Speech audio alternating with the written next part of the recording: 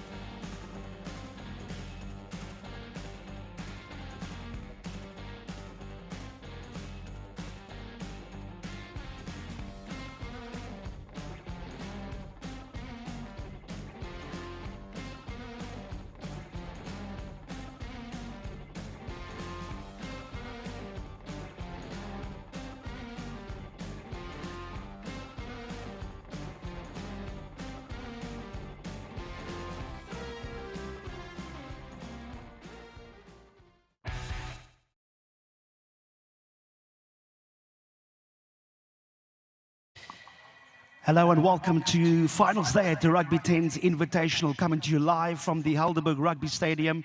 After day one's high-intensity action, we've arrived at the business end of the tournament where preparation meets pressure and only the best will rise. Across all 6 dynamic divisions, from our youngest rising stars to the elite competitors, today is about one thing, and that is to finish strong. Featuring in the best 10s tournament in the world, we've got teams from the local schools, clubs, and also our elite franchises, which is the San Clemente Rhinos, Balkan Honey Badgers, the Cape Town Wild Dogs, and the Serengeti Elephants. Those divisions, of course, is the under-13, under-16, and under-18 Girls, the under-20 Men, as well as the women's division, and also that all-exciting mixed play taking place. Expect pace, precision, passion, as today champions will be crowned. And joining me in the commentary box is former Blitzboks women's coach, Paul Dalport. It's been a celebration of rugby over this Easter weekend. Firstly, how are you doing this morning? Certainly has, Charles. Look, fantastic to be back out here with you and really looking forward to a fantastic day of rugby. The sun's out, everyone's looking excited, and finals day is what we live for. Yeah, we've seen on day one on Saturday, we had such a beautiful turnout. Strand, of course, is such a rich rugby history tradition. We've got the likes of Damien Willemse, Dylan Lates, as well as the Blitzboks current player, Tristan Lates, that comes from this region. So the people here love their rugby. They certainly do. There's always so much excitement when there's quality rugby like this on show. And we touched on it on Saturday, but just what an opportunity for these talented under-13 and under-16 kids who've been out here really wowing us with their abilities. And I think just their energy is definitely something that we'll feed off throughout the day. Absolutely, and obviously we've got the laws that is such an integral part of the 10s format. And just take us through it, Paul, in terms of, we know there's 10-side game with 5 substitutions, as well as a max of 10 interchanges. A scrum consists of 5 players, and obviously those 2 10-minute halves where conversions and penalty goals will be drop-kicked. We've seen that as a great improvement, especially for our girls, where they've really capitalized and showed a lot of strength in terms of that. Yeah, absolutely. We did touch on it. It's really impressive, the skill set that was on show on Saturday. And for me as well, Charles, it's been interesting. You know, someone who coaches 7s, I've had a couple of conversations with the coaches on Saturday. For me to learn as well, you know, it's a proper hybrid of a game, you know, 7s and 15s, and now you're looking at 10s. Very interesting way, and as we saw throughout the day, contrasting styles, interesting way of going about it. You know, some teams physical, abrasive, actually not using the width of the field, just going forward kind of into spaces, and other teams like the Honey Badgers playing very expansively, getting those special players with that, you know, off the ball skill set into those gaps. So as we said, really interesting watching those games and the contrasting styles, and as we touched on, excited for the day. Exciting indeed, and obviously it's finals day today, so we have to have a look at those log standings. We know the teams really put it all out there. As we look at that under-20 men's pool, the SA Allstars Academy played 3-1-3. They were by far the more dominating side, and then followed up by the San Clemente Rhinos, the Balkan Honey Badgers in 3rd place, and then the Teen Titans finishing that 4th. I think the SA Allstars Academy has set the standard in terms of how to play this 10s game. They certainly have, and just looking at that team, Charles, we were chatting about it yesterday, the balance that they have. They've got those playmakers, those game breakers, and then their fundamentals are fantastic. I look at how well rehearsed their kickoffs are, how often they win that kickoff back. They know what to do when they get the ball back. But I must say as well, the Balkans Honey Badgers showed us some real brilliance at times, and I think they'll do well today. Yeah, and then looking also at that women's invitational, the women's division rather, the Cape Town Wild Dogs, having played 3 as well, 1-3, and look at that points difference, almost 31 coming into second of San Clemente Rhinos. The Middelburg Stormers, which has been a very exciting team to watch, followed up by the Serengeti Elephants, and then obviously Titans Rugby. We know when it comes to the Cape Town Wild Dogs, they are by far the superior franchise when it comes to the women, but the Middelburg Stormers have shown some real glimpses of attacking attempt, Paul. They did. They were a real surprise for us on Saturday, and we enjoyed playing them. You know, a bit of an unknown entity coming into this tournament against all the franchises, and they put in some sterling performances. And then the under-18 girls, the Western Province Invitational, also leading, still unbeaten, followed up by the San Clemente Rhinos, the Middelburg Stormers, and in 4th place the Balkan Honey Badgers. surprising, the Cape Town Wild Dogs finding themselves in that bottom spot, but still a lot to play for these girls. They've got a wonderful platform to showcase their skills, Paul. They do, and finals day, it's a different beast, Shal.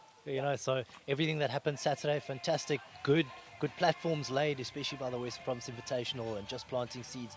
But today we know anything can happen. And you mentioned that team, Just Planting Seeds, are in second place in the U16 Girls log, and then leading the Western Province Invitational, such a strong side. And then following up in third, fourth, and fifth place, Cape Town Wild Dogs, Balkan Honey Badgers, and the Middelburg Stormers. We talked about Just Planting Seeds. We spoke off air about their coach, Justin Pullman, who pours so much into that region. They've also been such a threat as well. They have been, and you mentioned Justin, what a top man. It was really, really fantastic chatting to him and a couple of his under 16 players, and just hearing their journey, seeing what these talented young girls put into their trade and wanting to do well and creating these opportunities for themselves. Very, very special. Very special indeed. In the under 13 girls log, Vusa Foundation, a team to watch. Straight by Rugby Academy in second place. Aris Krall following in third place, and Just Planting Seeds and Kathleen Murray rounds up the log. It's these girls are the under 13s. They were by far the more popular division. The crowd came in their numbers supporting these youngsters, Paul. They did, Charles. It was tough to commentate on those games because we just had these smiles, these broad smiles on our faces throughout. And again, just seeing the support and the energy from those young girls, just special. And I think, Charles, the bravery, the skill set that was on show, just willing to kick these cross kicks, throw these long passes, throw themselves into the contact. Absolutely. Joy to watch. A joy indeed. Coming up at 9:30, we've got our first match. It's in the women's division, where the San Clemente Rhinos goes up against the Cape Town Wild Dogs, two formidable franchises in the Rugby 10s format. And today, the Rugby 10s Invitational live here in the beautiful Gordons Bay. We're at the Helderberg Rugby Stadium. And Paul, these two teams have shown that they are really well-oiled when it comes to the set piece, but there's some real flair with some individual brilliance across both teams here today. Oh, Shah, absolutely. I love what you're saying there. The balance in both of these teams is something to behold. Something very, very special. But it will be interesting to see what they come out and do today. A bit of rain overnight, conditions a little bit different. So we'll see how they change it up. We noticed the Rhinos especially kicking a bit more than other teams yesterday. So I don't know if they'll employ that tactic again. And obviously the Wild Dogs just looking to keep that ball in hand. Yeah, absolutely. As both teams run out on today's tournament, as Paul mentioned, overcast conditions, but the sun is peeking out and it's making for some real beautiful conditions.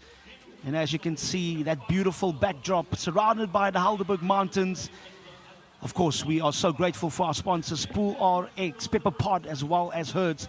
It makes all of today's action over these last 2 days, rather, possible in that white and green strip. The Cape Town Wild Dogs, that is led by head coach Lorinda Brown Duplessis. She was also in the commentary box, and such an established coach, obviously former South African 15 and 7s player, and really knows his stuff when it comes to rearing the next generation. We've also had some great stand when it comes to our refereeing over the first day, and we're ready for kickoff as the Rhinos will start proceedings. Nice high-hanging restart as the Cape Town Wild Dogs gathers the ball. Good first-up defense for the Rhinos. Always important to start off with a bang as the Cape Town Wild Dogs look to run out of their own 22. A little bit lateral. Line speed very impressive so early from the Rhinos. Cape Town Wild Dogs changes direction and switches play once again. We know Logan Valman, who's part of this Cape Town Wild Dogs team, really steering the boat really well. Now some space on the outside and a wonderful step inside as she offloads in the tackle. Alicia Ari is such a dangerous player for this Wild Dogs team. And now they've got some numbers to burn on the outside as Kagliso Mapoke opts to go route 1. Now Michelle September keeping the defense guessing as they set up the breakdown just outside of the 22. Again, using the ball through the hands. Lovely flat pass to Letitia Majere. Still struggling in the contact, but managing to get the ball to the ground. Alicia Aris looking for options on the outside. She gives the offload. Now the danger woman releasing that number 12, Pamela Boyce, who's been so industrious in this early stanza of the match. It's been all the Cape Town Wild Dogs, again releasing those big burly forwards to make sure they suck into the defense of the Rhinos. Alicia Aris looking for options, not the best pass, but well gathered by Alicia Willems, so also one of those standout performances on day one. Now there's space on the outside, but losing the ball. Nobushle Chabalala, as the Rhinos make sure they turn over possession. They were going to have to look for the outside, but the rest says no advantage. Wow, Paul, it's been 2 minutes of intensity and pace. If this is anything we have to go by, this is going to be an exciting day of rugby. I'm tired watching that. 2 minutes of non-stop back and forth. Again, some fantastic attacking continuity there by the Wild Dogs. You know, knowing when to go into the contact, knowing when to move the ball to the spaces, and unfortunately just couldn't make the most of it. Yeah, set piece such a crucial part of the Rugby 10's format, and we've been treated to some excellence in that department. We see some really good scrums, Paul, really good lineouts as well. Something that women's rugby has really set the standard in. They have, Charlotte. We chatted about it off screen, and we were saying how competitive the scrums were yesterday. And again, if we're having a look at this, just have a look at the Wild Dogs really putting the Rhinos under pressure there and actually forcing a turnover. I think it's something, you know, the attacking teams used it as an attacking platform when they could, but we did see quite often that the defensive teams really having a go at the scrums, trying to create turnovers and pressure at scrum time. Yeah, it's about turning pressure into points, especially on finals day. And it's the first match this morning. We've been treated to some really exciting rugby on day one. And now these women starting off proceedings here at the Rugby 10's Invitational. We're here at the beautiful Helderberg Rugby Stadium, of course, as the Cape Town Wild Dogs managed to get their scrum just inside of the 22 of the Rhinos. Good cutout pass to Pamela Boyce. She's been keeping defenders busy this morning. And changing direction, Alicia Aris, the number 17 of the Wild Dogs, always trying to jink and weave and looking for an opportunity, especially around the fringes. It's again Aris now releasing her big forwards in the form of Kamoglesho Mokela as the ref awards the penalty. Cape Town Wild Dogs looking to speed play. You can't stop play so early there. And we've also seen, Paul, the discipline has been also of good standard across all divisions. And something there the youngster would learn a lot from. That is number 7, Ashlyn Smith from the Rhinos. Yeah, sure, absolutely. And I don't blame her. Alicia Aris, such a threat with ball in hand. Absolutely. As Kagiso Mapoke with the clearing up play.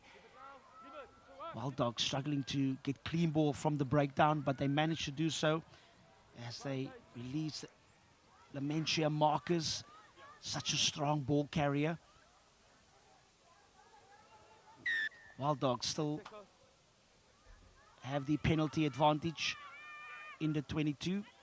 We know notoriously the Wild Dogs has got running rugby DNA in their veins. And a wonderful show and go by the number 44, Kagiso Mapoke, the one with the blonde strip. She's on fire this morning, Paul. She is, and really rich reward there for this Wild Dogs team.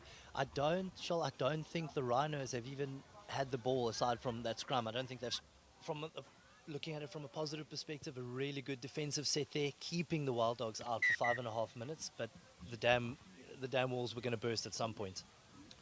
We definitely had to, especially given the fact that this Wild Dogs team, the combinations have grown over this tournament, and they've got really good stars in their individual players that have been exposed to provincial and international rugby, and that always bodes well for the cohesion of your team. As the Cape Town Wild Dogs take the early lead by 7 points to 0 over the San Clemente Rhinos with just less than 4 minutes to play. As Alicia Willemse restarts play, and a good gather by the number 17, Alicia Aris. Such a danger with ball in hand, but good body position on the jackal there as the San Clemente Rhinos secures the penalty. That was Asadia Koma. Such strong body positioning over that breakdown area, Paul. Again, showcasing the quality of coaching that has been coming to the fore in shaping these players to take their game to the next level. Oh, I echo your sentiments 100%. You can see the quality of the coaching. You can see the quality of these players, understanding their roles. There's role clarity. There's understanding of what needs to be done. And even just looking at how exciting that little kickoff was, that just shows there's a bit of connection between these players. There's a little, bit of magic going on off the ball, and a fantastic kickoff there with Alicia running onto it. Just couldn't capitalize on that. We spoke about provincial and international stars. Logan Valman, the number 23 of the Rhinos, she would really need to lead things in terms of taking this Rhinos team forward. But look at that scrum, Paul. Strong scrum by the Cape Town Wild Dogs as they secure the penalty. And Alicia Willemse, the one who's been the cornerstone in this attacking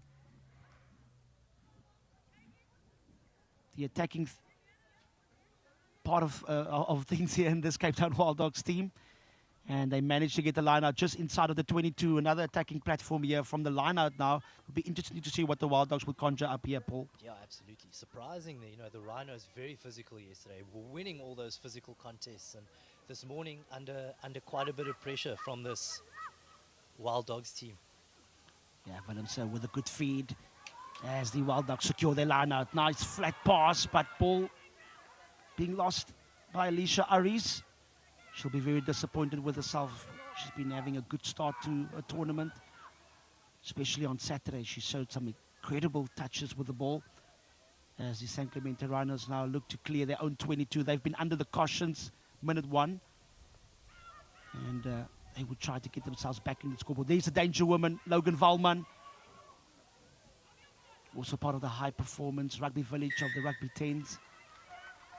As the San Clemente Rhinos gets awarded the penalty. Now, the number 10, Kimiko Manuel.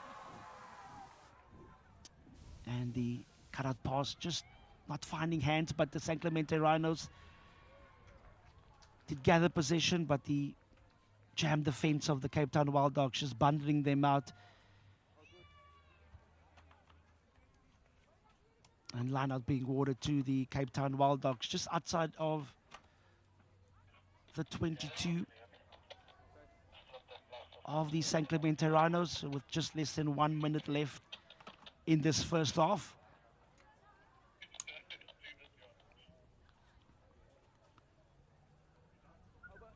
Alicia Willemse throwing the ball off the top, not finding her jumpers, but good clear out play by Kamogeshlo Makwele. Now a chance on the outside. Lovely little flat pass, and there's the danger woman. So fleet-footed, the number 27, or the 21 rather. It is Faith Gosling. As they say, crazy hair, who cares? If you've got that skill, if you've got that talent, if you've got that pace, Paul, you're going to be a superstar in the making. Absolutely. And Faith, we've known for years. We've seen her on the circuit, a really, really integral player for the Titans from the Knysna area over the past few years. She's moved down to Cape Town last year and really making her mark here now. Yeah, definitely been making her marks. As that concludes the first half, as the conversion was not successful, it is the Cape Town Wild Dogs that leads by 12 points to 0 over the San Clemente Rhinos. It's the Rugby 10's Invitational. It's finals day. Live here at the Helderberg Rugby Stadium. We'll be back with the second half action right after these halftime chats.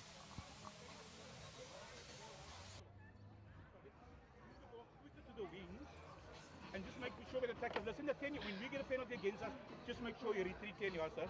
You're going to get the yellow card on that. It happened now, it shouldn't happen again. So, in low, forward, wide. That's all we need. The moment you draw them in, you're going to create space on the side. I said the line out to fall back like before. On the? Listen, on that, you can see they don't have a back player. Okay. So, all ball. I will always do the over ball. Okay. Because it's on the outside. Okay. Are we all good? Wait, Lisa is a Too many people receiver. speaking. Are we all good?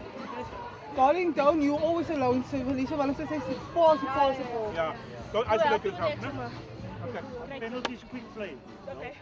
Quick play. Okay, so the one change we're going to make, you coming off now. You're going back to hooker. Okay.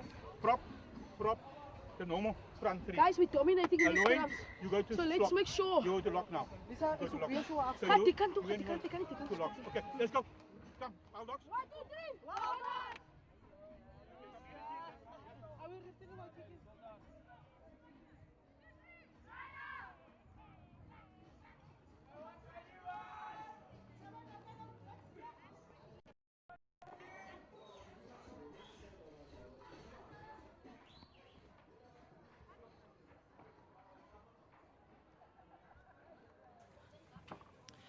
Welcome back to the second half. It's game one here on finals day. It's the Rugby 10's Invitational. The beautiful, gorgeous Gordons Bay, as they say in these parts, as the Cape Town Wild Dogs restarts things, but not very successful. But play can continue as the Rhinos sets up the breakdown just inside of their own half. It's Asaria Koma with a nice flat pass to the 21 Johanna Stammer. And obviously Captain Courageous, number 4, Anushka Ekran, has been leading this side with such excellence as they opt to change the direction. Good little fend off by Asaria Koma. She started off proceedings by taking the initiative and continuously building on it. Number 1 of Wild Dogs, Letitia Majori, will need to roll away there as the Rhinos now look to penetrate through the middle. Good little step inside. Losing the ball, but they manage to gather as they go upside now. Little space here with numbers to burn. Here's the danger woman, Logan Valman, with the inside pass. Good cover defense by the Wild Dogs, but done so illegally, as Valman still looks to penetrate around the fringes. And discipline again, letting the Wild Dogs down. You can't come around and slapping the ball down as the marching orders is issued. Ball went backwards as the Rhinos still try to see how they can get themselves back into this match. It's a number 7, Ashlyn Smith, with a wild pass. And this is what this Rhinos team can do, Paul. They have struggled a little bit in the set piece with the scrum, but you give them a little bit of space. You put that ball in the danger woman's hands, Logan Valman, and she just makes everybody around her look really good with ball in hand. She certainly does. Logan Valman, a true talent to behold.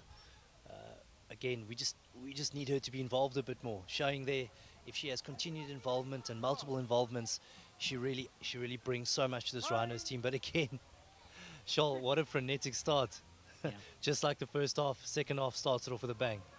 Yeah, such a strong scrum by the Cape Town Wild Dogs. They've been dominating in that area, and they turn pressure into another opportunity as they can clear now out of their own 22.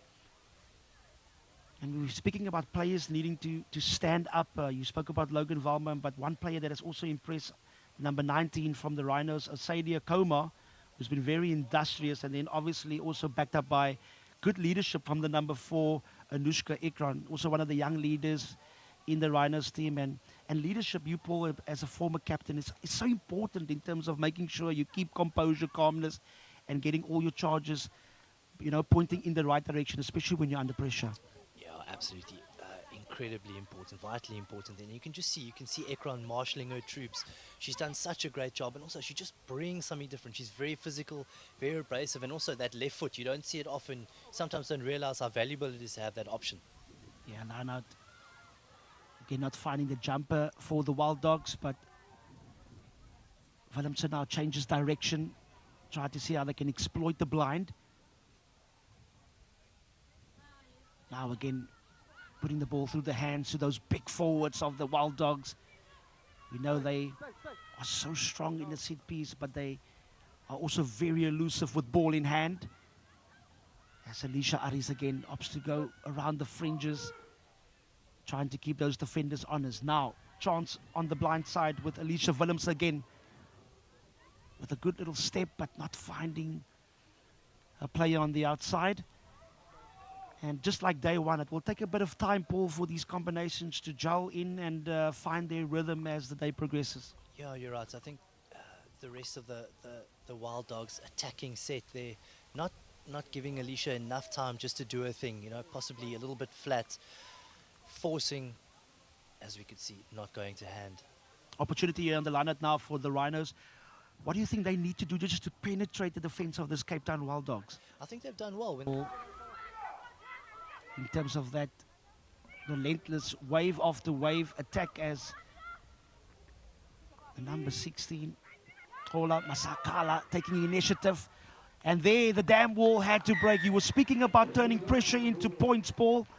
And it looks like you need to get back into the coaching box, because what you're saying, the Rhinos are listening and they're back into this match.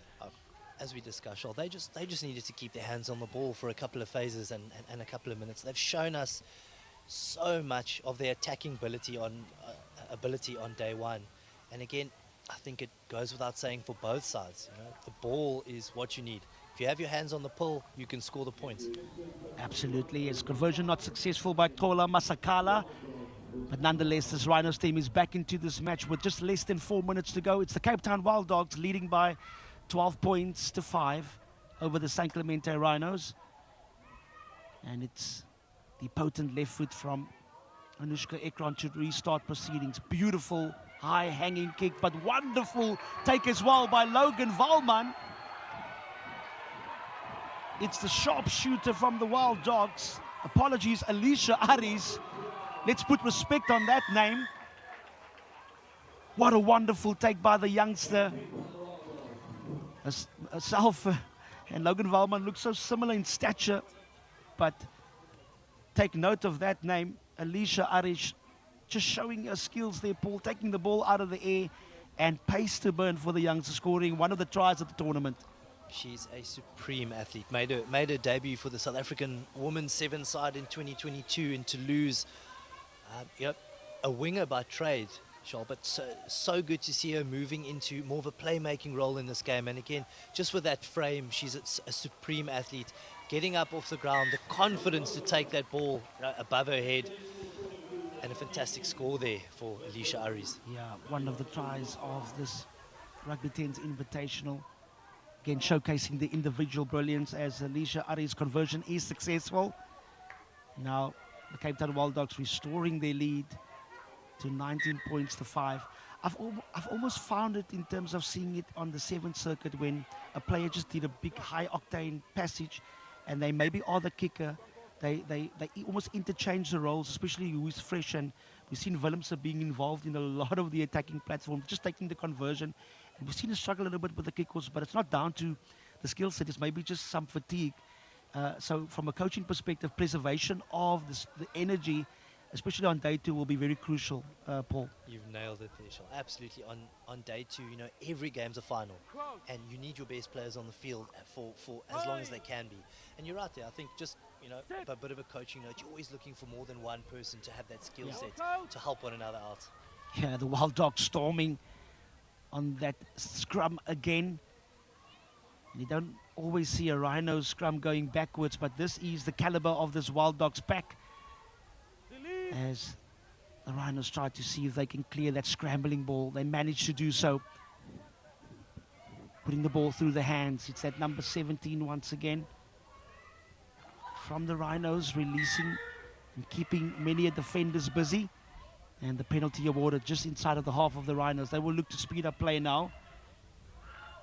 Giving it to Asadia Komar. One of the stand-up performances in that first half. Again, the Wild Dogs will need to watch their discipline, especially at the breakdown. They've conceded a lot of penalties. And changing direction, almost stagnant-like, but now the pace and the step of Chandre Franke. Also one of those big players in this Rhino side. They are loaded with stars. It's about now just trying to get the alignment and the synergy going And they go same side now. Now there's opportunities and numbers to burn. They don't need it on the outside as Kelly McKenna with a lovely show and go to score the try under the sticks. And even though their set piece has gone back, the attacking intent has not, Paul. It certainly hasn't, and they've given themselves a chance now. If they can pop this conversion over, got an opportunity to win this kickoff back.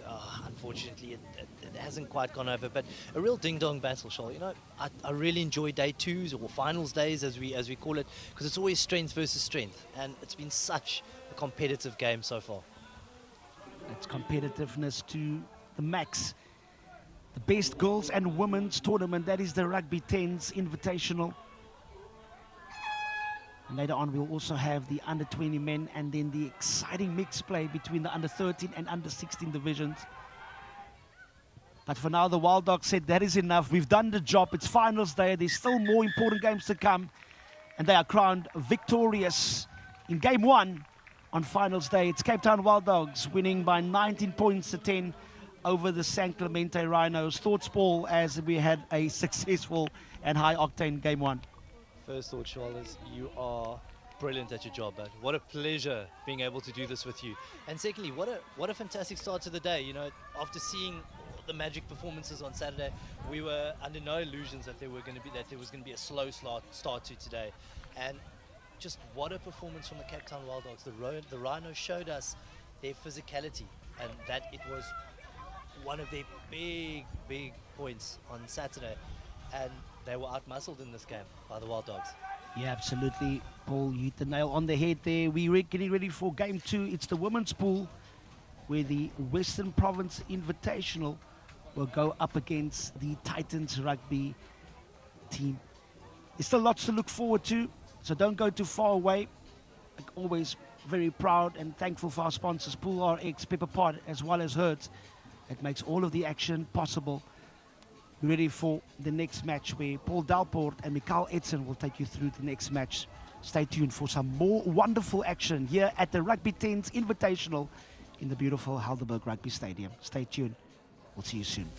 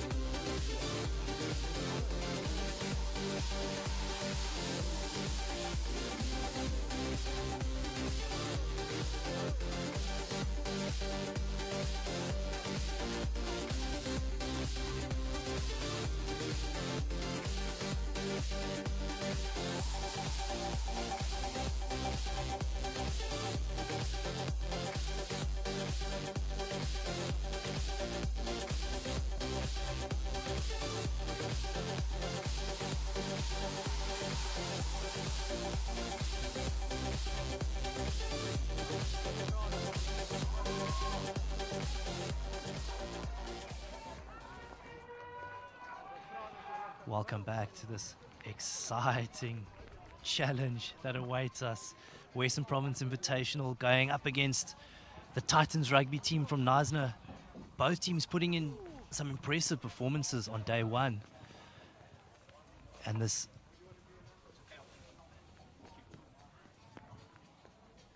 excitement keeps on building. Here next to me, Michael Ensland. Fantastic to have you, bud. Welcome, Paul. What a lovely day here today in Strand, South Morkel Stadium. A bit rainy conditions here today, but I think it's players getting used to the conditions here today, yeah? Yeah, they certainly are. And as you said, at the Charlie, I love knowing that. I know you're a local here. Field looking good. Some rain overnight, so you know we thought we were going to expect a bit of a slower start to the day, but that first game between the Rhinos and the Wild Dogs was certainly something to behold. What a game they've had. Wild Dogs really gave them a run for their run. They certainly did. And as we get into the action here, Motlamelo again.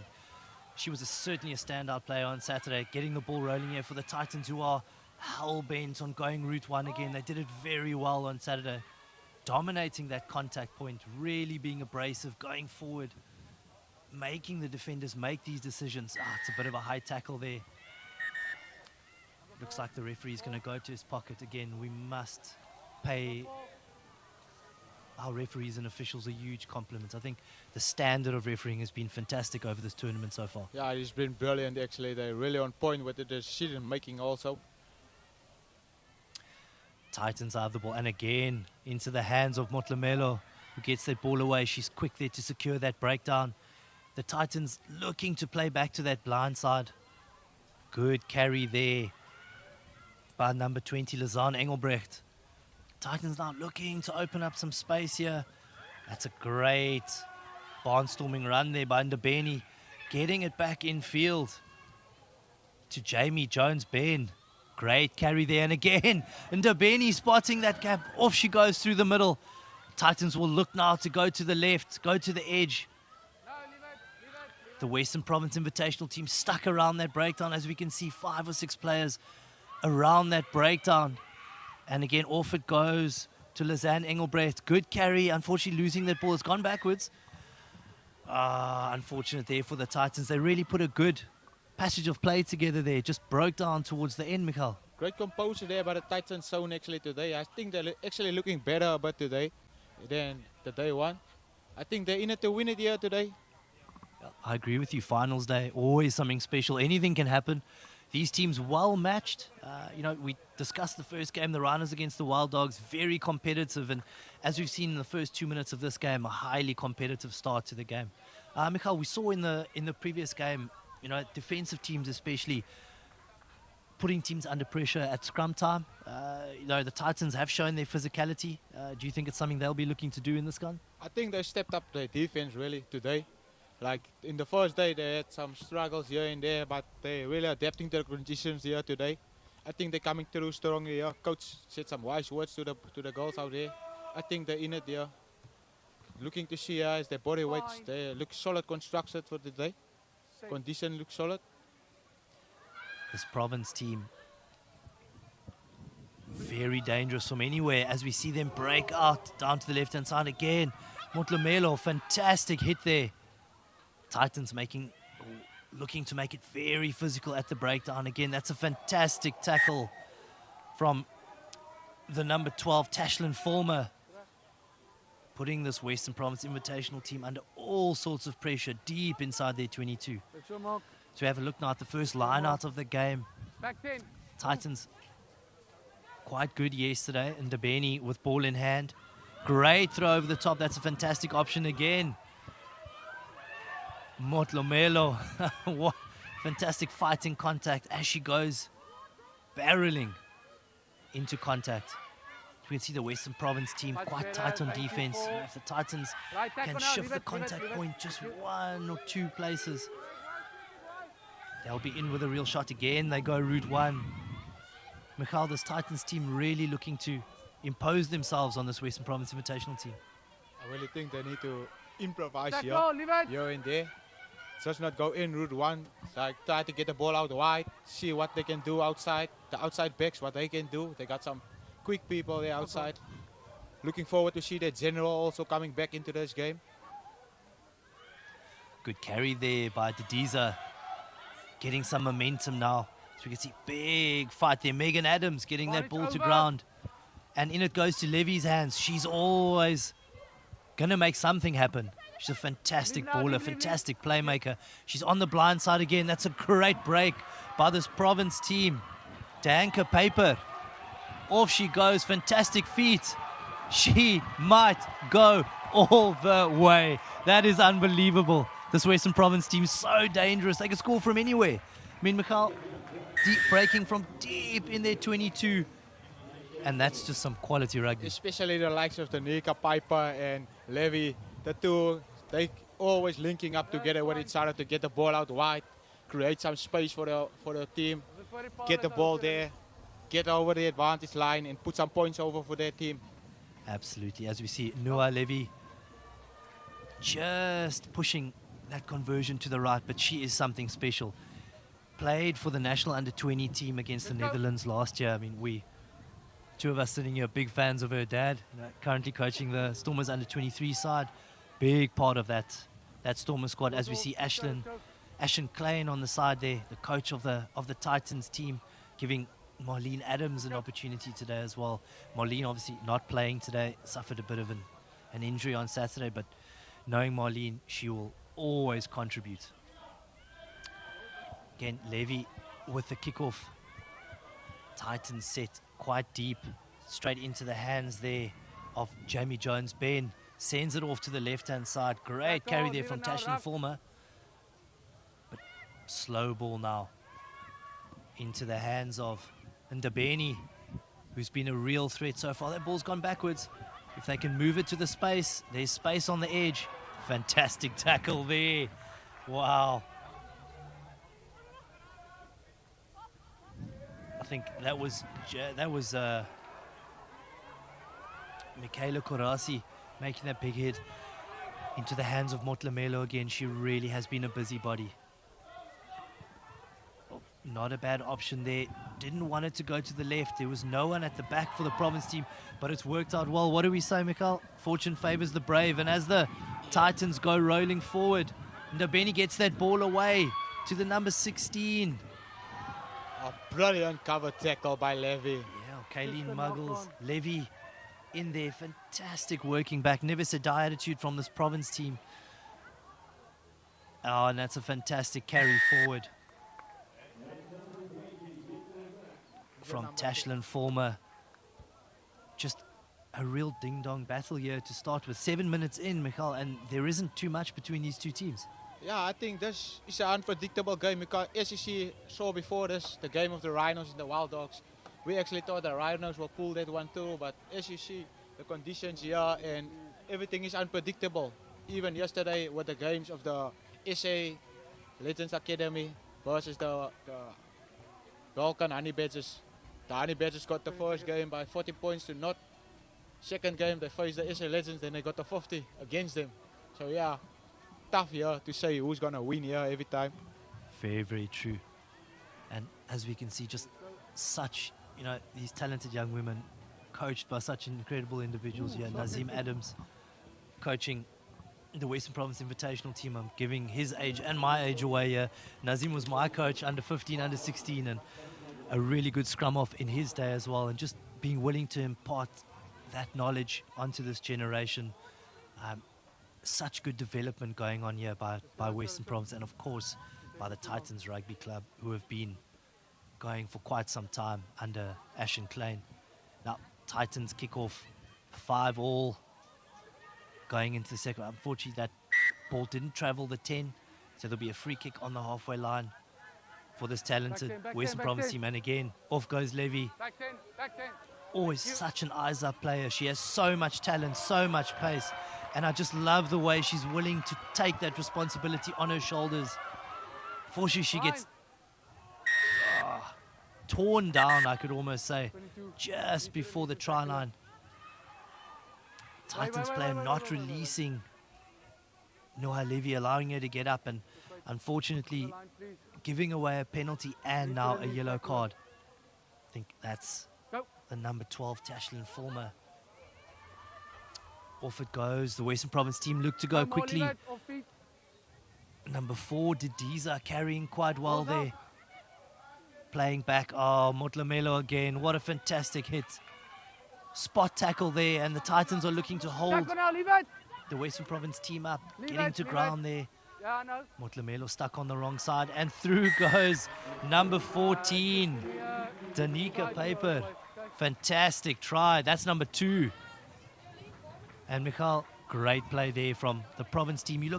They're looking to push the pace a bit. The Titans look a bit of a burlier team, bit of a more physical, heavy team, whereas the province team, but lighter, fleet-footed, looking to move that ball a bit. Sensational break there by Levy to get the team there in the danger zone side, getting the points also on the board there. I think they're actually going to get more points on the board now. Yeah, they're getting into it, starting to gel with each other now. Hopefully they can put some more points on the game. They certainly are, Michael. Great first half here. Exciting, looking forward to the second half.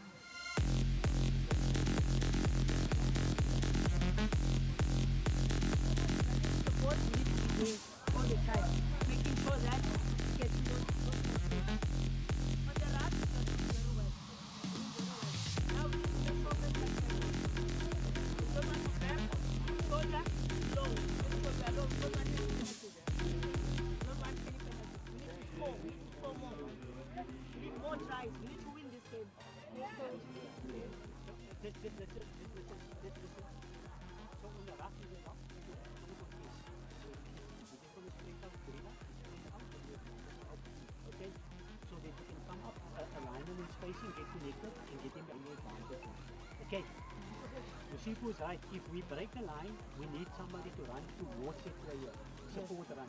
Okay, and then we're going to go. Okay, that is the main thing. The ruck we sort it out, and then we're going to play. This also, Benita, you're going to go scrum up now. So what's if the small side is open? No, you always do. You stand behind the scrum and then you play into the small side. Okay. Marco. Province! Yes! See the side goes? See the side? Welcome back to the start of the second half here. VP Invitational leading by 10 points to 5 against the Titans Rugby. Certainly an exciting first half on display there for everybody watching. The crowd starting to trickle in here. Really not a bad grandstand for 9 or 10 minutes, 8 minutes past 10 in the morning on a public holiday. Titans Rugby, the Titans team now looking to kick off and looking to claw their way back into this game. They're by no means out of it. Down by 5 points against this talented Western Province Invitational team. Number 23, Hayley Hardneck, looking to kick off here. And off we go with the second half. Oh, fantastic take there by the Western Province team, who get the ball away again into the hands of Danica Paper. So talented. Gets the ball away off down the left-hand side.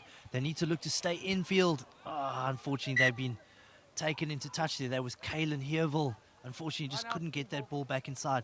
But again, Michal, this Western Province team just showing us how dangerous they are with ball in hand. Exciting play there, especially by the dangerous player Piper. Always looking for gaps and stuff, looking for a mismatch here or there, taking the gap well, getting the offload away.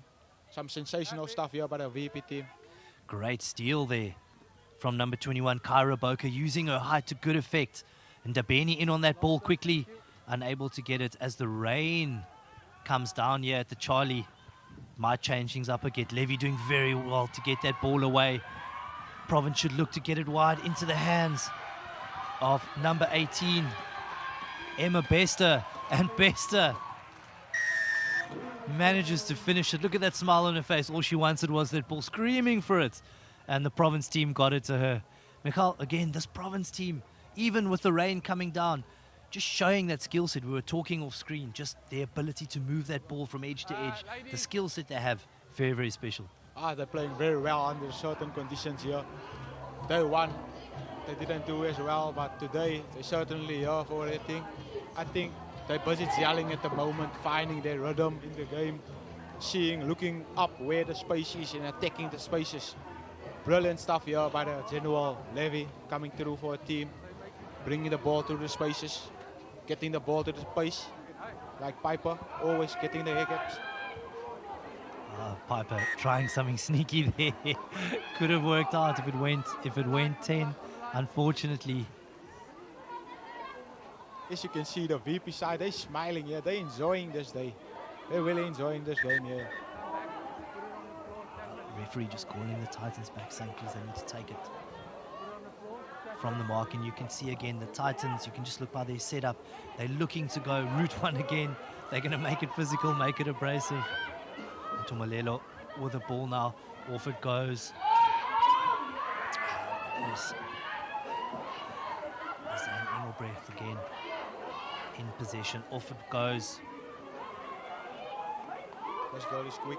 to Cindy Dirksen. Right tackle. Dirksen works it infield again to Malelo. Ball in hand again, and they kick that ball through. Not the worst option. Western Province shouldn't have let that ball bounce, and through they go. Not sure if they can be able to get there. Oh, I think it's just run long. And Hayley Hardleck, I think, just not able to get there in time. I'm not sure, as the referee called it. Is that a try? Fantastic. Hayley Hardleck getting there. Western Province just should have gotten under that ball and just sorted it out, possibly called the mark and slowed things down a bit. As you can see, the conditions coming through here. A bit slippery under the wet ball here. See there. Crucial bounce there. Lead to a 5 points for the Titans. Back in this one.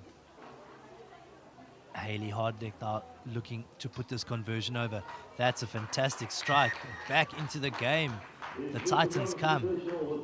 Fantastic play there, we said. I just think such good reading of the game there by the Titans. The field a bit wet. The rain has subsided now. That kicking option certainly not a bad one to go with, and we'll see whether they continue with this line of thinking and gameplay. Great decision by Fiona Mars to go for the kick there. As we see Western Province with ball in hand. Again, down the left-hand side. Again, that's the 17, Kaylin Heerville, carrying strongly. Turnover here. Ooh, we know how dangerous the Titans are with ball in hand. Into the hands of Shante Yankees. They're going to be looking to get it wide. Oh, unfortunately for Motlamelo. She's got through a mountain of work in this game. And she's always looking to stamp her authority. Unfortunately, just couldn't hang on to that one. But good heads-up play there from the Titans. The opportunity was definitely down the left-hand side. And now a scrum for the Western Province team, who are leading by 3 points. I think things are really coming together here for the Titans. They just need to slow the rhythm a bit, keep their composure, and keep their ball position to themselves so they can put some more points on the board. I think they're really exciting with ball in hand, though. They certainly are, Mikhail. They certainly are. Now, looking at this talented Western Province Invitational team with ball in hand, they have been magical. And again, we've spoken about this contest at the scrum. I think been managed very well by the referee now. The Titans will be looking to make a turnover at scrum time. Province, we know, they employ that expansive plan. They're set to the left. The numbers to the left. No one on the blind side for now. So looks to me that they'll look to go to the edge. Again, Levy with ball in hand. Such a good playmaker. It's a barnstorming run by the number 5, Michaela Korasi, who loses it in contact. Shante Yankees with the ball. Gets the offload away. Unfortunately, a knock-on there coming. And Crystal Francis, who had a very good day yesterday, just couldn't hang on to that one now. She was very important to them yesterday. Secured most of their line-out ball. Just couldn't quite get a grip of this greasy ball. And again, in the space of 30 seconds, we're looking at our second scrum, Mikhail. Again, good platform now for Western Province. I'd like to see them come a little bit flatter. I see now they've split the field, which is a very, very good option. You split the field, you split the defense. Just looking for those mismatches and just looking to disconnect that defense. Possibly create some opportunities for their dangerous runners. In goes the feed, Western Province. Piper with the ball. Gets it to Levy. Levy puts the grabber. Saves the kick.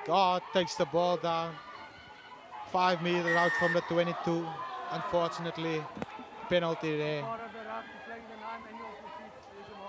Unfortunately, Levy adjudged to have not released the tackler. I thought she was up on her feet, but when the game's played at such a frenetic pace, there's so many things happening that breakdown area certainly is something very, very difficult to manage when you have two physical teams going about their business the way that these two teams have.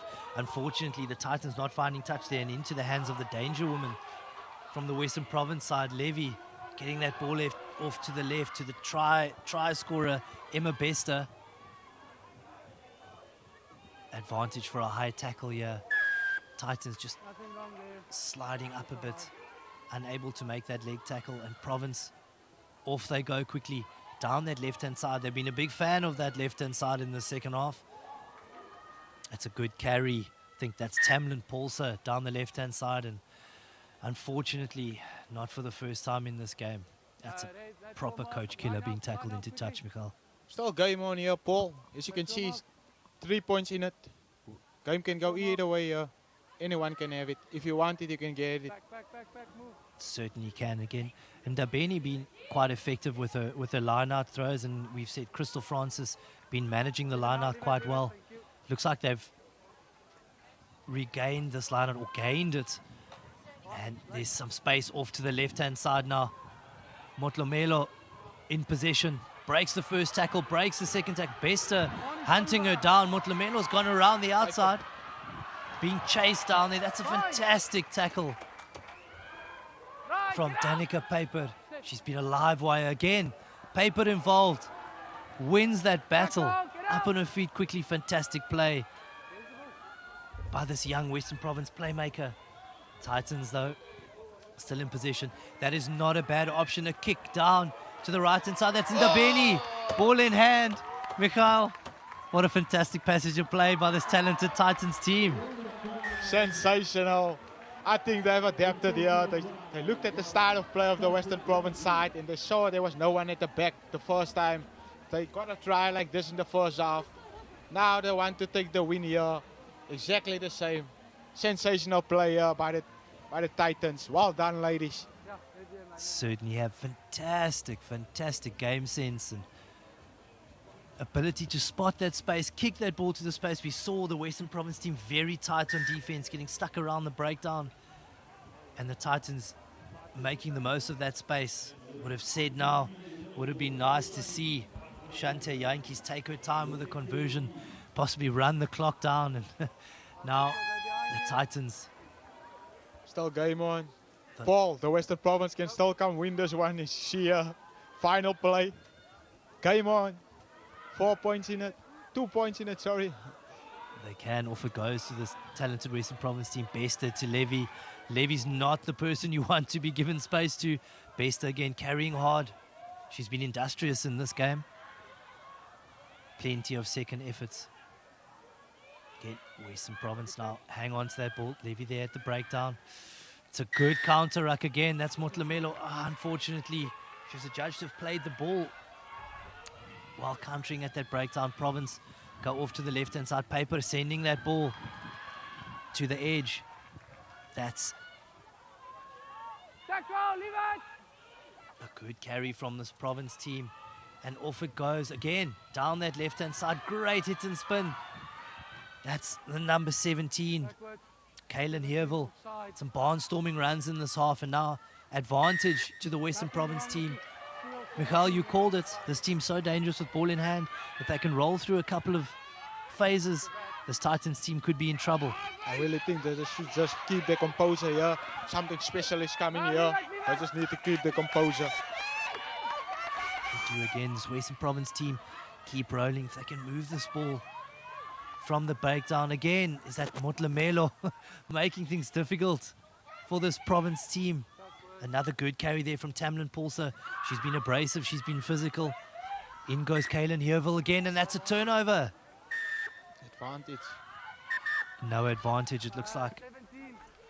The Titans team will concede a penalty as they just have and a yellow card. I'm not sure who's been given that yellow card. It's been given her marching orders. Western Province team, as you said, Michal, in with a shout here. Levy, off it goes to their strong ball carrier, Megan Adams. Adams. What a game Motomela has had. It's been everywhere. Making tackles, running with the ball, making steals for our team. Probably one of the most standout performers of this game here. Definitely. Fulmer with a good spot tackle there. Levy inserting herself into 10 there. Bester gets the ball. Bester using those magical feet of hers. She drives over the line. I think she's got that ball down. And there we go, try time for this talented Western Province team. Heartbreak for the Titans, who fought so hard to come back from a couple of tries down. But Best has been phenomenal in this game. What a fight here. It's come here from the Western Province side to get the win here. But give credit to the Titans team for putting their bodies on the line the whole time. Nadia Motomelo, what a game she's had. Some quality performances coming through here. Sante Yankees also. We've spoken about finals day. Finals day, always my favorite day, a special day. We've said it's always strength on strength, strength versus strength. And again, what a game. Both teams leaving it all out on the field, and fantastic win there for this talented Western Province team. Levy and Paper just showing us how strings can be pulled and how well this Western Province team can play. Well done. Some stand-up performances by the ladies. Well done, ladies. Keep your head up.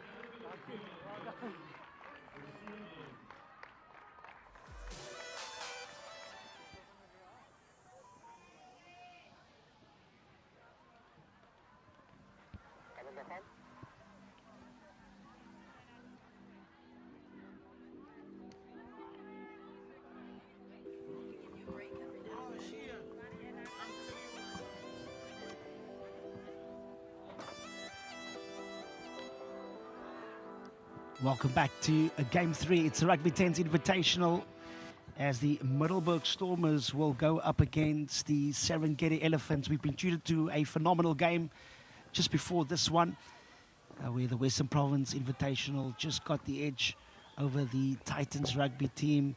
Joining me in the commentary box, Susie Appleby. Susie, we've had a phenomenal start to finals day. I'm sure everybody now is settled in and ready for a storming day of rugby. Absolutely. Gosh, it came thick and fast, didn't it? And that's kind of what TENS is all about. Let's really get stuck in. And, you know, you get towards the knockout stages, and Charles, anything can happen, as we saw in that last game, swinging this way and that. So, yeah, super excited to get into this day. Yeah, it's going to be a great day of rugby. We've got the under 13, 16 and under 18 girls, as well as the under 20 men, the women's division, of course, and then an all exciting mixed play that will feature the under 13 and under 16 girls. But now, Middelburg Stormers playing in that blue and red strip. They've got a scrum just on the 22 of the Elephants. They're opting to go same side. Lovely little flat pass as they use the space on the outside. Again, pace to burn as the number 21, Shanice Scaltz, gets the first score. That is clinical from the word go, Susie. I really like that. It's a set-piece players, and it's very difficult to defend that scrum. And actually, the first receiver just got the ball and bounced to the outside of her defender. So she got to a weak shoulder. That puts indecision in the outside defender's mind. And that they only need a split-second opportunity, and that's exactly what they took. So just good preserving of space. It looks really simple, but it's, you know, it's just skills executed really well. Yeah, Middelburg Stormers with a quick restart once again by the number 23, Bridget Kutsia, as the Elephants gather the restart. Nice shift through the hands now with a lot of numbers on the outside, but opting to step back inside. Breakdown still inside the half of the Elephants as they shift the ball through good cover defense by the Middelburg Stormers, but the advantage was issued for the high tackle as the Serengeti Elephants get the penalty. About 10 meters outside of their 22, they opt to go for the quick tap penalty now. Changing direction. Just keeping the defenders guessing with the old school basketball offload.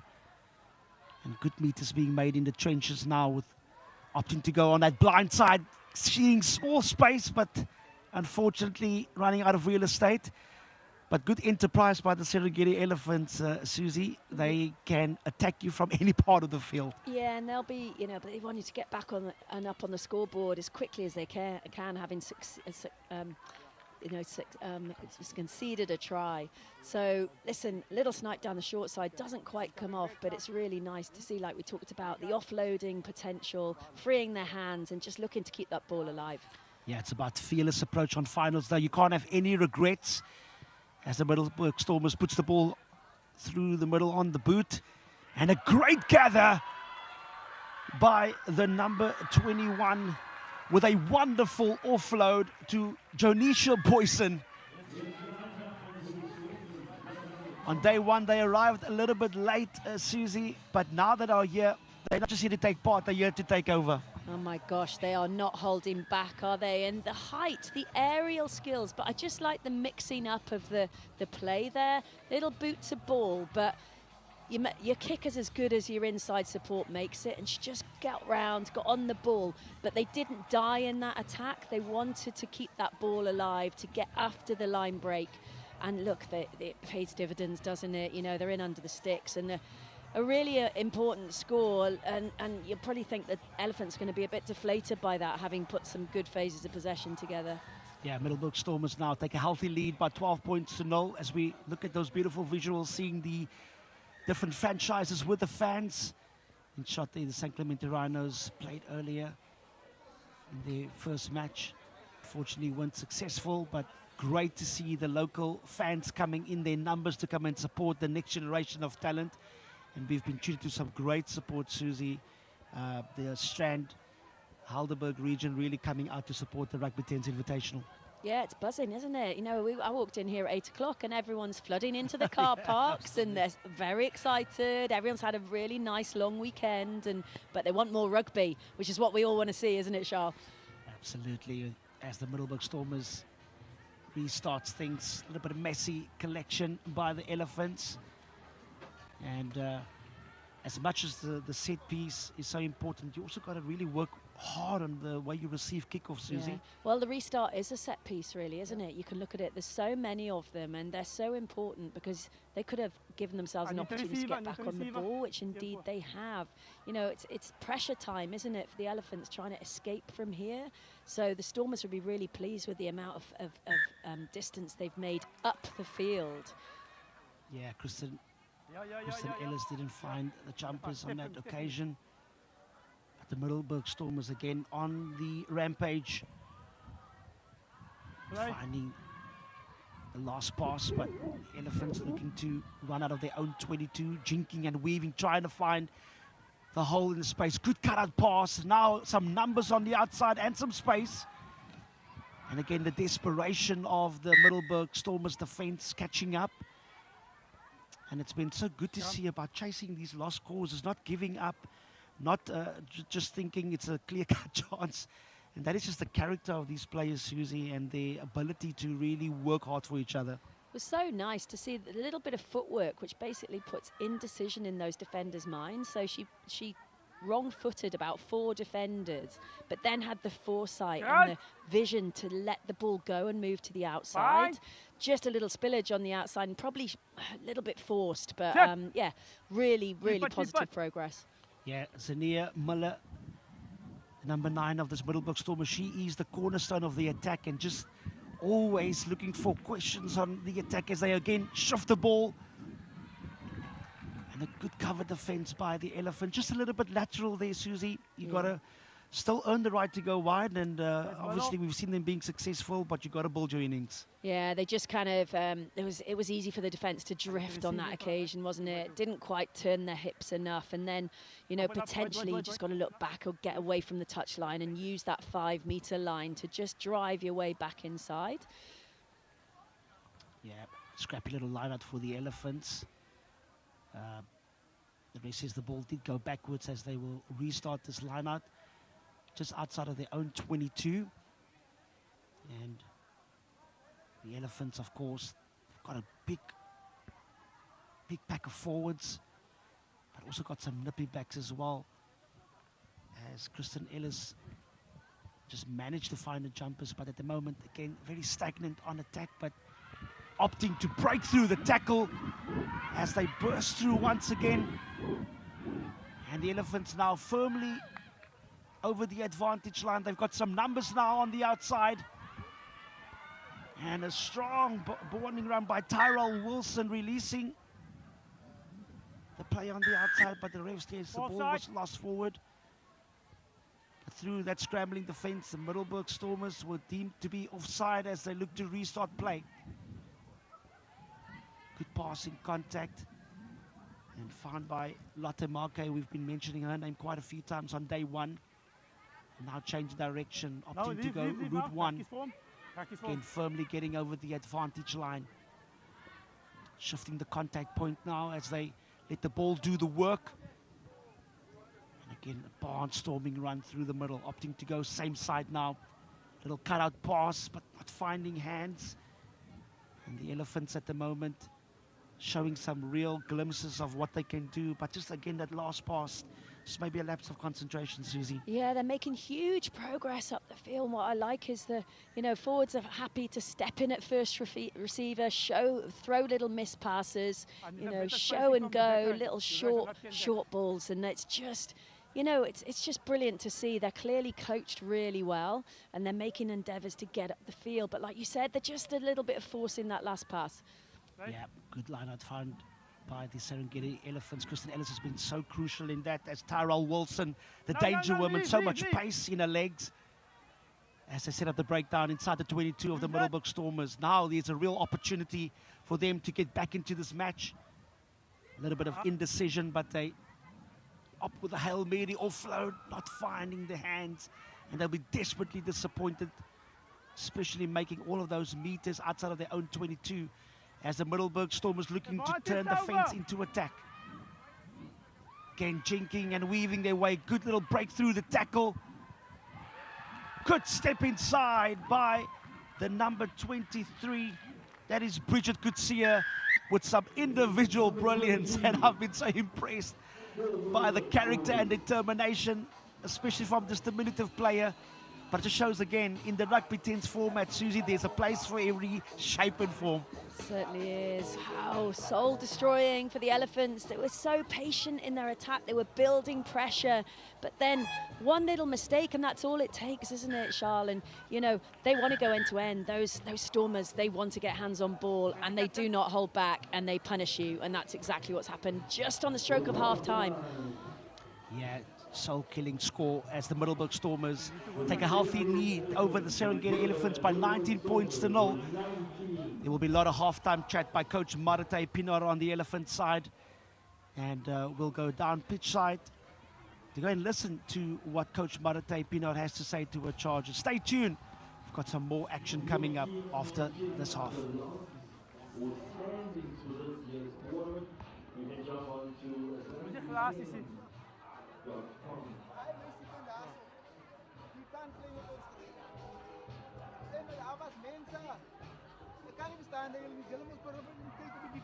Ons kan nie fokus op aanval. Die defense is net so belangrik, né? Mami, iemand moet 'n meisie kan smash wat so maak met die bal. En by jou gemaak so.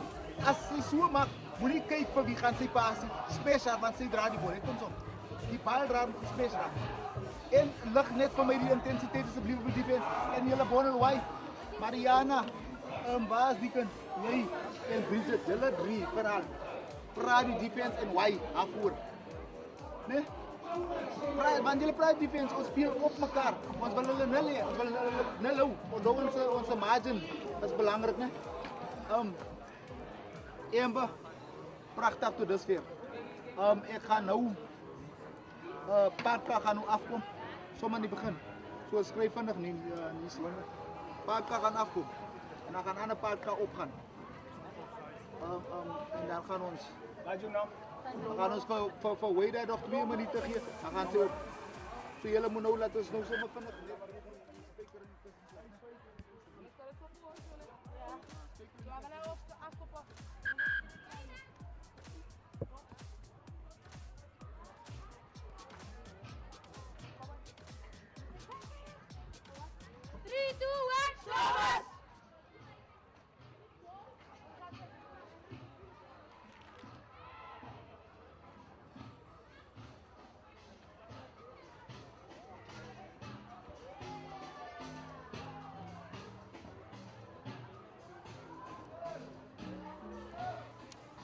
welcome back to the second half here at the Rugby 10's Invitational. It's currently the Middelburg Stormers that is 19 points ahead over the Serengeti Elephants. We saw the team talk, Susie, especially on the Elephant side. What do they need to do to get themselves back into this match? Well, they've given themselves possession, Ajal, but they just can't quite execute that final pass. So they just need to be patient when they've got the ball.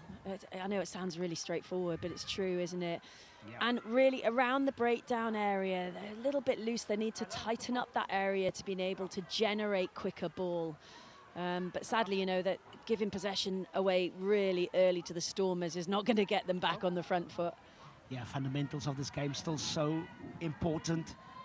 As the Middelburg Stormers again looking to try and see how they can break down this defense of the Elephant. Good little cut-out pass and some opportunity now here in the trenches for Shanice Skoltz, one of the try scorers in the first half. And just running out of territory as the Elephants try to see if they can secure their line out just about 10 meters from the 22. You spoke about coaches and Johnny Pada in your screen there, the coach of the Middelburg Stormers, and such a passionate character as the Elephants look to shift the ball through the contact area. Again, good strong defense by the women in the blue and red strip, but done so illegally. Got a roll away from the tackle as the Elephant looks to speed up play. Again, the advantage issued with the Middelburg Stormers not retreating enough. And it's these kind of small little discipline elements that's you can get away with it now with your healthy lead, Susie. But when it comes to the business end, your discipline needs to be up there. Absolutely, and the Elephants really need to capitalise on this. Yes, they're making their way up the field. They are chasing the game, but they don't need to panic. They've got 8.5 minutes, so as long as they maintain possession. Commentators curse, just giving it away again. However, I thought there was a knock on there, but yeah, they maintain possession or get possession back, then they'll get themselves back in this. Yeah, ball sits really up nicely through that cross kick, but again, brilliant cover defense by Lotte Marke of the Serengeti Elephants. And the Middelburg Stormers would be very disappointed as they really managed to get the counter-attack going. And it's about shifting the big forwards around. We know the Serengeti Elephants have got some big players, but equally also very, very talented and very nippy as well as the ball goes over the top. Now Middelburg Stormers gets a turnover ball on the line out. Good little offload while in that breakdown and a good step inside as well. Very nippy. That is the number 6. Jorisha Boyson. And she's also been very industrious, Susie. A young talent with a lot of pace, but also a lot of skill indeed. Wow, Boyson's footwork there was unbelievable, Charlotte. It was so good. She just saw a 1v1 opportunity. She saw a turned hip. She saw herself with a weak shoulder to attack, and she went after it and she attacked. But what it came from was another turnover from the set piece. And you know, the Elephants just can't quite execute their set piece, and it's giving the Stormers an absolute huge amount of possession. But they capitalised on it, and they're in a healthy lead now, and I think they'll be feeling confident in the way that they're playing. Yeah, confident indeed, coached by Johnny Pada. Such a passionate character as well, as we mentioned earlier, and really prides himself on the pace here. Now the Elephants with a breakaway through Shakina Isaacs, offloading once again in the tackle. And now this is much better from the Elephants' attack. They've got to make sure they roll away. That is Bridget Kutsia on the Middelburg Stormers side. They've got some numbers as well, but again, just losing the ball. But you've got to do it legally, especially when you have your line speed on. And the ref runs out of patience as he issues the yellow card to the Middelburg Stormers. Now the Elephants opting to go same side, shifting the ball once again. And they, the number 13, Shantae Prince, using a space on the outside, leaving the defense of the Middelburg Stormers for dead.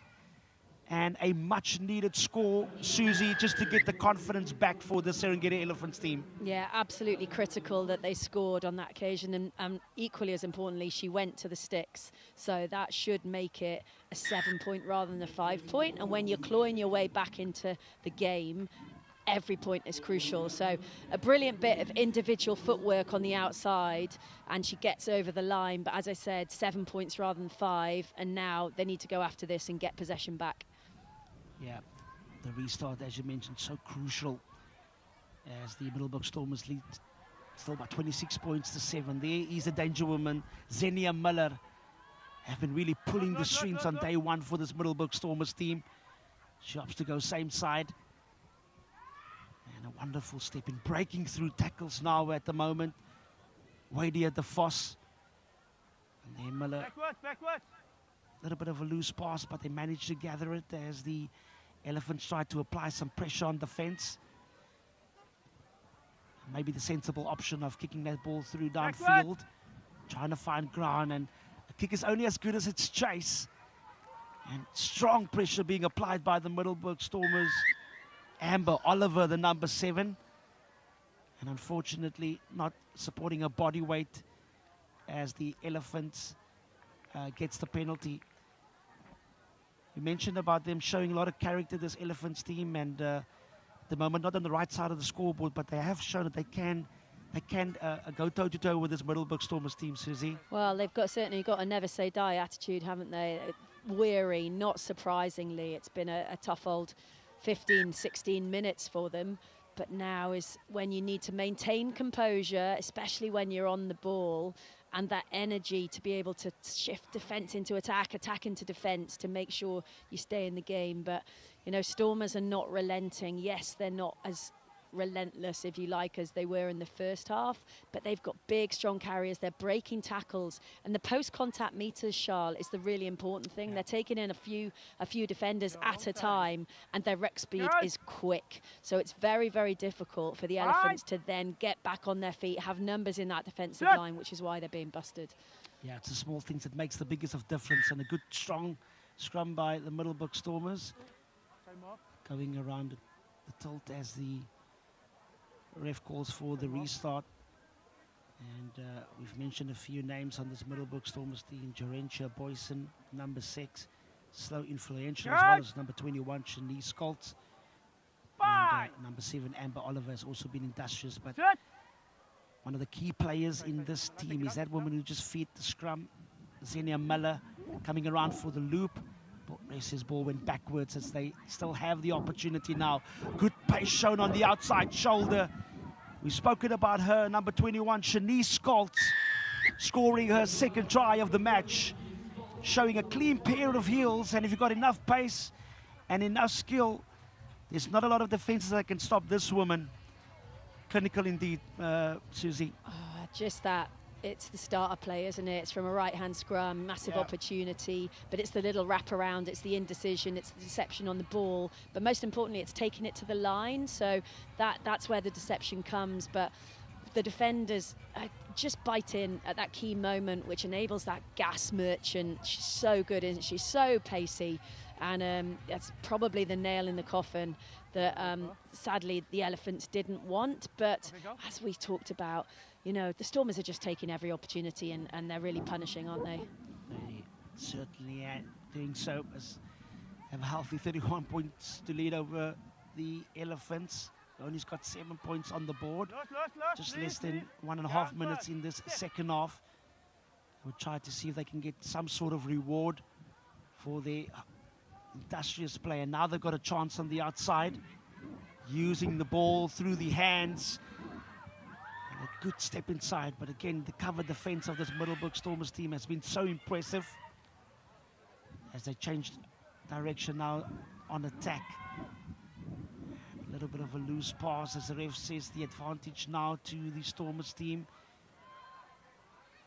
At the moment, the breakdown has been a little bit of a challenge for these Elephants. They would really want to sharpen on that as this tournament progresses, but a lot of ding-dong battles at the moment as the ref issues the scrum to the Middleburg Stormers.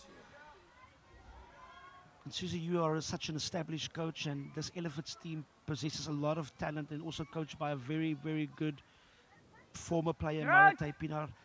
It's just about probably just settling into your combinations, trusting the player on the outside, but also keeping things simple because they've got such amazing wealth of talent.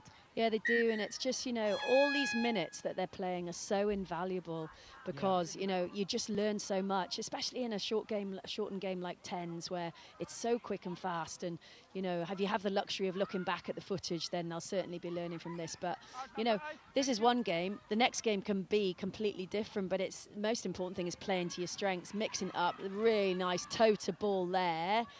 But just, again, the pace of the Stormers has probably just been the differentiation on this occasion, as well as we said, the efficiency around that ruck area, and a strong performance from the Stormers. But Elephants 100% played their part, and it was competitive. And back to the learning, I think both teams will have enjoyed that, and they'll learn and take it into the next performance. Absolutely. There you heard it from Susie Appleby. As the Middleburg Stormers are crowned victorious by 31 points to 7 over the Serengeti Elephants. We've got some more action coming on. It's finals day here at the Rugby 10's Invitational, where the under-20 men will go up next, and that will be the Forward Foundation up against the Teen Titans. Don't go too far away. We've got some brilliant action coming up here at the Rugby 10's Invitational at the beautiful Helderberg Stadium. Stay tuned for more coming up soon.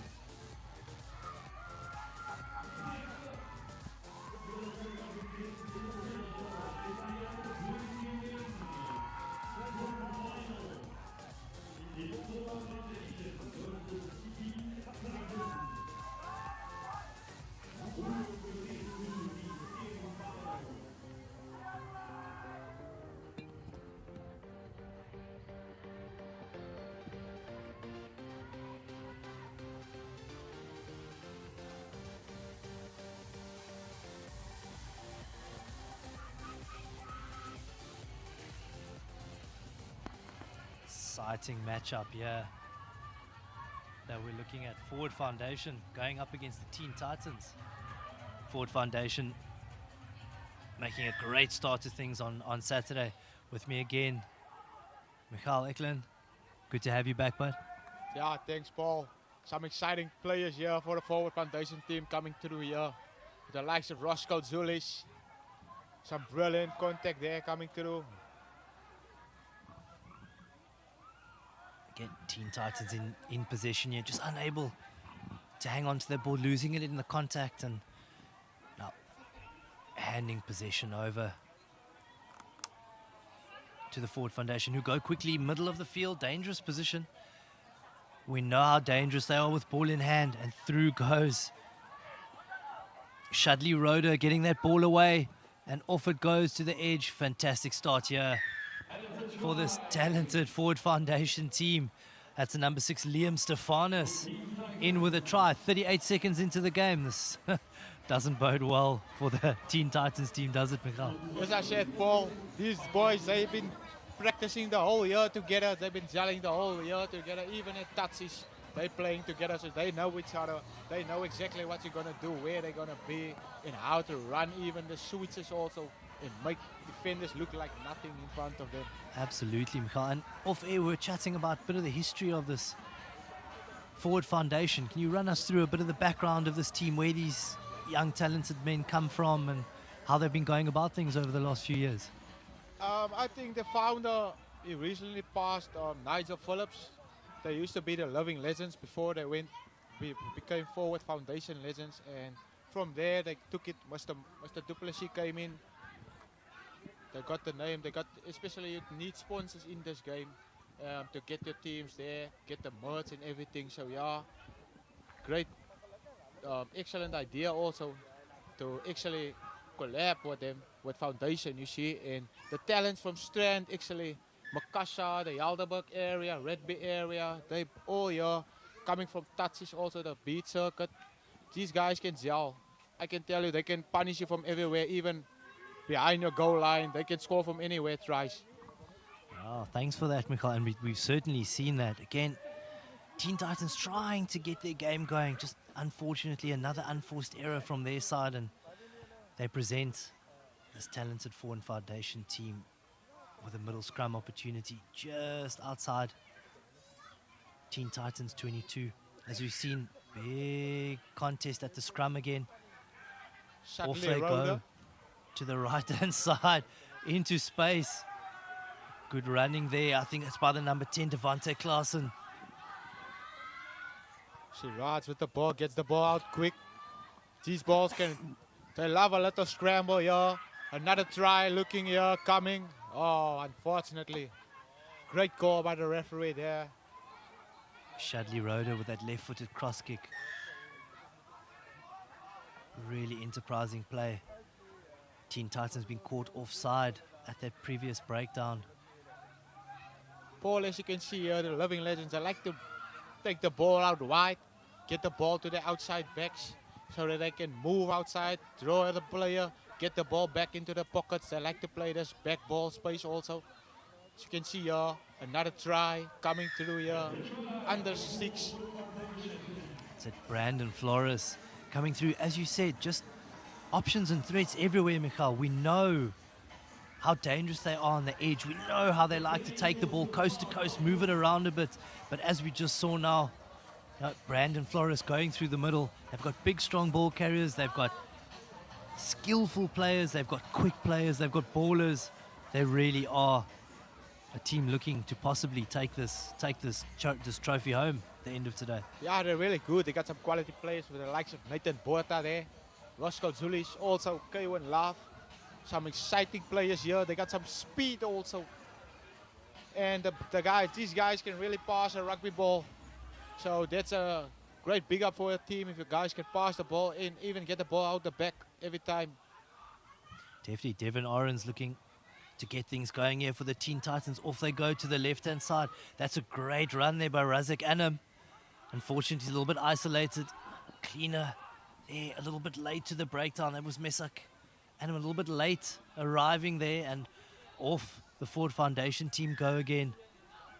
Being given a penalty, they'll look to push the pace, to push the tempo. We know they like to go forward. We know they like to go into these spaces.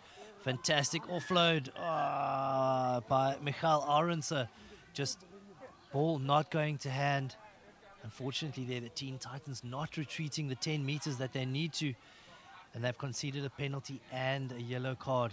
Going a player down against this forward foundation team is not the position you want to be in midway through this first half, Michal. Yeah, another one of the outstanding players' performance from day one, Miguel Aronsa. What a powerful force he's been for this side of foundation. I think there's some slightly handling errors coming in here. Yeah, unfortunately, when you play at the pace that this forward foundation team plays with, you're often almost one step ahead of the next person. So these unforced errors creeping in, would like to see them just slow things down a bit. They're in complete control of this game. You know, they don't have to be pushing it to the max all the time. So if they can just slow it down, put themselves in the right positions, they'll find themselves in a much better position scoreboard-wise going into the end of this first half. In saying that, opportunity here for the Teen Titans. They have looked promising with ball in hand, Michal. Nice opportunity for them to get the ball back in hand. Yes, this team is also a quality side. They've shown what they can do in the first round of this tournament. I think if they get the thing together here, start gelling together, focus on what they should do here, execute well, they can get on the board here as quick as possible. They got some quick players outside. So yeah, just get the ball out wide, get to your structures, look after your ball, and that's it. Just get your ball positioning and stay with the ball on your side. Absolutely. And you won't have to defend the whole time. Absolutely. Williams here, we know he's a threat from the base. Williams sending that ball out. Nice flat attack. Set there, they bring it back to where the scrum was. That was number 10, Devin Orange, carrying hard. Unfortunately, forward foundation. The Jackler there, just going past the ball, hands on the ground. Teen Titans looking to set up a line out. Haven't seen much of their line out play on day one. Be interesting to see what they go with. Unfortunately, that ball not going into touch, handing possession back to this forward foundation team. So a little bit scrappy at the moment. Done well there. That's a good carry from the number 8, Orense. Yeah, I don't think the Orense did. Titans want to play the loose game against this forward side. They really going to punish you. They can really, they got some razzle-dazzle players, as you can see here. Love with the ball. Gets the ball to Shirats. Fortunately gets tackled on the just outside the 22. Turnover by the Titans. Quick ball out. Steps it. Unfortunately, a forward pass there. Yeah, again, just an unforced error. Definitely the right option. Good vision there from the Titans to see the space down the left-hand side. I just think that their setup's a little bit flat. Forward foundation, defense, very well connected. They're getting off the line nicely. The Titans can just get a step or two deeper, give themselves more time on the ball. They might be able just to show a bit of their attacking prowess and get their attacking game going. In saying that, good opportunity here. We know Shafiq Abrams, he's a big threat. Now feeds the scrum. Penalty, and they go quickly. We know how much the forward foundation team likes to play, and into space it goes. We know this man well, Labali hands it off to Liam Stefanis, who puts the ball down. And is that Stefanis' second try in this game? Definitely. Stefanis has been outstanding this whole tournament. I think he's one of the top try scorers, just behind Seister from SA Allstars. But sensational rugby being played here. You don't want to play loose rugby against forward foundation. They're going to punish you with the skill sets they have and the game to adapt from that spaces that they can create from there. They certainly have. They've used their opportunities well. And again, I love the way they push the tempo. They are a tempo team. They look to play all the time, Michal, and they certainly are well conditioned. Definitely, yeah. And they're actually fit also. I think they've been training 4 times a week. And then their status training also 2 times a week. So these boys really know each other. As you can see on attack, it's really difficult to stop them. And they're also fast, very electrifying. I just think these boys are in it to win it here. Arendse again with the ball, gets the ball out to Botha. Botha with the ball. Good play there from Forward Foundation. They've got numbers stacked to the right. If they can get this ball away, they play to the left. Unfortunately, not able to make the most of that opportunity. A great scramble defense there from the Titans. They've really clung on by their fingernails into this game, and I think all things considered, to only be 19 points down at halftime against this talented Forward Foundation team, not the worst outcome for this Teen Titans team.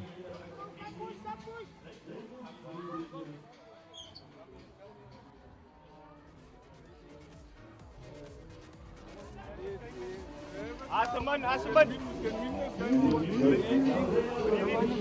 Switch on, man. Why don't get ready?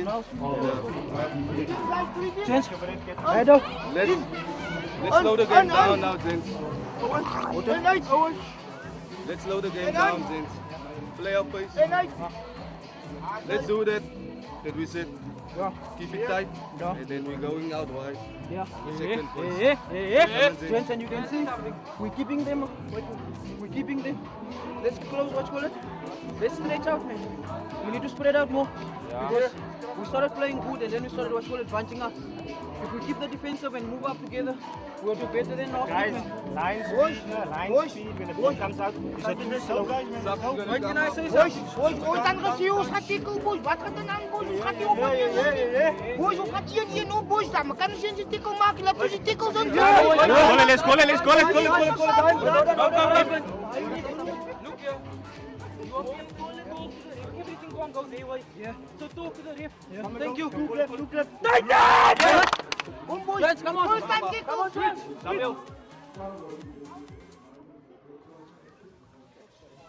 We're coming to you live from Charles Morkel Stadium.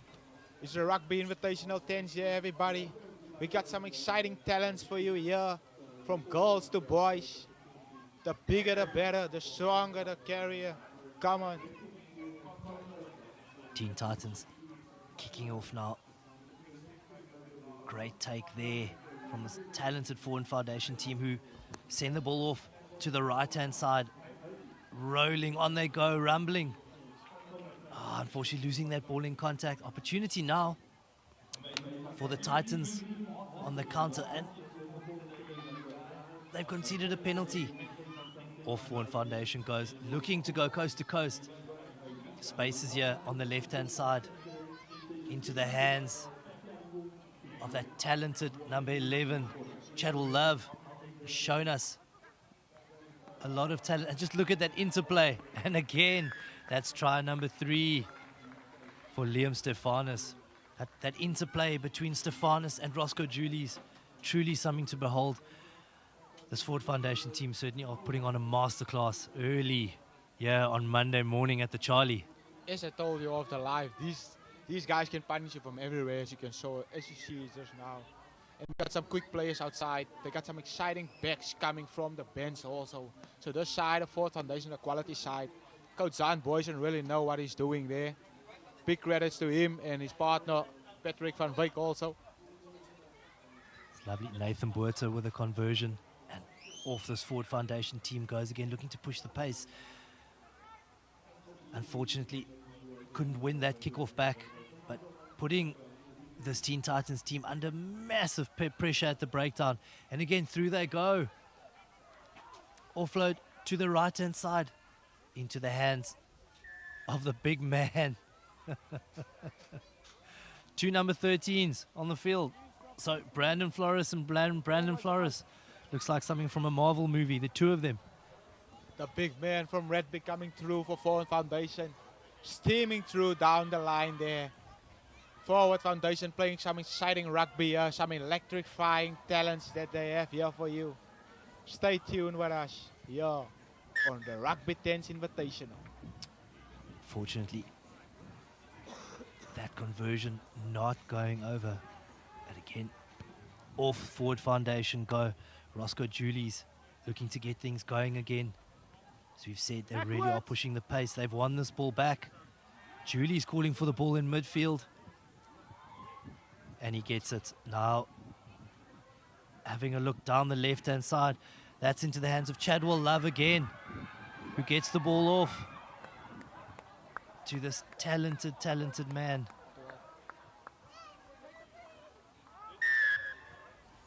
Who's put another Brilliant 5-pointer. try there by Dante Klaassen. Exciting kid from Makassa. These boys can really punish you from everywhere. Exciting scenes here. So special to see these local players getting an opportunity to ply their trade here at the Charlie. Great to see these guys getting an opportunity to play at this level and doing it at such a high level. Very, very special to see.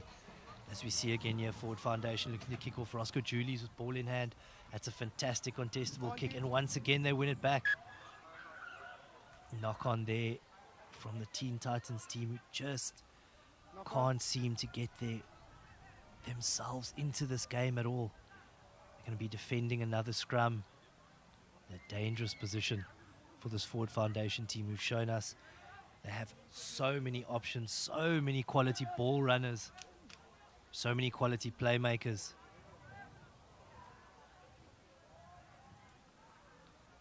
Forward foundation team now. Looks like Paul Manuel got an other jersey on today.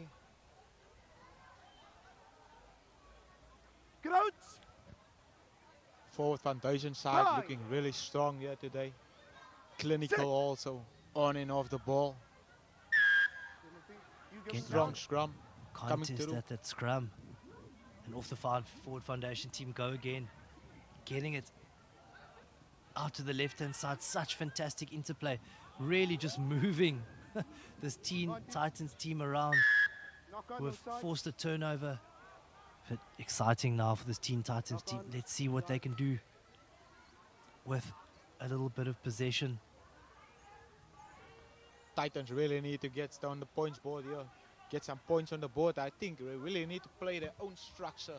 They're trying to play the game that Foundation is playing at the moment. I just think they can do better if they do what They're training this whole week and stick to what works for them actually. I agree with you wholeheartedly, Michael. Unfortunately, Teen Titans not finding touch, giving the ball back to this dangerous forward foundation team, now running it up the middle. Again, such good interplay. Just speed of thought, speed of the ball, and off they go. Great finish there. This young man entertaining this crowd here. That's Nathan Botma with a try there in the corner. Unselfish stuff by his teammate to give the ball to him in the corner. Roscoe Schuster, Julius looking to convert this one. A bit slight breeze coming from the beach. Unsuccessful conversion again. 45 points to 0. Forward foundation in the lead here. Titans trailing by 45 points to 0. And Michael, you said it all fair. We spoke about who the contenders are for this tournament, and your first team that you mentioned was this forward foundation, who really are looking mightily impressive here on finals day. As a local lad, we like to support our local teams. Youth talents, we like to go support them. If you have time to go out there and support the boys, we always go out. And you never know who can make it in this game, especially here in our small town here, like Strand, Makassar, the Alderburg section, the Garden, Somerset section. See, we got a lot of talents here, but sometimes, you know, scouts come here, they pick you there, and there. And when you go, it's like, you don't get to play in front of your fans all the time. So yeah, we take the time to go support those who we can see perform well under the light of the pressure here. Yeah, I love that. And as you saying that, off goes Liam Stefanis. Oh, it's Manuel for his double there. Manuel for his double. You know, the ball wrenched away from the Teen Titans at that line out. And again, the transition player of this forward foundation team, it's just marvelous. Truly, truly something to behold. And we almost don't want this game to end. I know the Teen Titans don't feel the same way. But for us here, enjoying this game, enjoying this beautiful brand of rugby that this forward foundation team are delivering here early on Monday morning. They've really been great under the high balls here. Goes a bit deeper with a restart. Roscoe. Fortunately, forward foundation conceding a penalty at that breakdown. We know they're always looking to get possession back. And now, smart interplay there for this Teen Titans team as they get the ball down to the right-hand side. Fortunately, he seems to have hurt himself there. That was Rashid Solomon trying to create something special for his team. Seems to have hurt himself. Play goes on to the middle of the field. That's a great carry from this Titans team, who are again looking to be abrasive. Unfortunately, ball not going to hand, and now they have another opportunity to set something up. They have been happy to go to the line out, just unfortunately not being able to find touch. On this occasion, missing touch again and handing ball back to this dangerous forward foundation team, who we know are going to counter-attack here, Michael. Yeah, they're definitely coming here, putting the ball out. Nathan Boata with the ball, gets it out wide. Into touch there. Paul, what do you think of this forward foundation team's defense at the moment? We haven't seen too much of it, to be honest, Michael. They haven't really been put under too much pressure, but I think it's because it's so well set and they really understand what they need to do. They're such a well-coached side. They've come out with real intent this morning, and they've truly put this Teen Titans team under so much pressure. It's been a really tough outing for this Titans team, who now do win their line-out ball back. And it's it, we get an opportunity now, Michael, to see this forward foundation's defense operating. Referee calling it back. 20 seconds left in this magical encounter where the forward foundation team have just been all over this brave Teen Titans team. Teen Titans will have the last say as we hear the siren go off in the background. Teen Titans will look to do something special now. Sure, Williams with ball in hand. He'll be looking to spark something. Maybe get a 5-pointer on board. Just leave this game with a bit of confidence. Unfortunately, that's not going to work out. They've been driven off the ball by Forward Foundation, who, again, play to the edge, off they go. Unfortunately, that ball not going to hand. We would have liked to have seen them play a couple of more phases there, Michael. But all in all, what a fantastic game of rugby and a really good start to the day for this talented Forward Foundation team. Yeah, big credit to the coaches and coaching staff and to the players who did their job there. Well done to them. Again, I'd like to say a big, big thank you to our sponsors, Pepper Pod and Pool RX. Without them, days like today wouldn't happen. And as we see, final score there, 52-0 to this talented Forward Foundation team. Coming up to you guys, next is the Rhinos versus the Cape Town Wild Dogs. Stay tuned with us.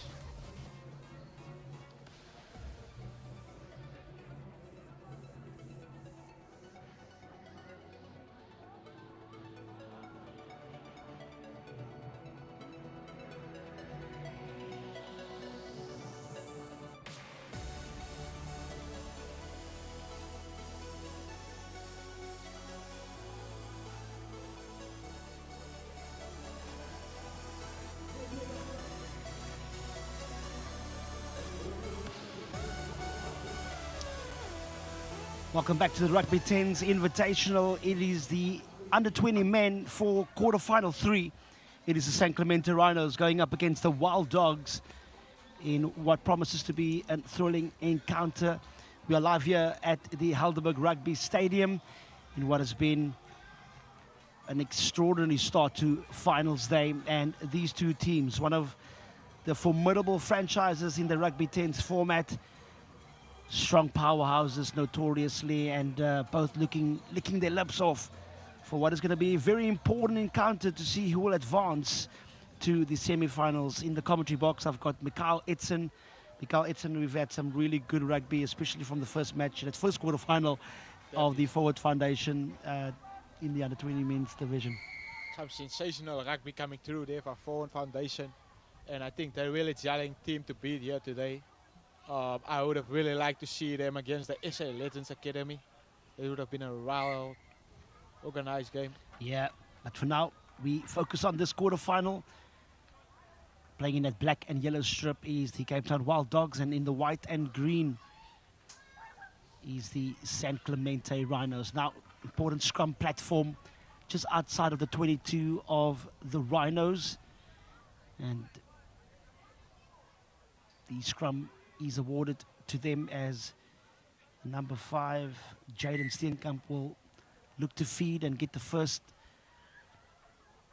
attacking chance. We know both of these two teams are very strong in the set piece and pride themselves in terms of using it as a attacking weapon.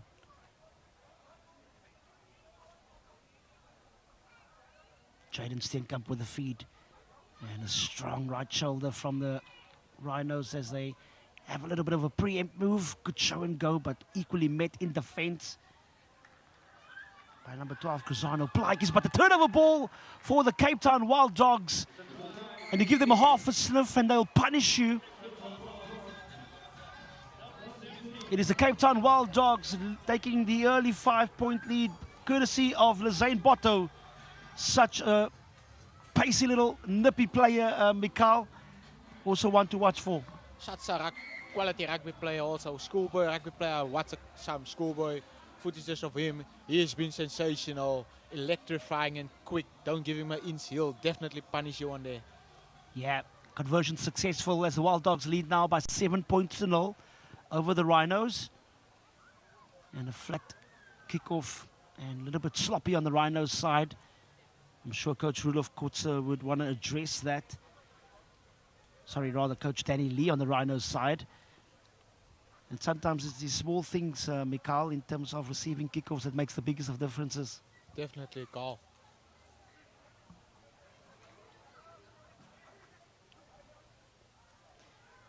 Rhinos with a nice little loop around from their line out. But at the moment, the rush defense of the Wild Dogs just putting a lot of pressure on this Rhinos attack. And we can clearly see a lot of line speed is applied on the defense from the Wild Dogs, Mikhail. Wild Dogs are really looking better today. They really coming out here, and I think they want to win this thing here today. They got some quality players there in the team, the likes of Devin Williams, Ewan January. Yeah, quality players all around the park. As Jaden Steenkamp, the number 5 of the Wild Dogs, looks to speed up play. And a good stab through just to gain some much needed territory. As the Wild Dogs will try to see how they can turn the counter-attack on which they really feature well. Good interplay between the backs, and again a wonderful pass to release the number 7. That is Jacko in Africa. Pace the burn on the outside, and again showing his skill set. A real player to watch, Mikhail. He's been one of the finds of this tournament. As I said there earlier, great play there by Ewan to get the ball out wide to his speedsters, outside backs. You know his players is quick. I just like the way he controls his game. Going for 2 points now. Think he will be successful here. Yeah, conversion successful, courtesy of Ewan January. One of those players also to watch in this Cape Town Wild Dogs team. But it was the counter-attack from this Wild Dogs which makes them so dangerous. You give them half a sniff and they'll punish you. And they take a healthy 14-point lead over this Rhinos. Lovely little high-hanging restart, but not gathered by the Wild Dogs as they get the scrum advantage. That is the San Clemente Rhinos. Again, they are firmly put under pressure in their own 22. And one of the things at the moment that has been challenging for this Rhinos team, Mikhail, is just being lateral on attack and not getting enough strength on the ball when it comes to the contact collisions. I just think they need to be more composed on the ball. Exactly. And they need to keep their ball position a bit more. Join the rucks at the right times. And not when there's not enough players at the ruck, they need to fan out also. Yeah, so important in terms of the organization of defense. As Jaden Steenkamp gets another opportunity to feed. And a good steady scrum for both sides as he opts to go same side. Good little goose step on. Trying to see if they can exploit the space in the trenches. The moment the Wild Dogs defense really hunting impact with the double hits. Good cut-out pass and well gathered in the middle. Steenkamps go same side and a lovely long pass to find some hands. Again, the elusive step, but equally met in defense by Wade Stark for the Wild Dogs. Clinton Brits again looking to speed up things. Good burst through the middle, trying to see if they can penetrate what has been a well-organized defense on this Wild Dogs side. Again, opting to go with the big ball runners and not enough support as the Wild Dogs gain good advantage, strong over the ball, and they get the penalty just outside of their 22. With it being finals rugby, Mikhail, putting the boot to ball but not finding hands as Steenkamp looks to restart play. Unfortunately, the Rhinos just not getting into shape here. I just think they need to find their composure, do what's working for them the whole time. They just need to get there in there, get their mind in there. Yeah, Clinton Brits with a lovely flat pass. Steenkamp once again trying to see how he can maneuver the attack for his team. It's Aldrich Wiegman, really strong ball carrier for this Rhino side. You cannot play the ball when the player's knee touches the ground. And it's Steenkamp once again speeding up play. Wiegman also with a good flat pass. The skill set is so good on the Rhino side. It's just about trying to get over the advantage line and trying to exploit what has been a well-organized defense on the Wild Dog side. Now some numbers for the Rhinos. And again, the cover defense of this Wild Dogs team, chasing all the lost causes as Llewellyn Hendricks is bundled out. With just less than 3 minutes to go, what must this Rhinos team do to try and see how they can break this Wild Dogs defense to get themselves back into this match, Mikhail? I just think they're more physical at the moment than the Wild Dogs. And so I think being more physical in the mid would work for them, just to suck in some more defenders and get the ball out wide as quick as possible. Scrappy ball in the line out as Ewan January gets the ball out. Another loose pass from the Wild Dogs, at the moment being their own worst enemy, as the St. Clemente Rhinos get a very interesting opportunity about 7.5 meters away from the try line of the Wild Dogs. And if there's ever an opportunity now to get themselves back into the match, this is the one they must take, Mikael. Definitely, I think they should really capitalize on this moment here. The scrum, this is the perfect moment for them to get the ball down under the sticks. Yeah, Steenkamp just marching down the orders. He's the number 5, of course. Jaden Steenkamp, one of the generals in this back line. You know, Cruzano Plaikis, the one with the 12 jumper on his back. He's also one of those guys who love to take on the line, and a wonderful inside pass to Joe and Stefanis. You spoke about it, Mikael. You wanted them to be the next ones to score. They did so, and right under the sticks to convert, to maybe potentially convert it and get the 7 points, and now they back into this match. Yes, we spoke of the live there. Carl, you see the likes of Zowen, Stefanis is really quick. If you can get the ball to him as soon as possible, maybe set up a ball in the mud, get the ball as quick as possible out to the point so that he can finish for him. Yeah. Really enjoyed the play there from that number 12, Cruzano Plaikis, for the Rhinos. Really is a well-organized player and a real leader in the team as well. Just trying to see how he can drive the energy into the right places. And the scrum awarded about 5 meters from the 10 inside the half of the Wild Dogs. You can see a lot of the players walking to the next set phase. It's been tough on the body, especially day 2. As Ewan January, he's been sensational on day 1, scoring a whole host of tries. As he feeds the scrum, good sit for the Wild Dogs as they again try to shift the ball as fast as possible to those pacey backs. Just again losing the ball in contact. At the moment, real excitement shown by this Wild Dogs on attack as they again hunt in packs to try and see how they can dominate the collision.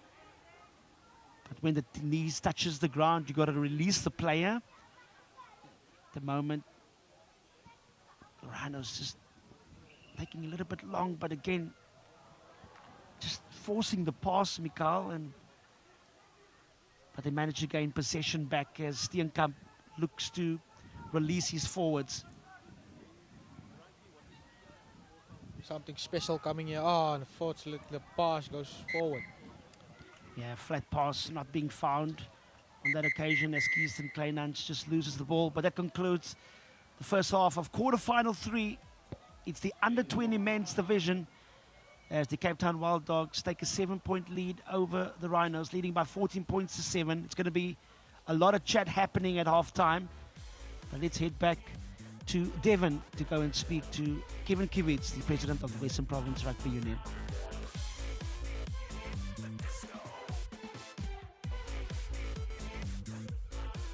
I'm here with Kevin Kivitz, president of Western Province Rugby. Kevin, what do you make of the rugby here today? It's an absolute pleasure to be here today. A big shout out and thank you to Rhinos for being the organizers of this fantastic event. I think this event has so much potential, and it really creates a environment for the community, and it's a good process whereby we can really develop young people and give them a pathway to professional rugby. Absolutely. I mean, such a spectacle. You got a professional, you got cameras, you got commentators, you got a high standard of delivery to in rugby, in good investment with rugby 10s, right? What do you think? I think that maybe South Africans don't appreciate how 10s fit into the development of the game, because we're used to 7s and we're used to the 15-man game. But I think that 10s really creates a platform for development into the game, and it's a fantastic product. Awesome. Ladies and gentlemen, the one and only Kevin Kivitz, President of Western Province Rugby. Great to have you here today. Thank you.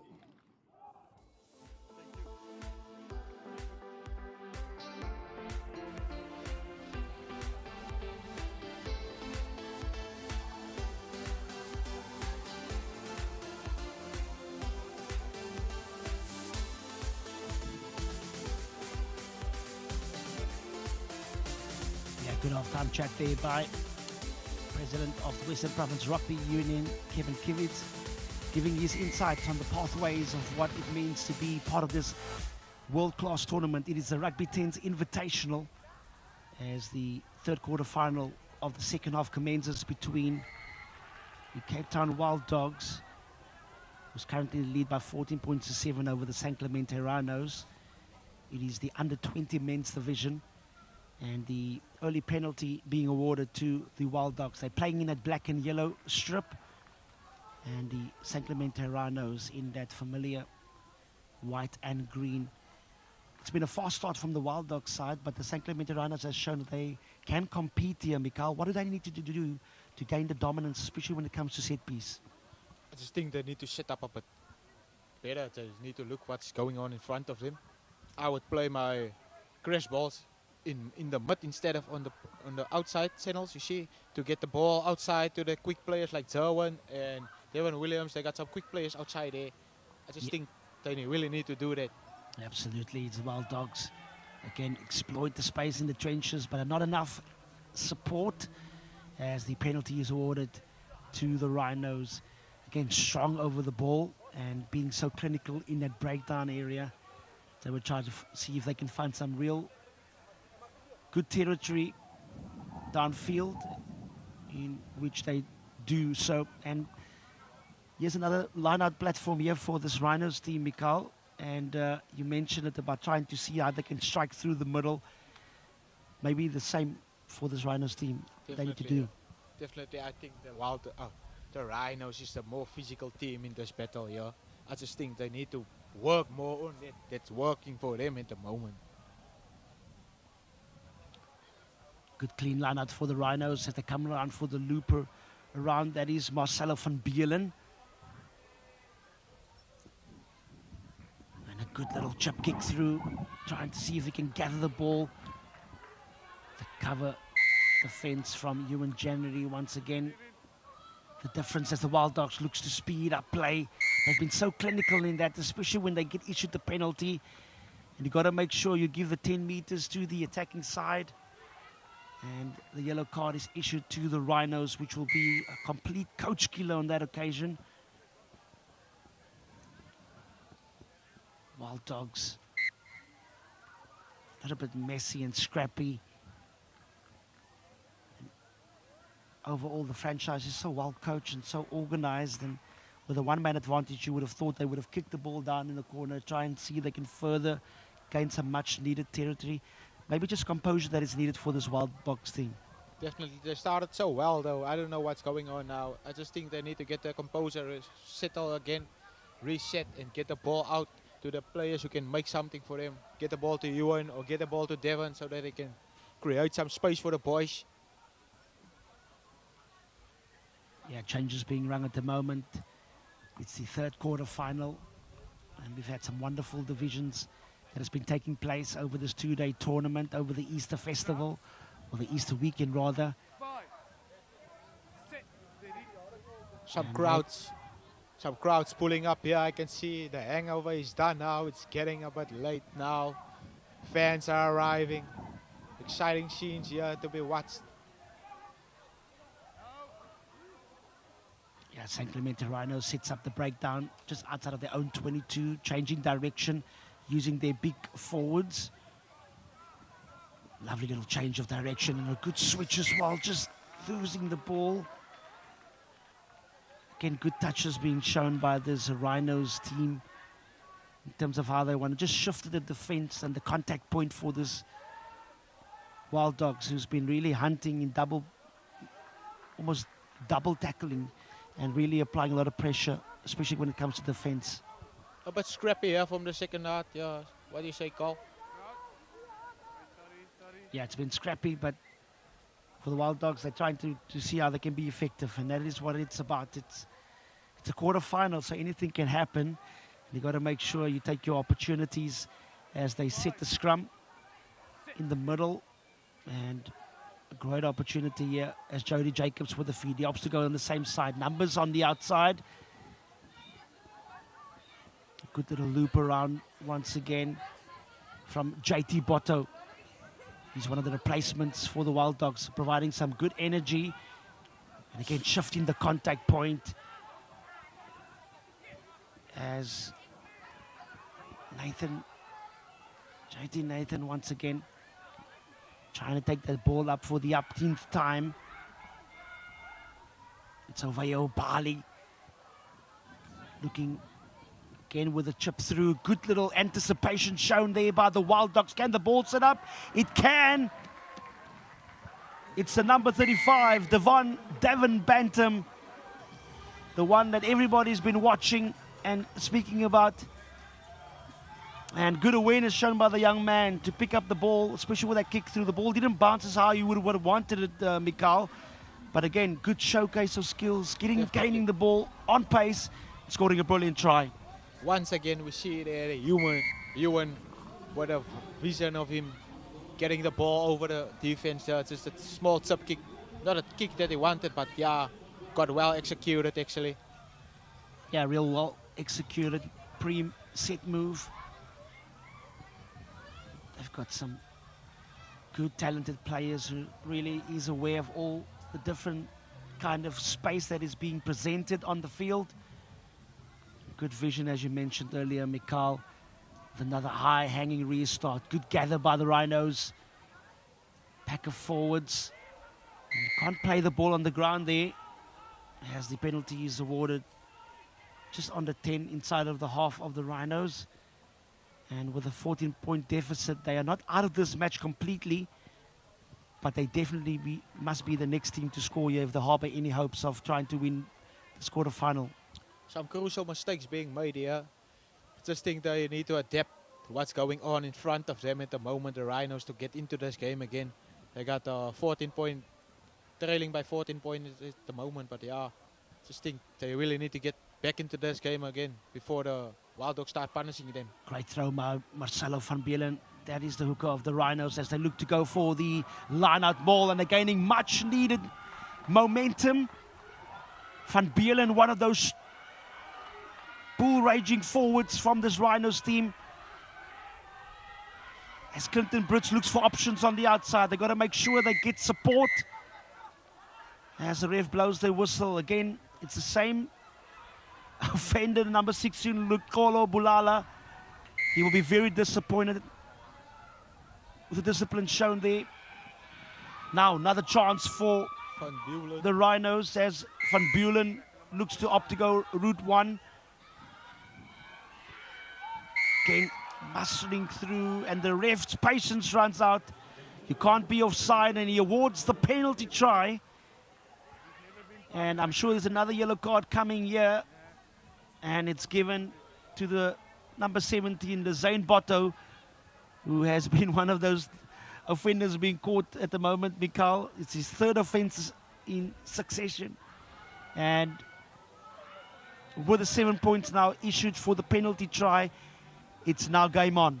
Definitely, the Rhinos really coming here back into this game here. They really need to keep their composure here. Just put in the big hits, take the tackles there. Just there, great tackle also coming there. Good cut-out pass, but the ref says the ball went forward. And now he has a real chance with just less than 1.5 minutes in the second half. The Rhinos has got a perfect attacking platform here, Mikhail. A scrum inside of the 22. Two options to attack.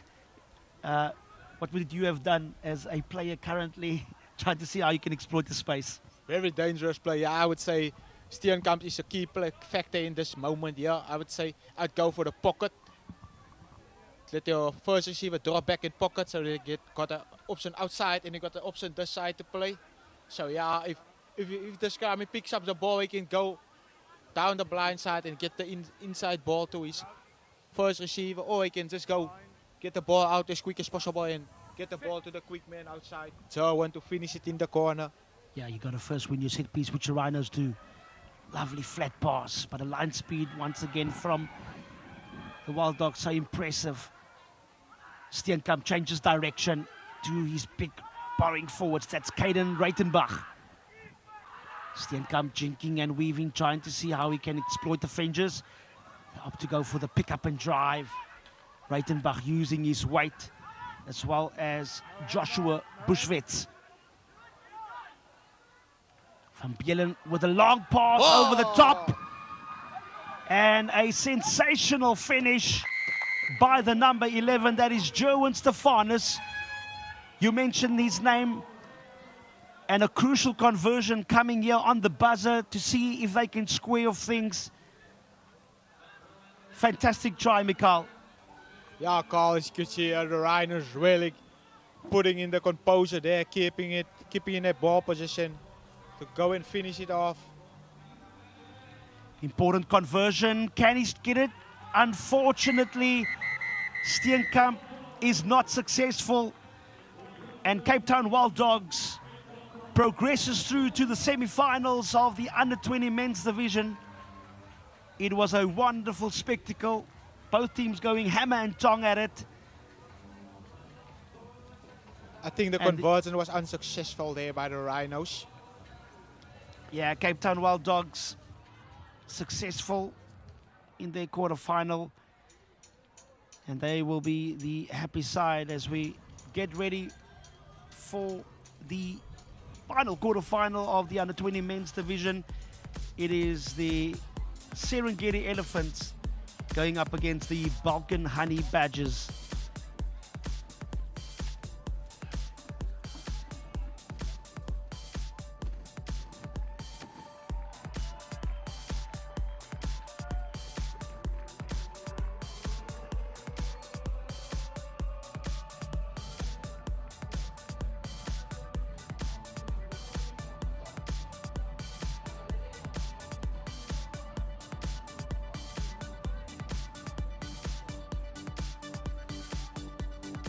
Welcome back to wherever you're watching in the world. It's the Rugby 10's Invitational here at the Helderberg Rugby Stadium. It is the fourth quarter final in the under-20 men's division. And we just saw a close finish between the Rhinos and the Cape Town Wild Dogs. But now it's the Serengeti Elephants up against the Balkan Honey Badgers. And with me in the commentary box, I've got former Blitzboks women's coach Paul Dalport. And the under-20 men has been dishing it out with some exciting rugby in this quarterfinal playoffs. They have, Charles. Been wild.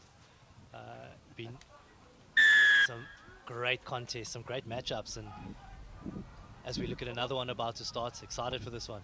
Yeah, Balkan Honey Badgers in that orange and brown strip. And the Serengeti Elephants in that familiar orange. As this first scrum is set. I've been really enjoying the energy and the transition from defense into attack, and again all of these teams just really almost understanding how set piece work, but also understanding the small nuances of space and kicking through space, which just shows overall growth and development on the under-20 men's division. Oh, it does, Charles. I love it. You've hit the nail on the head there, and just the skill sets that these talented young men possess.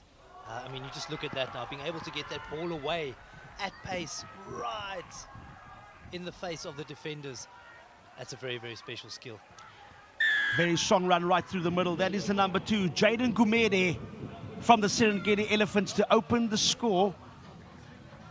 And again, showing his strength right through the middle, taking that ball flat, and the conversion successful as the Serengeti take a early lead by 7 points to 0 over the Balkan Honey Badgers. And that's the type of start that the Serengeti Elephants would have wanted. It certainly is. You want to impose yourself on this Honey Badgers team. We know how dangerous they are. They showed us glimpses on Saturday, and you don't want to give them any opportunity to get into the game and to get their gameplay going. Absolutely. As the Serengeti Elephants looks to restart play.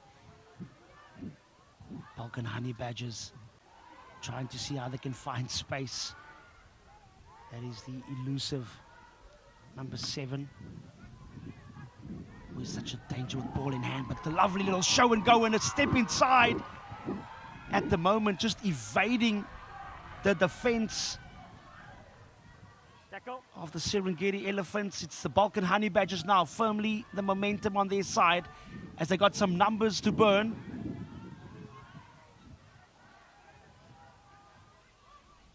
At the moment, not enough numbers, but you can't come from the side.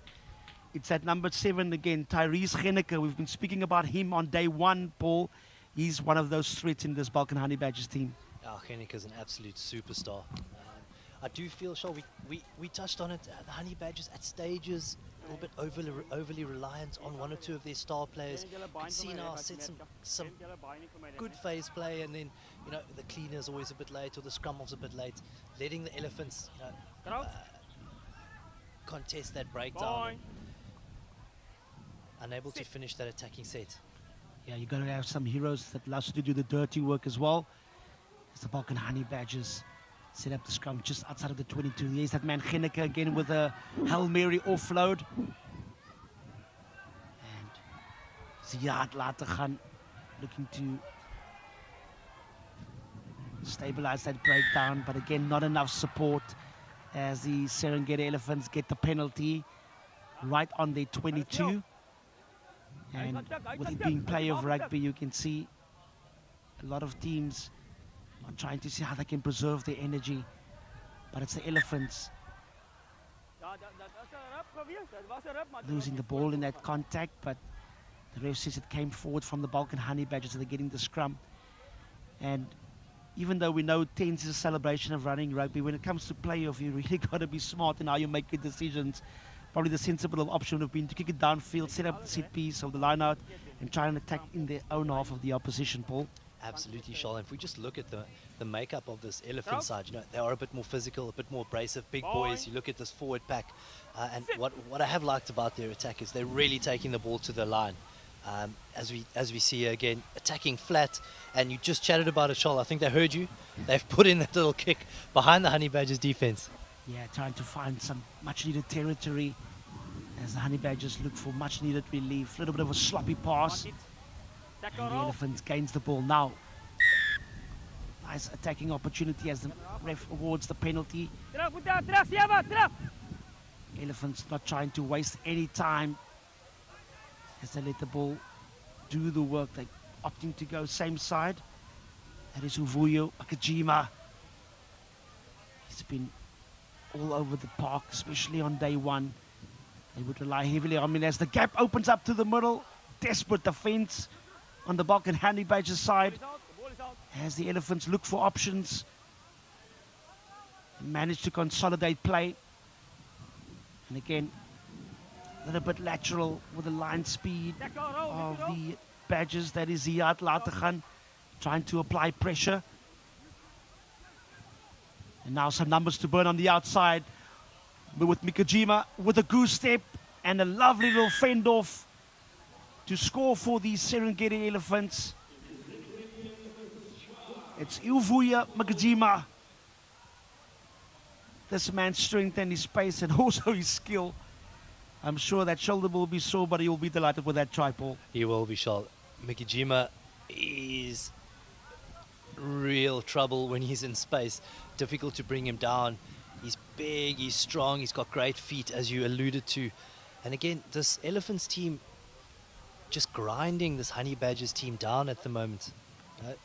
Able to keep hold of possession for prolonged periods, and have set themselves up quite nicely in this first half.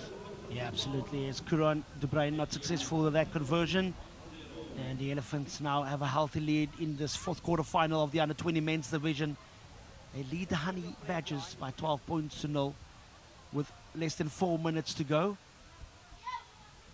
And as you can see, that beautiful backdrop there, surrounded by these mountains, glorious mountains. And we're always grateful for the support of our sponsors, Pool RX, Hertz, as well as Pepper Pod. Really putting investment into the next generation. Now, Balkan Honey Badgers with a show and go and a lovely flat pass again. Good little switch inside to Genneke. Genneke evading 1 or 2 defenders again and showing good awareness there to bring the ball back into play. Good little kick through by Sean Makawia. And can that ball sit up? Yes, it can. Great enterprise on the Balkan Honey Badger side as Ziad Lateghan gets the score in the corner. It's not just about running rugby, it's also about trying to be smart with the boot. We see it in all different formats, but great awareness, but great skill execution, Paul. We've spoken about the skill set these players possess, and we've chatted about it a few times. Good to have a left boot in your team, Shaw. And again, just being able to see the opportunity, but the execution, as you touched on. Very, very special play from this dangerous Honey Badger side. And this is the beauty of Dens. We thought Serengeti Elephants in complete control of this game. 1 second later, off go the Honey Badgers. Yeah, that's how quick things can turn around in this format. There's not a lot of time to ponder on what you've done before. And conversion not successful, but a much needed score to get this Honey Badgers on the scoreboard and hopefully galvanize their confidence. At the moment, a 7-point deficit as the Elephants still lead by 12 points to 5. Good restart as Genneke regains possession. The Honey Badgers now are on the up. As John-Pierre van Niekerk gets bundled back. And the Elephants gets the turnover ball. It's Mikajima with a flat pass to Bradley Williams. As Wakil Araloon tries to see how he can release his big forwards. And up to change direction. Good, sensible option. Oh, and it looks like there was a little bit of a terrible injury downside. We've been so fortunate not to have serious injuries, Paul, and hopefully it would not be a tournament-ending one. Hopefully not, yeah. Jean-Pierre van Niekerk looks in all sorts of trouble there. One of the Serengeti Elephants players also down on the ground. Hopefully these talented young men are okay. It's not too serious. Well, that's very good to see Van Niekerk back up on his feet, but I think he'll probably go for that HIA. Big knock to the head. Yeah, it was a little bit of a nasty collision, and never nice to see younger players getting on stretchers, but it looks like both players are back on their feet and can just get some much needed recovery. I've been so impressed with the medical staff here at the Rugby 10's Invitational. They've been so sharp, and I think one of the bright highlights as well is seeing not so much serious injuries, which really talks about the conditioning, especially from the strength and conditioning coaches as well. And again, all over development that takes place. It's not just the rugby part, but it's also the gym part, the conditioning part that helps these players be so durable and lifting the standard over a 2-day tournament, Paul. It does, Charles. It speaks to the holistic approach, that holistic approach that has been taken. And you know, there are all these different facets or different verticals that we need to look at. And I think that just, it's what gives us this finished product, this product that we've enjoyed watching over 2 days. And you know, I think rugby, what's also helped, remember, Charles, and we're giving our age away now, when we played, there was a real off-season. Nowadays, with this kind of year-round calendar, these top players stay in shape. They're able to perform and to deliver when they need to. And again, it's just testament to the people working behind the scenes. Yeah, a lot of hard work behind the scenes. We also have the Rugby Village, the high-performance center of the Rugby 10s that is also based here in Gordons Bay, really giving all the players all of the exposure and resources needed to gain their pathways into professional rugby. The Rugby 10s, a lot of players have graduated into provincial teams as well as international teams. As the number 6 of the Elephants, Taylor Noorder, said that's enough. As the Serengeti Elephants take a 12-5 lead over the Balkan Honey Badgers in this fourth quarter final in the under-20 men's division. We'll go down pitch side to go and hear the halftime chat between these two top sides. Stay tuned for the quarterfinal 4 coming up after these.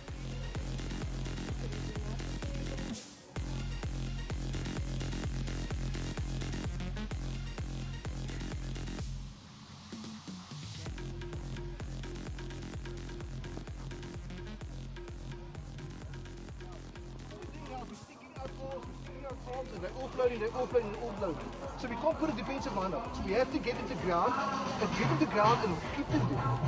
Physicality, line top of him, make him roll off him. But we have to use that. Because we're trying to play their brand of rugby. You can't. You don't have the physique for that. They've got quicker guys, they're going to chip in the corners. So when you got the ball, we keep it face for face for face. Easy that. Everybody happy. And we have to work hard in the defense. Let's give it the touch line. Let's push him inside out. We can't push up and one shoot up. They're going to step us and they're going right through. There's a lot of time, but let's go bury them. Everybody happy. Boys, ons wil hom hierdie wen, né? So nou kan ons ook begin DSP en dan gaan ons ook So kom. Kyk. 3 2 1 Pila.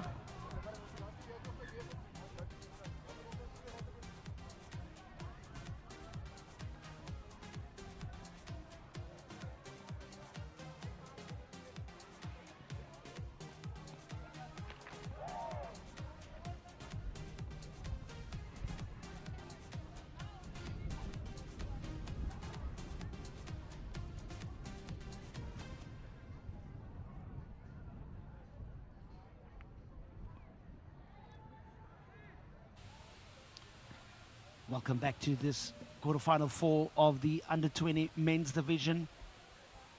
It's the Serengeti Elephants up against the Balkan Honey Badgers. There was a lot of halftime talk, especially on the Elephant side. Paul, what do you think would have been the chat there in terms of them further galvanizing and asserting themselves over this resurgent Honey Badger team? Yeah, just not giving the Honey Badgers that chance to mount that resurgence. Sure, I think you make a good point there. So, you know, the Elephants have shown they've got a good system in place. And as we just see them now rolling back into it, this is what they should be doing. Playing to their strengths, you know, make it physical, keep that abrasive style and keep putting the Honey Badgers under pressure. Yeah, just forcing the pass on that occasion. Skalabert has just unfortunately knocked that. And the scrum awarded to the Balkan Honey Badgers. Just a 7-point deficit at the moment, trailing this Elephants team. And they've been one of those teams who've had all of the potential, but things just not coming together into one shape. And with it being play of rugby, now is the time to bring all of those different skill sets together. As the number 11, Sean Mwakiwa, try to see how we can maybe explore that blind. Very nippy player with ball in hand, always is aware of players on the outside. First the scrum needs to set, and needs to set well for the Badgers. Can be early engaged, giving the short arm penalty to the Badgers. And the ball being lost in contact, and a fortunate bounce now for the Elephants. As number 10, Justin Vermeulen, so quick with ball in hand. At the moment both teams have been ill-disciplined, especially when it comes to the offside line. Now Elephants try to see what they can do to bust themselves through the middle. Strong run. We talked about pace, but don't forget about the power as well, Paul. And a wonderful finish indeed by the number 12. That is Jasmine Robin for the Elephants. That is power galore. That is power galore. Jasmine Robin reminds me a bit of Zane Davids. Yeah. He's got that elusive capability, but also when you get to that contact, stays on his feet, powerful leg drive. And that's what we spoke about again. We spoke about the Elephants not handing control to the Honey Badgers. They've wrestled it back. They've kept control of the first 2.5 minutes of this first half, and first points on the board. Yeah, Liam Greef with a successful conversion, which takes and extends their lead to 19 points to 5. A very important score given that it's play of rugby, so you really want to take this opportunity to advance to the semi-finals. As the Badgers again look to run out of their own half, not finding the last pass. Was the try scorer Ziad Lateghan just losing the ball. At the moment the cohesion just not flowing in the same direction, and you just don't want your best players to stand up here. You want your leaders to stand up here and just bring a bit of composure, Paul. You do, Shaw. The Honey Badgers looking a bit flustered at the minute. They certainly do have the ability to put phases together and the ability to cause some damage to this Elephants team, they just need to hang on to their ball. These unforced errors really costing them in this game. Yeah, Hans Verstaria, number 17 of the Elephants, want to find his jumpers. He does so. Nice clean line out as for Milan. Busted up through the middle. Ball loose, but the rest of the ball went backwards. Now this Elephants team trying to see how they can gain the momentum and the ascendancy back. The scrum awarded. Interesting to see that the Elephants went for the line out there, given how strong this scrum have been. But again, it's about preserving your energy, knowing there's still some crucial games ahead if they have to advance ball. Very true. I think also just giving themselves an opportunity to know where their strengths lie. You know, often we tend to forget that these players, and as a team, they haven't played that many games together. Saturday, they would have played 3 games together. Today is their first one of the day. So for them just to know where their strengths lie and what they need to do.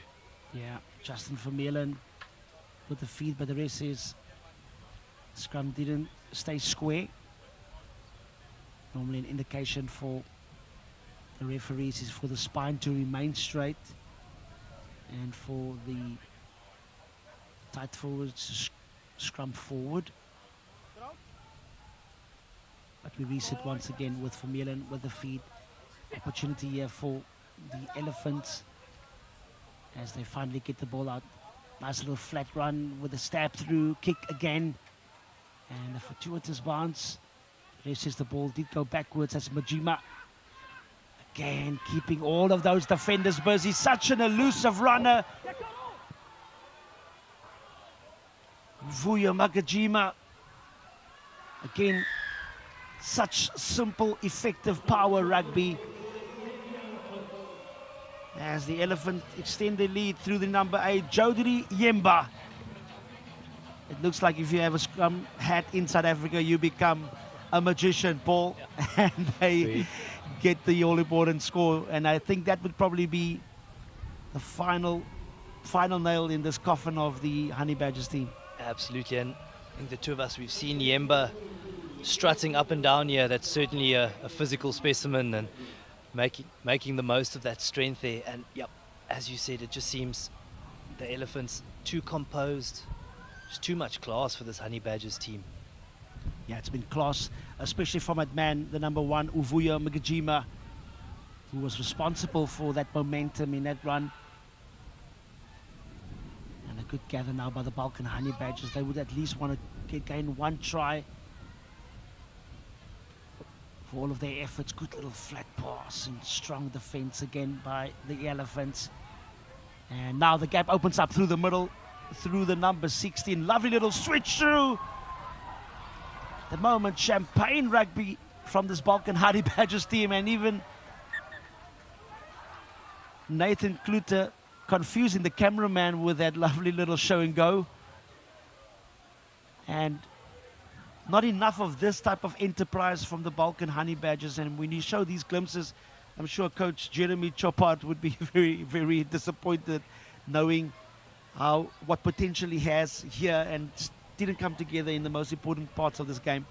As you touched on there, Shaw, such enterprising play by them, by this Honey Badgers outfit. They really do know how to keep the ball around, how to use the space, how to keep moving it. And yeah, a real frustration for Jeremy Chopard. We know how he likes to coach. We know he gives the players opportunities to play, to see what they see, and to go about their business in the way that they want to do it. So disappointing and frustrating for the Honey Badgers outfit that things have just not stuck. Yeah, penalty awarded as Nathan Bickers will try to see how he can release that ball on the outside. Now Genneke with the cutout pass and a good little goose step, sorry, and he's stretching out. That is the Lategan, Ziad Lategan, but running out of territory as now the Elephants turning defense into attack. Again, the passing has been so impressive. Lovely little show and go by the number 17, Carl Albertus. And a good offload as well to Jasmine Robin, one of the try scorers for Milan. Changes direction. Oh, buses full by Liam Greef, not having any time for any nonsense from this Badgers team. Elephants really upping the ante at the moment. And these big forwards, they're not just busting up through the middle, they're also giving some lovely passes as well. As Carl Albertus at the moment toying, and a lovely offload.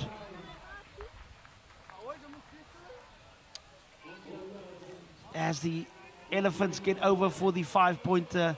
That was Champagne Rugby at its finest, Paul. It was Gumede there with the finish. He's been a real live wire in this game, just popping up the right times. And you touched on it again, Shaw. You know, this Elephants team able to do both. You've heard me say it throughout the days, that ability to play in and out of contact. They go forward and they're physical and they set up the breakdown when they need to, and when they spot the space, they have the skill sets to get it out there and to finish. Yeah, it's been skills of the highest order here for the Serengeti Elephants, really peaking at the right time. And they will be progressing to that all-important semi-final in the under-20 men's division. It's currently the Serengeti Elephants leading by 29 points to 5 over the Balkan Honey Badgers with just less than 30 seconds in the second half. And that probably sums up the Balkan Honey Badgers. All of the potential, but just not coming together. But these youngsters can still keep their heads up high. They've been fighting in this match over the 20 minutes, Paul. They have, Shaw, and just a touch of quicksand. It's the best way to describe it. You know, the harder you try, the harder you want something to come together, the worse it sometimes goes. It's just they're stuck in that sand trap at the moment. But again, huge kudos to this Elephants outfit who have been just pure class in this game. Yeah, they want to finish with a flurry, Vermeulen with the feed. And a little bit of a jab through, not fully believing, but that concludes the fourth quarter final of the under-20 men's division. It's the Serengeti Elephants that advances to the semi-finals with a clinical 29-5 win over the Balkan Honey Badgers.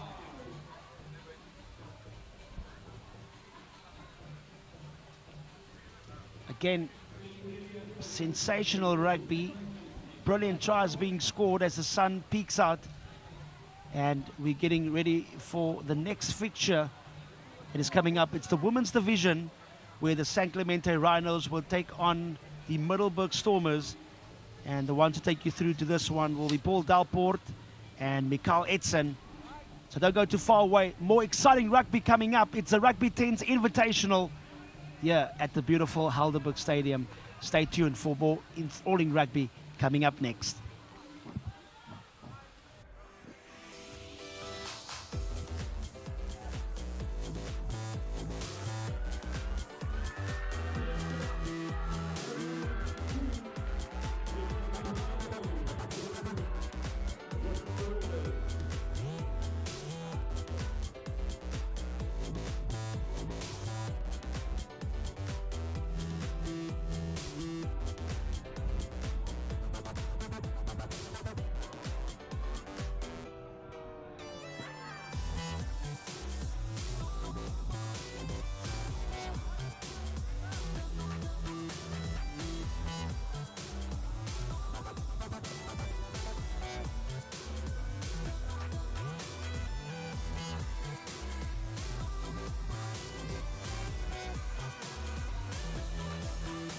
Thank you so much, Charles. What an absolute pleasure working with you. Seeing you ply your trade and doing it at such a high level. Welcoming back, Mikael. Good to have you back here for this next exciting encounter. The Rhinos go up against the Middelburg Stormers. Both teams been mightily impressive today as we see the Stormers kick off. It's gone deep. The Rhinos, we know, an abrasive team, physical. Good carry there by Hendricks to start things off. And they're looking to move it to the edge, sending it to the left. They've decided to attack one out. They have options now. Blind side, they look to go to the blind side. They've used it well throughout the first game. That happened early this morning again. Intent on attacking that blind side, keeping the Middelburg Stormers team tight on defense, and now a bit of space in the middle of the field for this Rhinos outfit. Good defense, staying connected here from this Middelburg team who showed us real glimpses. And again, off it goes. That's Raika Hendricks attacking on the outside, and the Rhinos keep rolling forward. That's going to be a yellow card to this Middelburg team. The Rhinos have done very, very well to hold on to that ball through the phases, grinding this Middelburg team down, and now an opportunity for them to possibly go to a set phase. They're looking to go to the scrum. Michael, welcome. Great opening passage of play there from this Rhinos outfit. Good to be here, Paul. Thanks for having me. The Rhinos looking good here at the moment today. Raisa having a busy first few minutes here at the moment. Hopefully they'll get the win here in this one, but don't throw away the Stormers from Middlesbrough. What a first day they had. They've been solid on attack and on defense. They got some quick players here. Also their first receiver, what a general C has been. Quality for their team. Massive impact for our team. Absolutely. As we see the Rhinos going up through the middle. Fantastic offload. That was Kola Masakala able to get that ball away. I don't think that was a knock-on. Not sure what's happening there, as we can see. Logan dotted the ball just down there. Wellman, such a talent, such a prospect. Always where the action is. Reminds us a bit of Georgia Miller, we were saying. Yes, definitely the power and the enforcer. That's he was. Great, I think, fight and work back by this Middelburg Stormers team, who have shown us so much guts and guile through this weekend so far. Now they have an opportunity to get ball in hand. They haven't seen any of the ball in the first 3 minutes of this game. They're awarded a penalty. They're looking to play quickly. It's what they've done throughout this tournament. Spotting that there's no sweeper in at the back, and away goes the kick. Good chase coming. The Rhinos, however, have worked back really hard. They really have put in a good shift, and there was such an opportunity there, and that's Raika Hendricks. Very seldom makes a mistake, but she's gotten through a mountain of work in the first 3.5 minutes of this game, unable to hold on to that ball. But interesting choice there from the Stormers, kicking in behind. Not a bad option early in this game. I think they got some quick outside backs. Definitely a great option there to kick the ball downfield for your backs, chase the ball, get there, make the tackle there, and just play in the half of the Rhinos actually. Very true. The Stormers will now look to put this Rhinos team under a bit of pressure. Their first real attacking opportunity in the Rhinos half, and they go direct, they carry hard. Get good recycle of the ball. There's space out here to the left if they can get it away, and they do. That's fantastic play there, getting that inside ball away. You look at the Stormers team, just understanding their basic principles on attack so well, working in their threes. There's always someone to offload to. Again, we see they need quick ruck ball now and again. They shift the contact point, and forward they go in behind this Rhinos defense.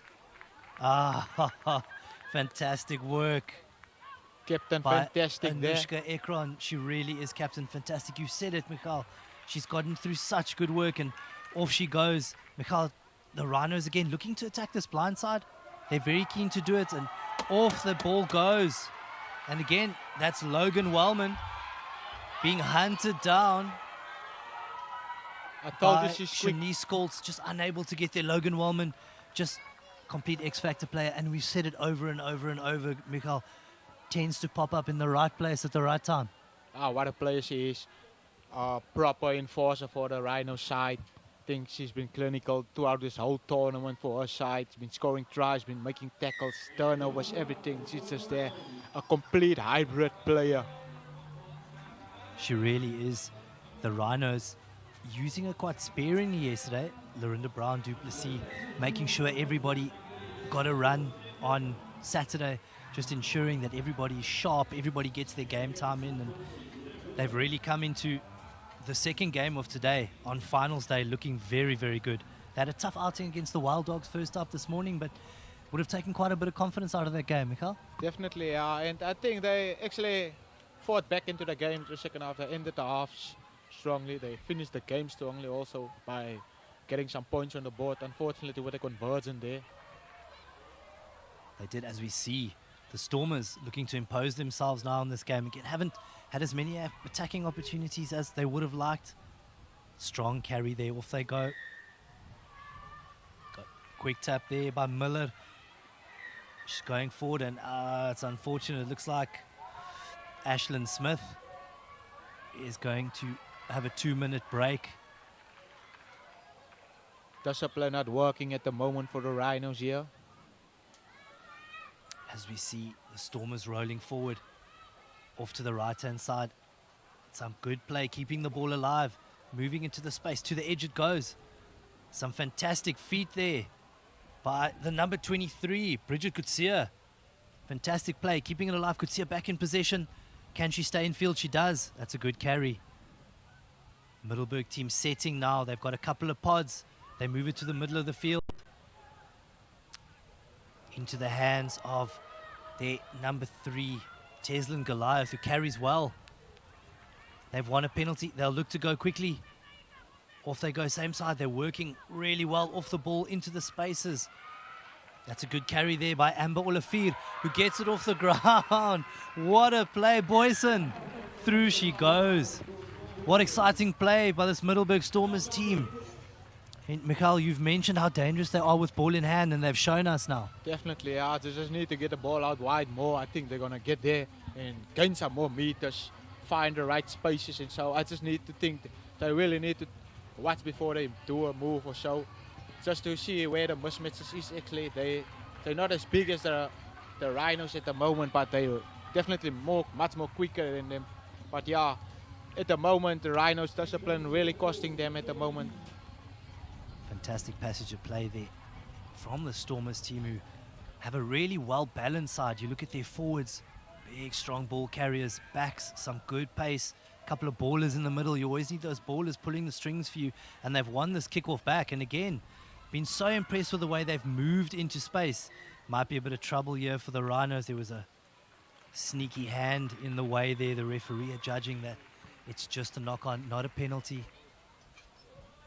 As I see in the background here, they'll be very embarrassed, Michael. 2 absolute superstars of South African women's rugby, Eloise Webb and Martha and Simmers, played in the final against the Bulls on Saturday up in Pretoria, and great to see them out here supporting these talented young women. As we go back to the action, the Stormers putting the ball in, dominating the scrum. We've spoken about the scrums, Michael, being a very interesting contest throughout this weekend in the women's and the men's games. Definitely, yeah, it's really compatible here. Both sides are well conditioned actually. But the Rhinos, I just think they need to get their body shape a bit better, get in there, get the effort in, and get that first push in there actually. I agree with you there, Michael. Obviously, Rhinos giving away a bit of size to this Middleburg side, who are very technically proficient in the scrum, and again they win a free kick there. As you said, the Rhinos just a little bit excited, looking to get the first hit there, and that's a fantastic carry there from Miller again. What an excited player she was in day one. The general from Middlesbrough Stormers. Again, the Stormers looking to go forward in the hands of Boyson again, who scored a try a couple of minutes ago. Off they go again. I really like the way they move into space, and that's fantastic play. Off they go to the edge, and that is Shanice Scholz. Penalty try awarded by the referee there. Unfortunately, a yellow card coming here for Logan Velman. And that, unfortunately, as you said, the Rhinos, their discipline letting them down. That is now the second yellow card they've given away in this first half, and certainly not the way the Rhinos would have wanted to end this first half. Definitely, Paul. I think coach is going to have a few words there for his goals. As we go into half-time of this hotly contested game in between the Rhinos and Middleburg Stormers.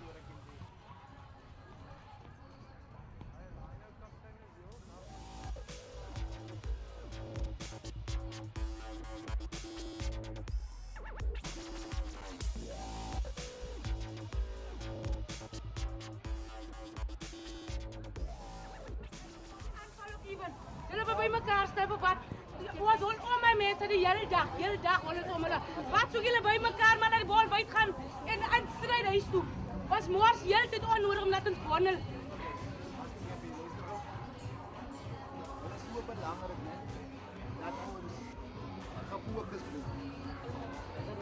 Reggie bol, man, hulle kom nie by die punt uit. Dis hoekom ek gekol het hierson, hè. Toe sê ek die reker, die ene wat hier weer gaan kry. En dan kan Mariana of iemand weer dan rou, dan gaan julle nog ja om, hè. Ek gaan hom so hou. Ek hou dit so. Intensiteit is baie hoog, né? Ek hou dit so. JTC, die mense voel hoe maar hulle meer voel. Was mami. Net toe ek vir jou aanvat, né? Toe begin jy wakker te raak. Toe begin jy bol te draai en bol te draai. En jy sê gee moeite as jy bol draai. Dis geen groot moeite as jy bol draai. So doen dit nog alleen. Trek aan op 1, 2, 3 van hulle. Trek hulle in en dan pop jy. En luister, moenie ons bol in die kontak verloor. As jy uitvind, jy gaan kyk die momentum of die hoe noem mense die ding man. Balance gaan grond toe. Nee, dat die bal kan geplaatst raak. Maar as jy nie balance het, dan gaan jy bol die grond te hard, dan gaan die bal nog. Nee, asseblief. Ouens, dis ons ding.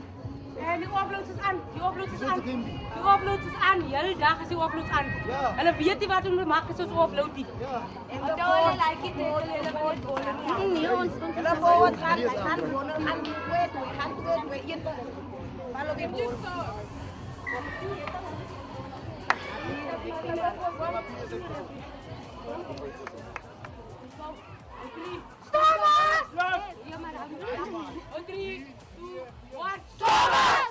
Second half's about to start here. Rhinos trading by 7 points against the Middelburg Stormers here at the moment. Interesting to see that halftime chat there from the Middelburg Stormers. They look very composed, very in control of things. And fantastic job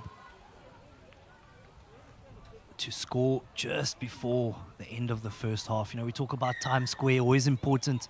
The last minute or two before the end of the first half, and now at the beginning of the second half, as you see Ekron getting the game underway. Interesting option here from Middelburg.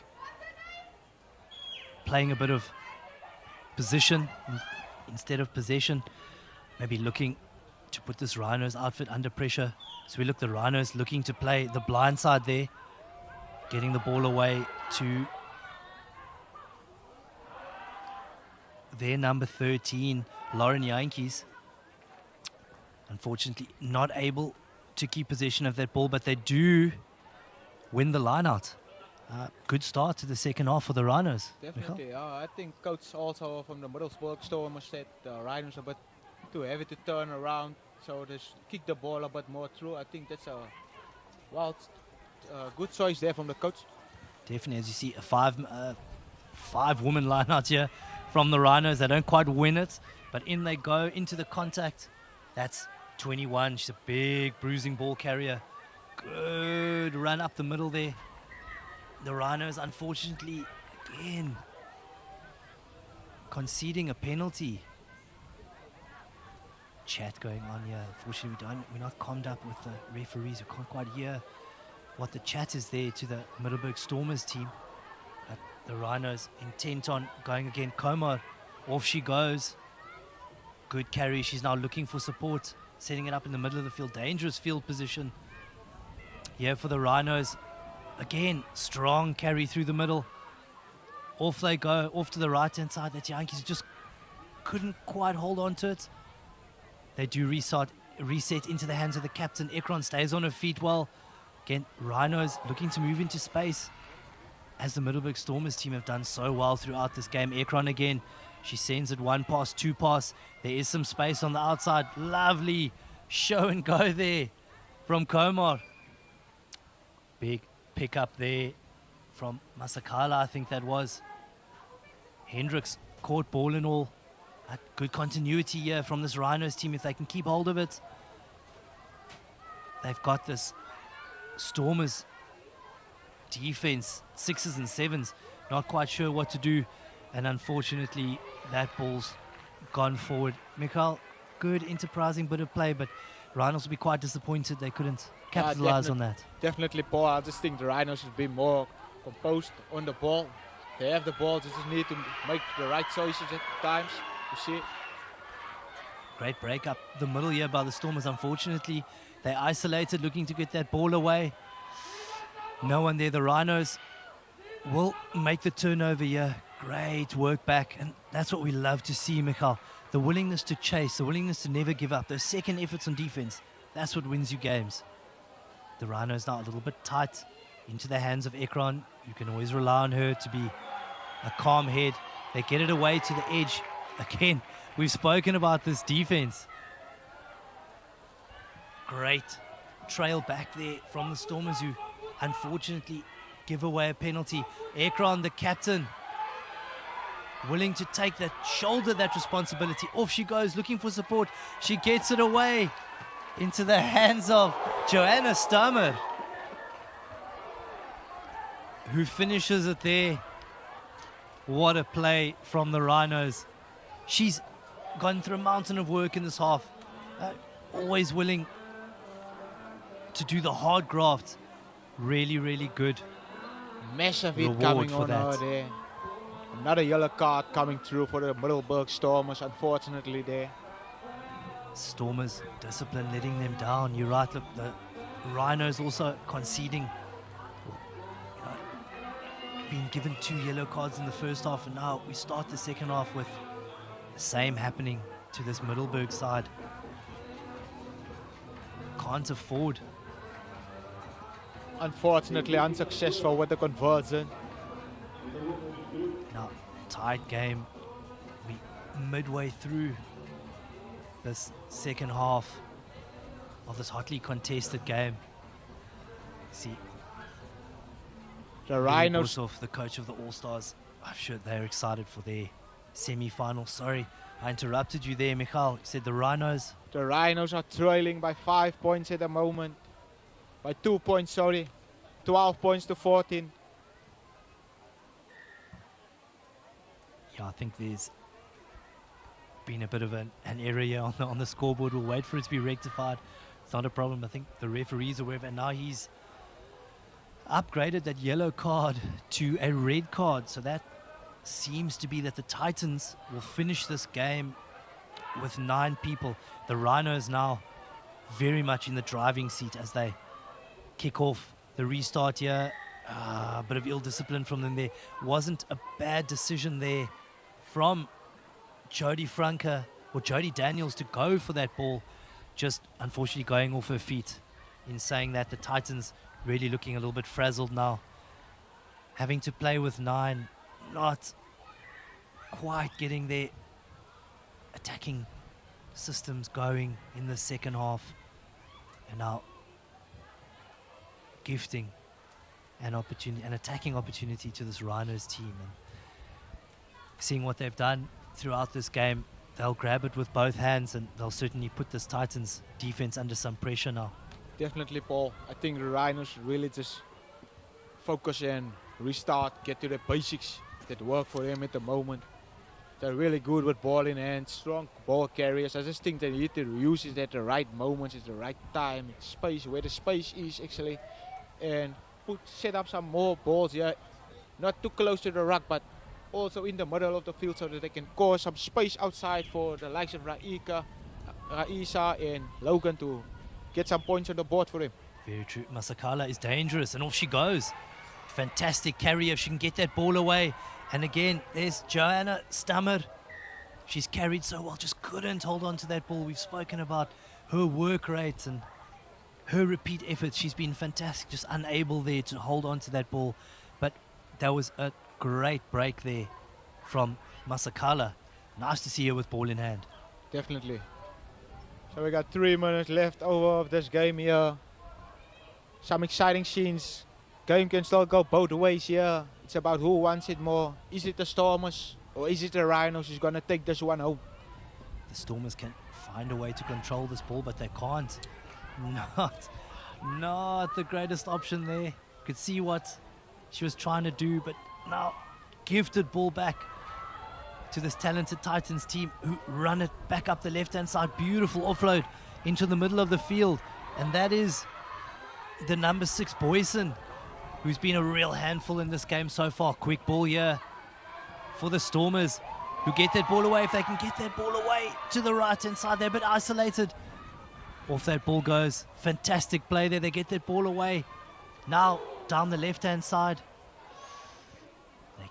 They keep hold of the ball.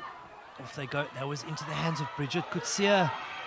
And off she goes. Off she goes. Bridget Coetzee. What an important try with 2 minutes left in the second half. Bridget has been sensational since the start of this day. She's been clinical for her team. Small figure, massive impact for the Middelburg Stormers. Love that. Small figure, massive impact. Cheslin Colby-esque. I think of someone like Felicia Jacobs, who's been brilliant. And now, this Middelburg Stormers team in control. Great thinking on the part of Bridget Coetzee to score under the poles, and easy conversion there for Shanice Scholz, who puts them 9 points ahead. So now the Rhinos, a minute and 15 seconds left, needing to score twice to come away with the win here. Rhinos really making things hard here for themselves. I think about their discipline has cost them too much today, but crucial decisions coming, some handling errors that not going there, passes not sticking at the moment. I just think they need to get down, reset, restart, and try and build something again. They do. Captain Fantastic here with ball in hand. They're going to need to get a move on. Got 45 seconds and they need to score twice. Ekron with ball in hand. I would have liked to have seen her carry the ball to the line. Not the worst option, but as we can see, the Middelburg Stormers had that sweeper back in 23, Bridget Coetzee, who, as you've touched on a few times, Michael, has such good game sense, reads the game so well. Really marshalling that defensive line so well from that sweeper position at the back. As you can see, some familiar faces here in the crowds. The likes of Sonic Ash, Doniel Plucky, Paki Snyders. Some exciting faces here, Gamo, Josephs. Nice to see these talented young, not those names you mentioned, superstars of South African women's rugby, not playing today, but here supporting their teammates, supporting their friends. Very, very special. So we see the Rhinos would want to finish strong, yeah. Finish strong, and that's a good carry up the middle. Again, looking to play the same side. Ekron, again, marshalling her troops. Off it goes into the hands there of Chandra Franke. Off she goes. High tackle adjudged there from the referee. The Rhinos will have one more opportunity to get some points on the board there. And that's who we spoke about, Hendricks. Off she goes. She goes forward, but isolated. Good read there from the Titans. They'll look to hold her up. Fortunately, they couldn't. Titans' defense has been very, very good in the second half. And again, what a fantastic tackle. Up they go.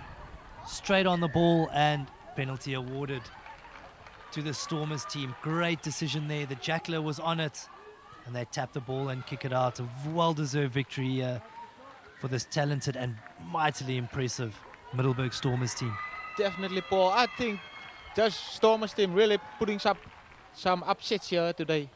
They're really running teams around. They got some razzle-dazzle players. The likes of Muller, the small Colby in the team. Definitely some razzle-dazzle here. I think they're one of the favorite contenders here in the Invitational 10 series. I agree with you wholeheartedly. And again, as we see, Middelburg Stormers taking that game 21 points to 12 over the St. Clemente Rhinos.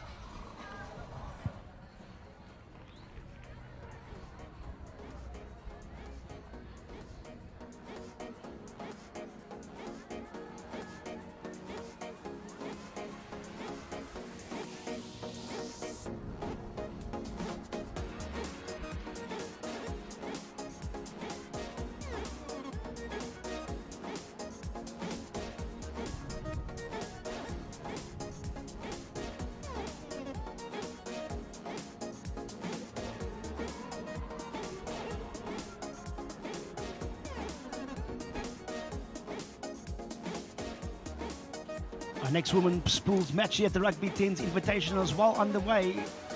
It is the Cape Town Wild Dogs up against the Titans rugby team here at the beautiful Helderberg Rugby Stadium. We've had some overcast conditions, but the sun is peeking out beautifully now. And great conditions for some running rugby, and seeing all of these top talent having the platform to showcase not just who they are, but what they possess. My name is Charles van Vollenhoven, and in the commentary box with me is Mikael Itzen. Mikael, this is going to be a sensational encounter, this match. Definitely, Carl. Some exciting names here in the Wild Dogs team, especially the newcomers, raised by also. Lovely. As the Cape Town Wild Dogs now under pressure with the Titans rugby forward pack, trying to see how they can just neutralize the attack of the Wild Dogs.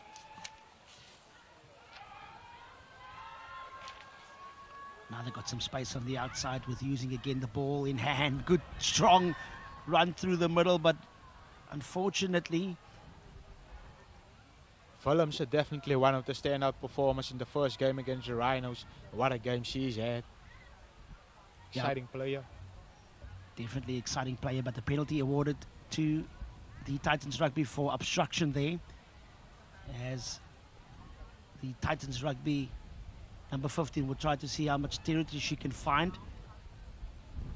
Probably not the ideal meters, but at least the ball was out and the attacking platform here, especially on the line out inside the half of the Wild Dogs. Definitely, we can see now if they can capitalize from this opportunity they have here now.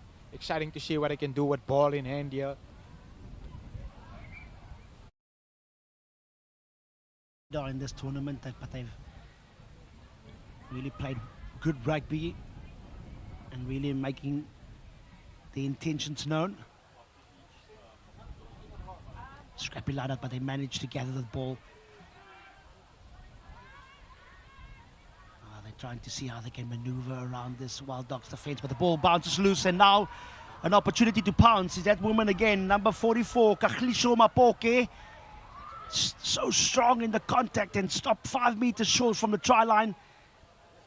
Possession still in the firm of the Wild Dogs as the counter shove from the Titans rugby team, trying to see how they can apply the pressure. But the Wild Dogs still trying to see how they can find the gaps around the fringes, but now putting ball to hand. And again, a disappointing pass as Faith Gosling, one of the stars of this Wild Dogs team, just loses the ball in contact, but the Titans tries to keep it alive.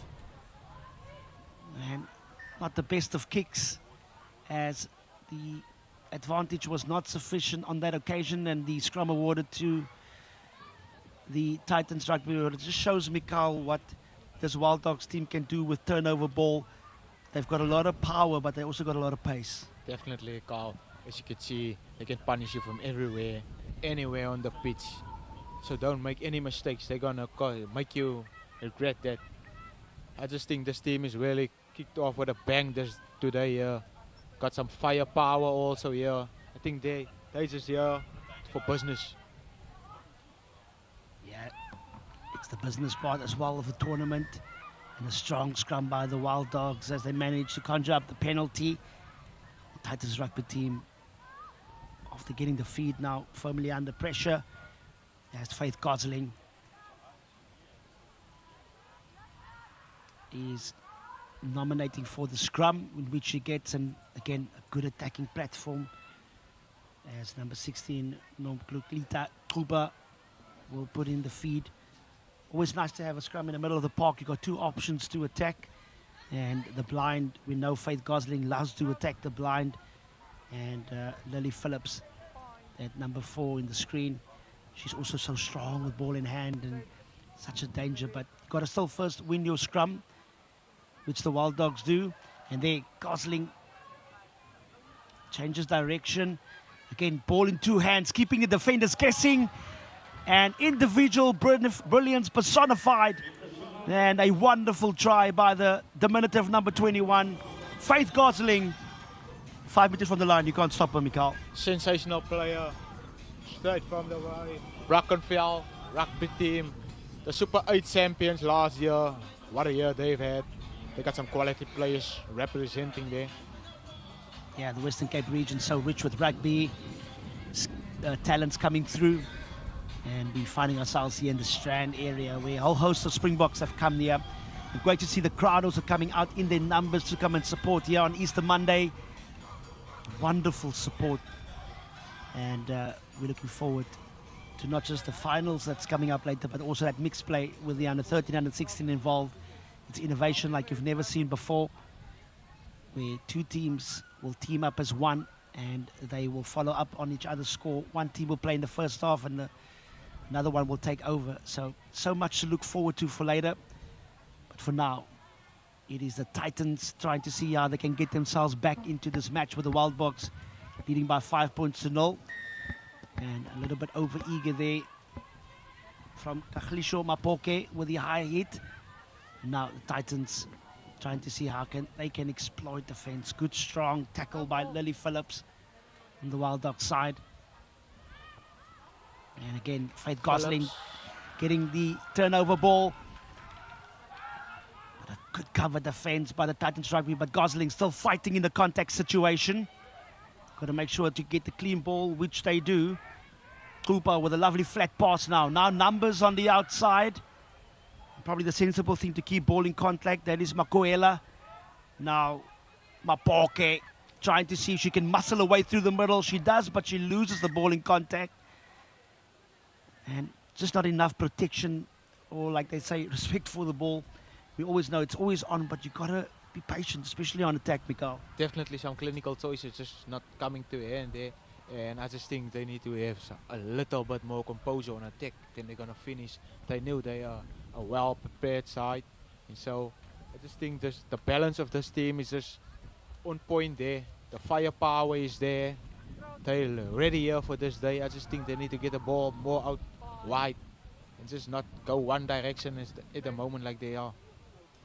Yeah, we're just less than 4 minutes in this first half. Cape Town Wild Dogs still leading by 5 points to 0 over the Titans Rugby team as they get the short arm penalty. Lovely little flat pass once again. Just enjoy how these women are utilizing the players on the outside. Unfortunately, the ball got knocked on as this Wild Dogs team try to see how they can penetrate again through the middle.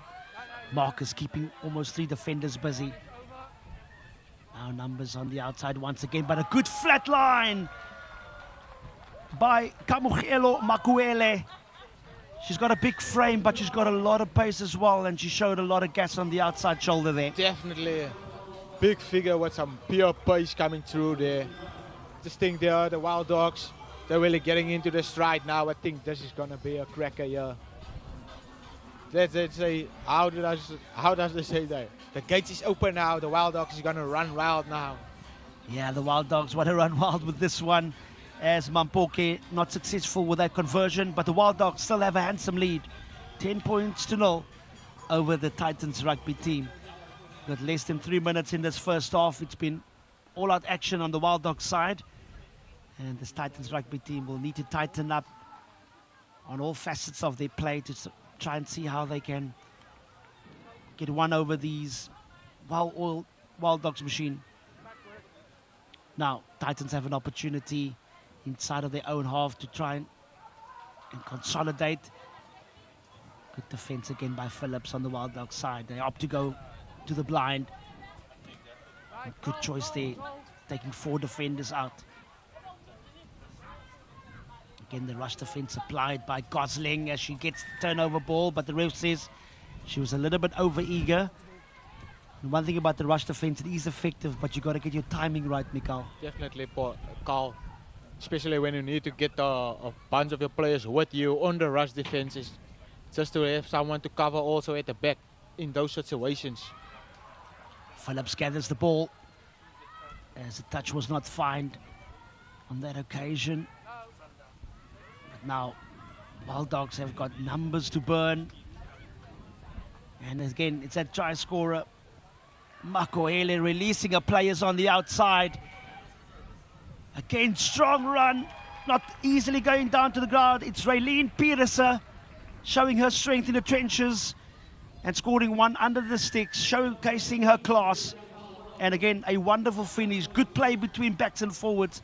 again, the character and the talent of the squad is unmatched. Definitely, Faith Gosling coming through there with a brilliant vision, getting the ball out quick as possible to the outside backs with a pure pace to burn it off in the corner there. Yeah, Peterson, no slouch with the ball in hand, and wasn't just a matter of a clear-cut chance. You still had to work through the contact, which you did excellently, and also lovely awareness of shifting the ball to the other hand, try and free up the one that gets the fend off. And Wild Dogs now 17 points the better as the halftime buzzer goes off. Tigers will try to see if they can get some sort of reward as this half concludes. Now, an opportunity in the trenches for the number 21. She also a tall frame, but a wonderful running style. And she scores the try. It's Nadia Motomela scoring a beautiful try. Mikal showcasing her talents, and what a wonderful finish there. She's been a key figure here in the Titan side here since this morning. Solid on the D, crucial on attack for her team. What an impact she has had on this team here, the Titans. Yeah, wonderful score by Nadia Motomela. She had so much to do, but she just again showed a great cadence of way of running, and a beautiful score to conclude this first half. It is the Wild Dogs leading by 17 points to 5 over the Titans Rugby. It's been a thrilling first half, and there's more to come in the second. Let's go down pitch side to see what the halftime chat is between the Cape Town Wild Dogs. We'll see you soon after these. So keep a defensive line and go up and smarter than it's only you do. And then just play the ball wide. 1, 2 up, wide. Done and done. Oh, good, Cappy. I just need us to move up in defense. If we had moved up, that try wouldn't have happened. But it's something that we'll fix now. Because we're standing still. We've got to move the line up. We're standing still like that. And the 9 and 10 need to communicate who's going to be sweeper. Because we're all standing in one line. If they put the kick through, who's going to cover the back? That's what I said. The loose player on that side is going to shift right around. Yeah. Got to shift right around. And vice versa, shift right around. So if we do get the ball, you just fall into shape again. That's all you need to do. Because they are kicking team. They go in a kick, and they will the win now anyway. So just be aware of that. Let's go. Let's go. 1, 2, 3. Wild Dogs on 3. 1, 2, 3. Wild Dogs!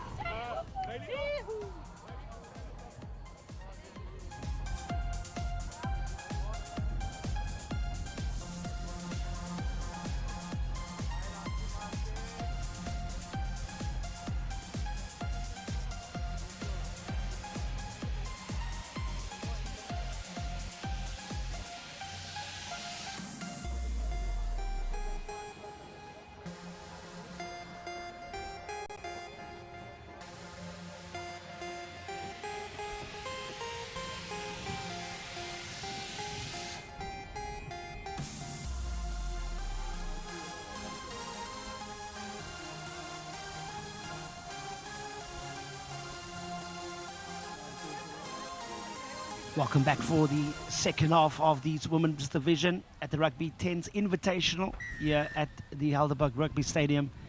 It's the Wild Dogs playing on the left of your screen, leading by 70 points to 5 over the Titans Rugby team. They just showed in that first half how they can really beat you on the outside if you give them the space. And they will look to have more of that in the second half. Nice little break through the middle now. An opportunity as Faith Gosling comes with a covered defense, and the final offload not coming off. And just a little bit high over the shoulder there for the number 20 as the Wild Dogs take the quick tap, trying to see how they can court this defense of the Titans Rugby napping now. Chance on the outside as Nobushle Chabalala shifts the gears. Oh, what a tackle. Good cover defense by the Titans Rugby team. They're going to have to make sure they have to look after the ball. The counter shove was good, but you still need to remain on your feet. And again, speeding up play so effectively. And another strong run from Michelle September, giving it to Lily Phillips. Now 5 meters away from the try line. And there's a try scorer once again. Makuele releasing players. to run off her shoulder. She's so sharp, especially when it comes to the fringes, as the penalty is still awarded to the Wild Dogs. And you spoke about it in the first half, Mikhail. They're not lacking any energy on attack. They just need to show a little bit more composure. Definitely calm. As you see, it's the way as the game is going now. But slow start to the second half, yeah, but they're really getting there, building up to the try line, yeah, getting there closer and closer. Yellow card coming there also. Yeah, Titans Rugby team not showing enough discipline, especially when you're so close to your try line. Now another chance for this Wild Dogs team. Titans looking to run the ball, the Wild Dogs looking to run the ball, yeah. Lovely little show and go from the number 11. It's Kamuhelo Makuele scoring a beautiful try again. That's the second try of the match. And again, I've been so impressed with her having the ball in two hands. And when you do that, Mikhail, you keep the defense guessing. And that's what opens gaps. And she did it and she scored a beautiful try. She's looking like someone who... Really good to see the sun shining now. It's been wet underfoot in our early start this morning. And Mampoke wanting to restart proceedings, but these are some changes the Cape Town Wild Dogs team needs to make. Willems are coming onto the pitch here. Yeah, Alicia Willems also taking the restart from the word go. Also one of the senior players in this Wild Dogs team. Big collision in the middle. And there's a try scorer, Nadia Motlomelo, trying to see if she can gain some sort of ascendancy for her team to come to the clean out. And high tackle from the try scorer as Alicia Willems are trying to see how she will use her charges. Normally the one who pulls the strings on attack. Definitely. And such a dangerous player with ball in hand as they opt to go to the scrum. Interesting decision, Mikhail. Maybe it's a case of just, again, preserving your energy, because sometimes players can play their finals before the final itself. Definitely. I say sometimes the semi that is more like the final, and the easier one is the final sometimes. But yeah, at the 10th Invitational, this is some unpredictable scenes here, as you saw yesterday and today.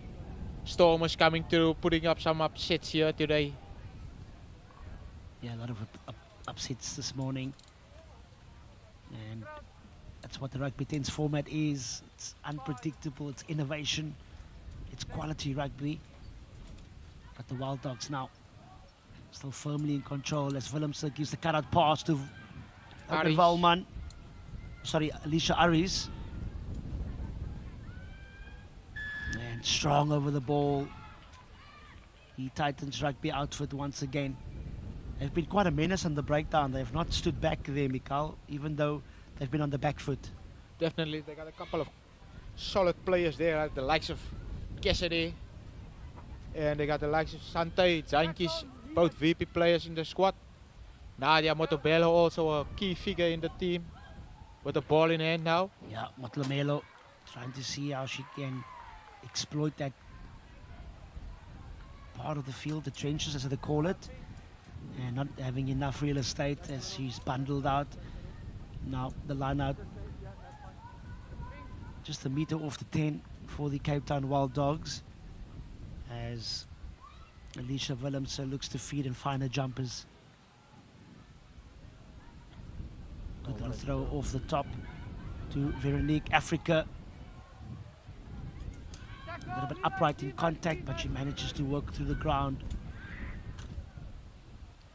Okay. Hey, good little goose step there, but just slipping on that occasion. But again, Wild Dogs still getting momentum and firmly over the advantage line. Just unlucky there at the breakdown as Krachlisho Mampoke just knocked the ball on. And with just less than 4 minutes to go, 2 quick tries here from the Titans Rugby team here, Mikhail, and it's a different ball game. back in it, definitely. They got some quick ball carriers outside and ball runners outside, though. They just need to get a ball outside quick, though. I just think they're playing too much one-way traffic, inside traffic here. And Wild Dogs' defense has been brilliant so far. They're just running the strings here. Especially Fight, she's been running the strings here today. Willems are coming on here, making a massive impact here also. Yeah, it's not just about you starting lineup that brings the energy. Your bench equally has an important impact that they need to make in terms of just upping the ante, increasing the energy, not just on attack but also defense. That's what you want from your bench. They need to make impact when they come up. Definitely, they need to come see where's the side of changes that has to be made. They need to make some better decision makings on the pitch, as if on. Yeah, ball being shifted in the contact, but very scrappy as Alicia Aris gathers the ball. Flat pass by Willems, a really good pass there. And now numbers again to Burn on the outside. Probably the player that you don't want at the end, but she still continues. Lovely little loop around, and what about the catch in the corner? It's the number 44, Kagiso Mampoke, scoring once again in the corner. She has been really excellent from the first half right through, and such a well-deserved for that try, Mikael. Carl, talk about that assist there coming through from out. She just made another assist there. How good is she for a prop? With brilliant hands there, the offload that she got away also there, what sensational. Willems are looking to convert this one.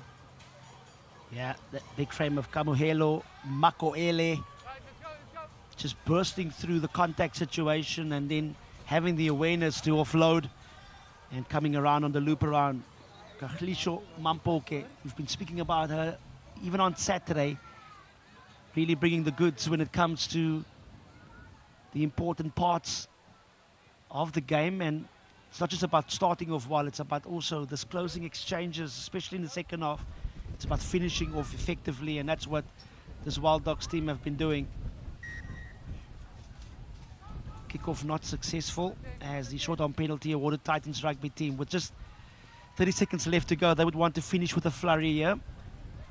Good strong run through the middle again and losing the ball, but not being aware that you were in the offside line there, and the penalty Definitely awarded to the Wild Dogs team. And they will try to see how they can eat out the clock, just slow down proceedings, and probably call it a day and advance to what's going to be a really good run for them when it comes to the business part of this tournament. Buzzer going off. Fortunately, ball not finding hands, and Veronique Africa keeping two defenders busy. Another strong run through the middle.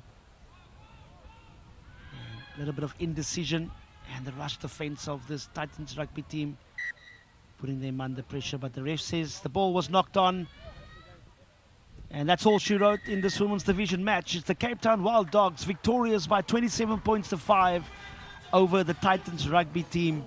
Fantastic finish for this Wild Dogs team. Yeah, what a performance there by the Wild Dogs. They've been running the strings here all day long.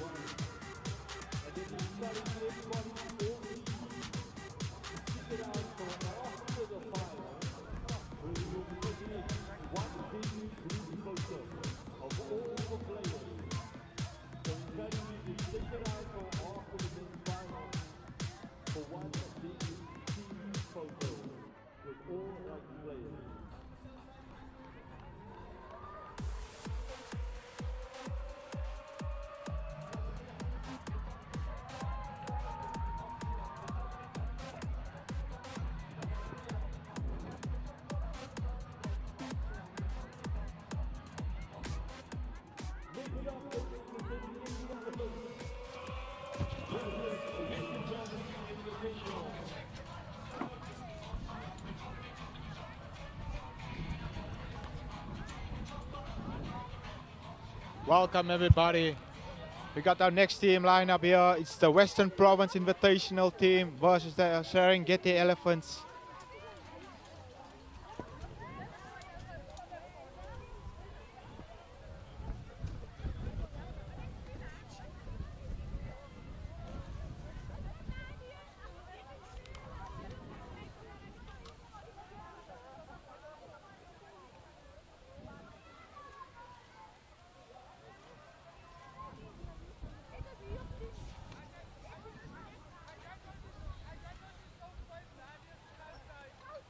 South Levy gets us started here. Kicks the ball deep. Elephant decide to run it. Great carrier.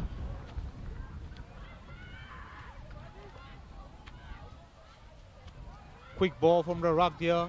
Elephants looking like they're ready here, coming in strong.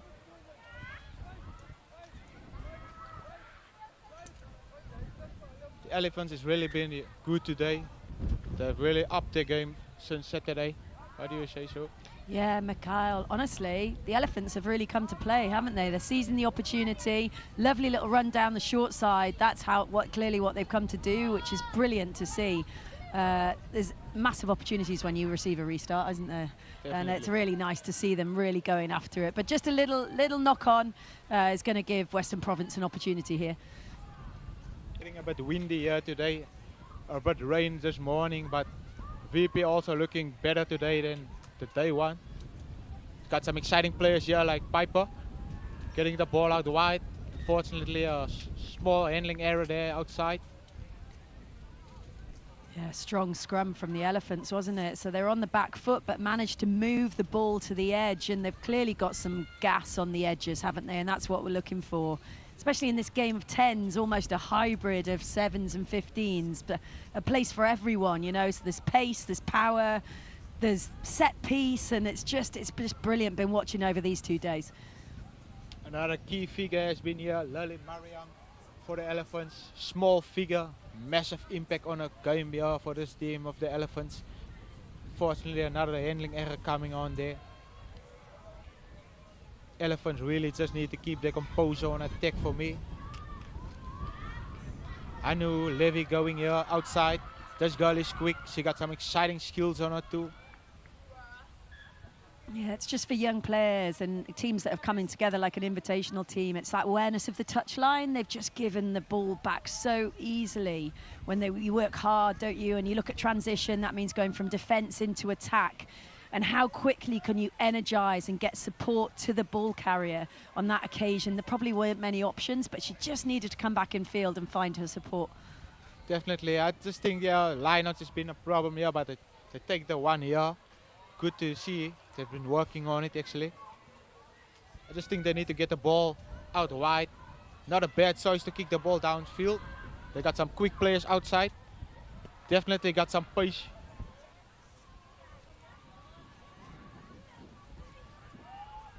Oh, what a pickup. Great pickup. What an offload. Looks like a try coming here in the corner by the number 13. What a tournament she's had here. Brilliant. Absolutely fantastic awareness. And when you hit that line out, it's a really nice hard carry. And the recognition, obviously from previous games, they're not playing with a sweeper. So there is always going to be space over the top. But it was really nicely probed by the halfback. In behind, but you've just touched on it. Really nice follow-up and a little toe back on the ball. But there's loads of skills gone on display there. Really pick up off the floor. And then, of course, that lady, she's been wonderful, hasn't she? All this tournament. And she's on the back and a wonderful score. Definitely unsuccessful there with the conversion. Unlucky, Kelsey Grootboom. Elephants about to start this. Oh, what a kickoff. I think the Elephants' line speed has been brilliant since this morning. They're really adapting to the space here and the conditions, how things are going here. They're really looking good today. Well, that was really nice. The restart was just on the 10, so, you know, there was an opportunity to get it back. But if not, we saw their defence really aligned and connected. And that has, just an indiscretion at the breakdown, but allowed them to put pressure on WP. Piper and Levy coming there, connecting here. These two always a threat here for the teams. Some experienced players here coming through for the Western Province Invitational side. Strong carry there by Anisha Harris. Levy gets the ball out, offload.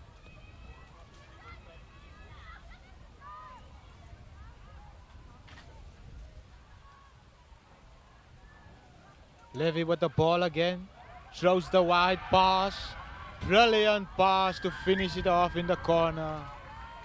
Sensational. And it's Mila Venikia with a try in the corner.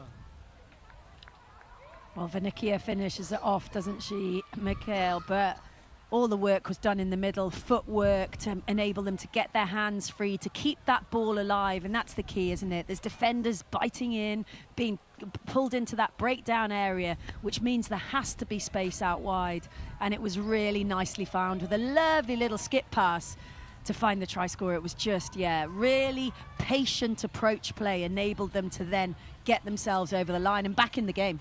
Definitely, Anu Levy pulling the strings here for the VP Invitational team, linking up with a partner, Piper in the crime series. Those two really a threat here for the Elephants, really looking out, see them more with ball in hand. Yeah, we've got a game on here, haven't we? 5-all. Definitely.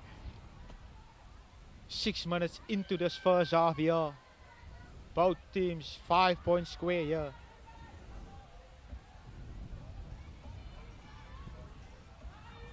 Oh, solid end off there. Strong ball carrier as he pulls away. Great tackle by Levy, but he pulls away to stretch over for the second try of a team. Elephants leading by 10 points to 5 here. That restart again, it's like a set piece. It's so important. So they kick the ball just over the 10, but their defensive line is not connected, and they seize an opportunity. The Elephants are looking to attack down that far side if there's an opportunity, and there was, and they took it. Same as when they kicked off at the start of the game. So Western Province need to tighten up that restart. They need to get their press connected, otherwise they're going to be conceding from those kind of opportunities. Great conversion there by Kelsey Gerutboom. Elephants leading the game here, 12 points to 5. Still early to say who's going to win this one.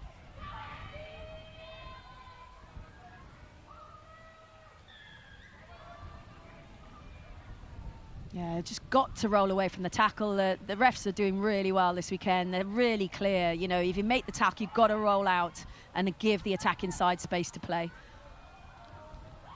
Quick ball coming here, unfortunately. Another penalty coming here. Yellow card on his way again. Elephants discipline really costing them at the moment here. Piper with the ball. This girl is quick. She got some crazy skills. Oh, here's something special coming here from the Western Province side. They just need to get a ball out.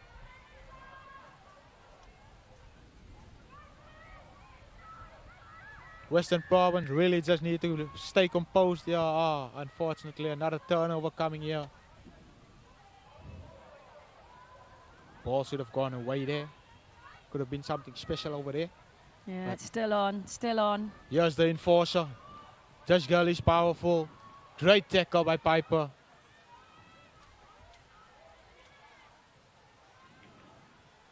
Western Province really looking good here in this game. They're really getting into the action here today. Looking better than Saturday.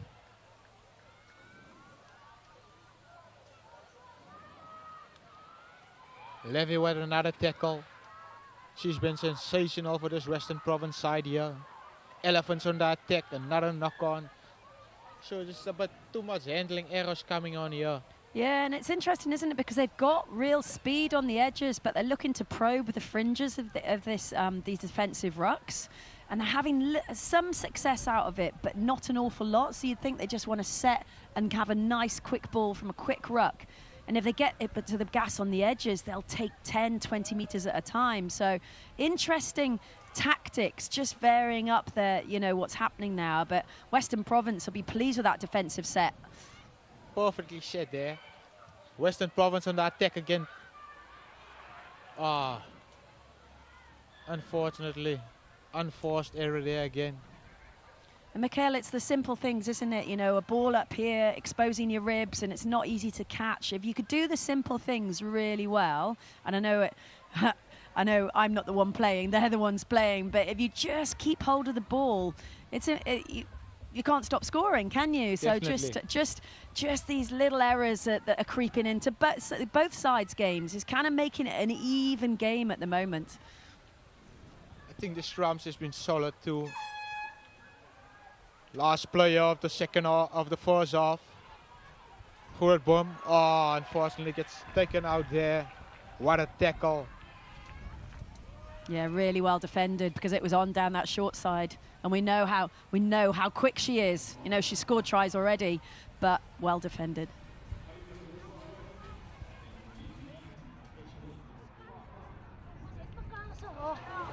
Was headed, boys. And guys, also do keep the structure. Guys, it's working. Okay, test it.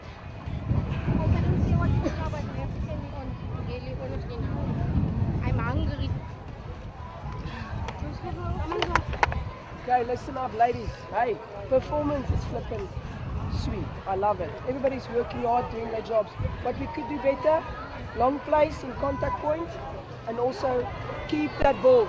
Okay, keep the ball. Ball possession is everything. Trixie, Joker over here. Remember, if we play the Joker, 12 must come closer. Okay, 12 and 10 must come closer because all three are attacking the long side. Okay, Trixie, Fulia. Okay, okay. So 1 minute, and I'm bringing on subs. Okay. So give me one more try, conversion, bringing subs. Okay. Backline, let's see Fulia as well. Okay, pop over.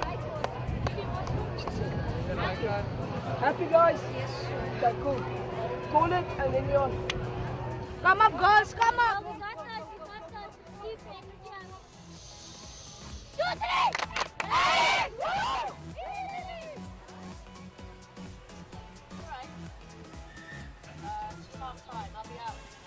Second half about to start here. Serengeti Elephants leading the VP Invitational by 12 points to 5 here. We got some sensational talents here with the likes of Anu, Levy and Piper also here. Elephants looking good here today. Really coming out with a bang since this morning. This will be an interesting one, Mikhail. Elephants have been kicking off really well. They've been putting it long, but with lots of height to give their support time to get there. And if they don't get the ball back, to get themselves into a good defensive setup. So this will be an interesting one to get us into the second half. Definitely exciting to see what the VP team can do, but more with ball in hand also.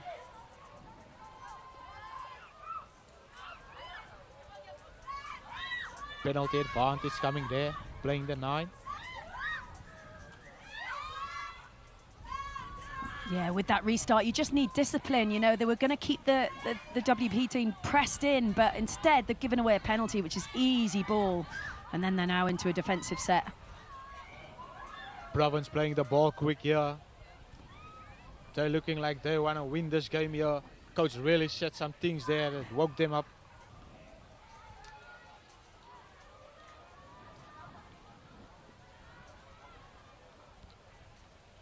Yeah, so that's interesting, isn't it? They've adjusted their tactics. They've gone direct route walk and drive. But if you pick and drive, you have to take your support player with you. And it was an easy poach and really well executed by the defence. And Terrell Wilson has been clinical in this game for the Elephants. He's been a key figure here, pulling the strings for them, running the ball outside. With the likes of Grootboom also helping her. They're really into it here today.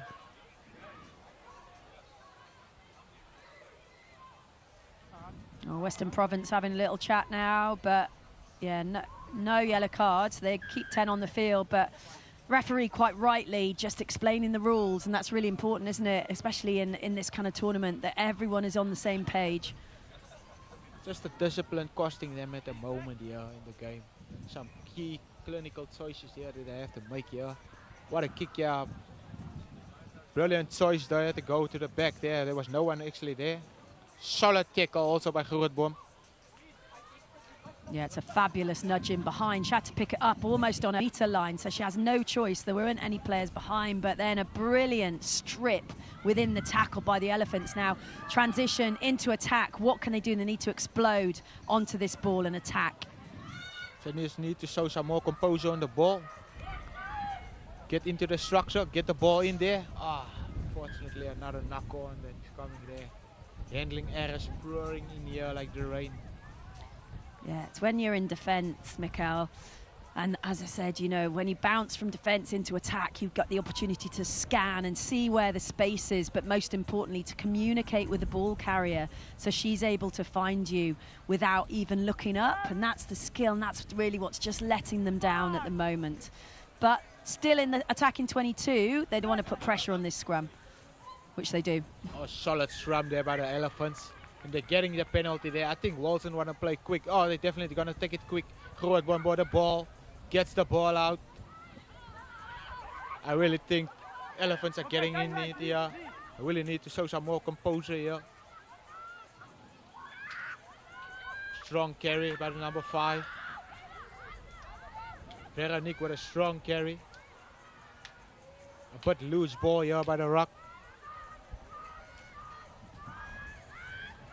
Get the ball out. Oh, good hands. Some spectacular hands coming here from the Elephants. Number 10 to finish it off for them. Sakina Isaacs with a try. Brilliant. Yeah, it was patient build-up again, wasn't it? They're just probing the line, they're moving forward, and that's the most important thing. Keep moving forward, keep hold of the ball, and you will suck the numbers in. And the awareness in the middle of the field to let the ball do the work, let the ball go, and that enables their super quick players on the outside to get hands on and get the score. So, yeah, that's moving them forward, isn't it? It's stretching that lead for the Elephants at the moment. But they've had the lion's share of possession. Western Province need to sense the urgency now. Still 6 minutes, plenty of time, but they need to get hold of this ball and build their momentum. Definitely another unsuccessful conversion there. Elephants leading by 15 points to 5. Another deep kick. Levy with the ball. Gets tackled right on the 10.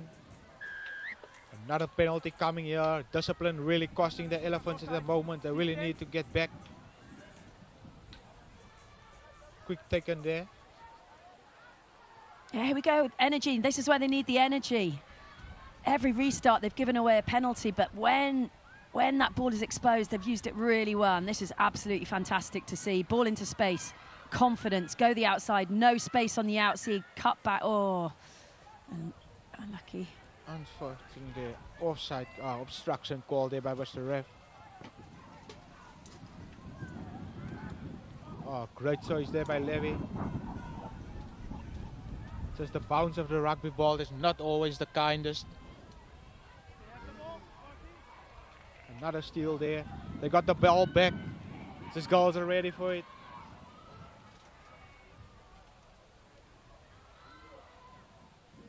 Western Province side not giving up here. They're not giving any chance here of giving up here. Getting the ball out wide. Levy with the ball.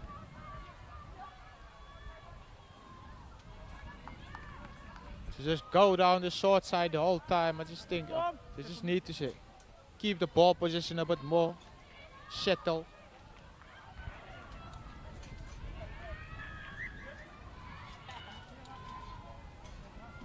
Oh, again, Mikhail, they've built that possession, they've moved up the field, but then it's just a little knock-on or a little error that's going to give Elephants another opportunity. And yet again, they are not going to hang around. They want to play ball. Oh. Unfortunately, a knock-on coming there by Walson.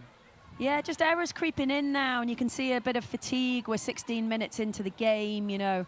Elephants very much in command at this stage, and you know if they're sensible, they'd be looking to take the clock down. Whereas Western Province need to up the energy, they need to up the pace in the game to give themselves a chance, because time is not on their side at the moment. But they have got possession, so they need to strike now. They need to get a score on the board right now to then get the energy up and get themselves back in it. Just like you say there, it's a crucial chance here. They need to take the chance. If they can get some points on the board, definitely game on here. And I think they got the players to finish it off here. So just a little dummy switch nicely, but not read by the Elephants. And that body position over the ball is unbelievable. What fantastic body height in that jackal. Elephants really coming through here with they're using their strengths at the moment. Another yellow card coming here. Discipline unfortunately not too good here in this game for both sides. I know Levy getting a yellow card here. Gonna cost their team here. Yeah, he's lost his patience, and that's good to see, isn't it? Because it stamps his authority on the game, and it says to the players, listen, we need to sort this out now. That the breakdown was becoming very messy. So that, that giving of a yellow card should sort the go down. But of course, there's an opportunity on the outside if the Elephants can use it. Definitely. Ah, the blind is open here. Oh, crucial tackle there. Well done.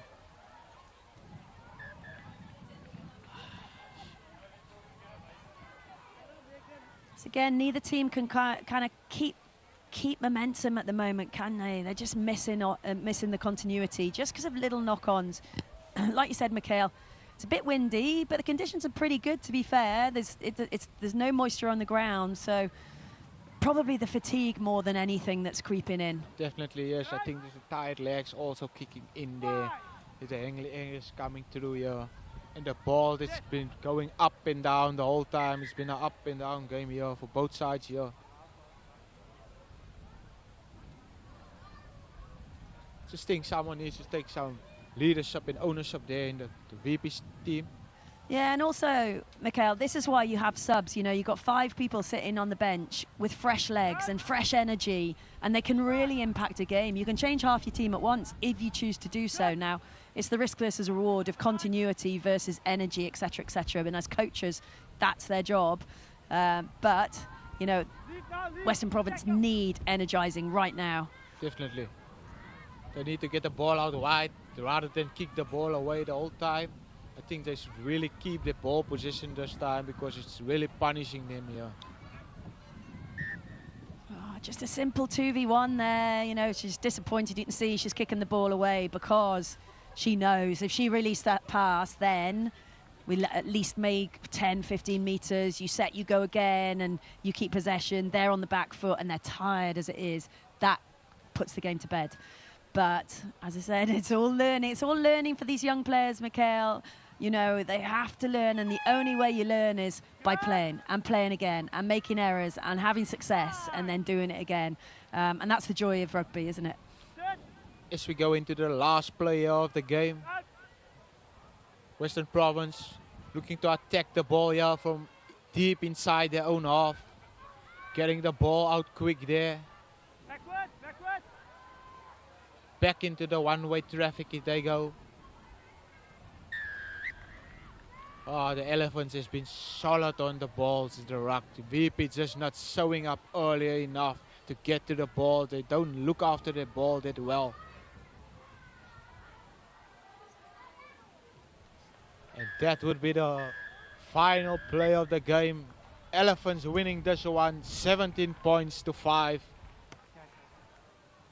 Brilliant game. Really, really fun game to watch. Loads of skills on display, loads of effort, but the Elephants, at the end of the day, probably quite rightly the deserved winners.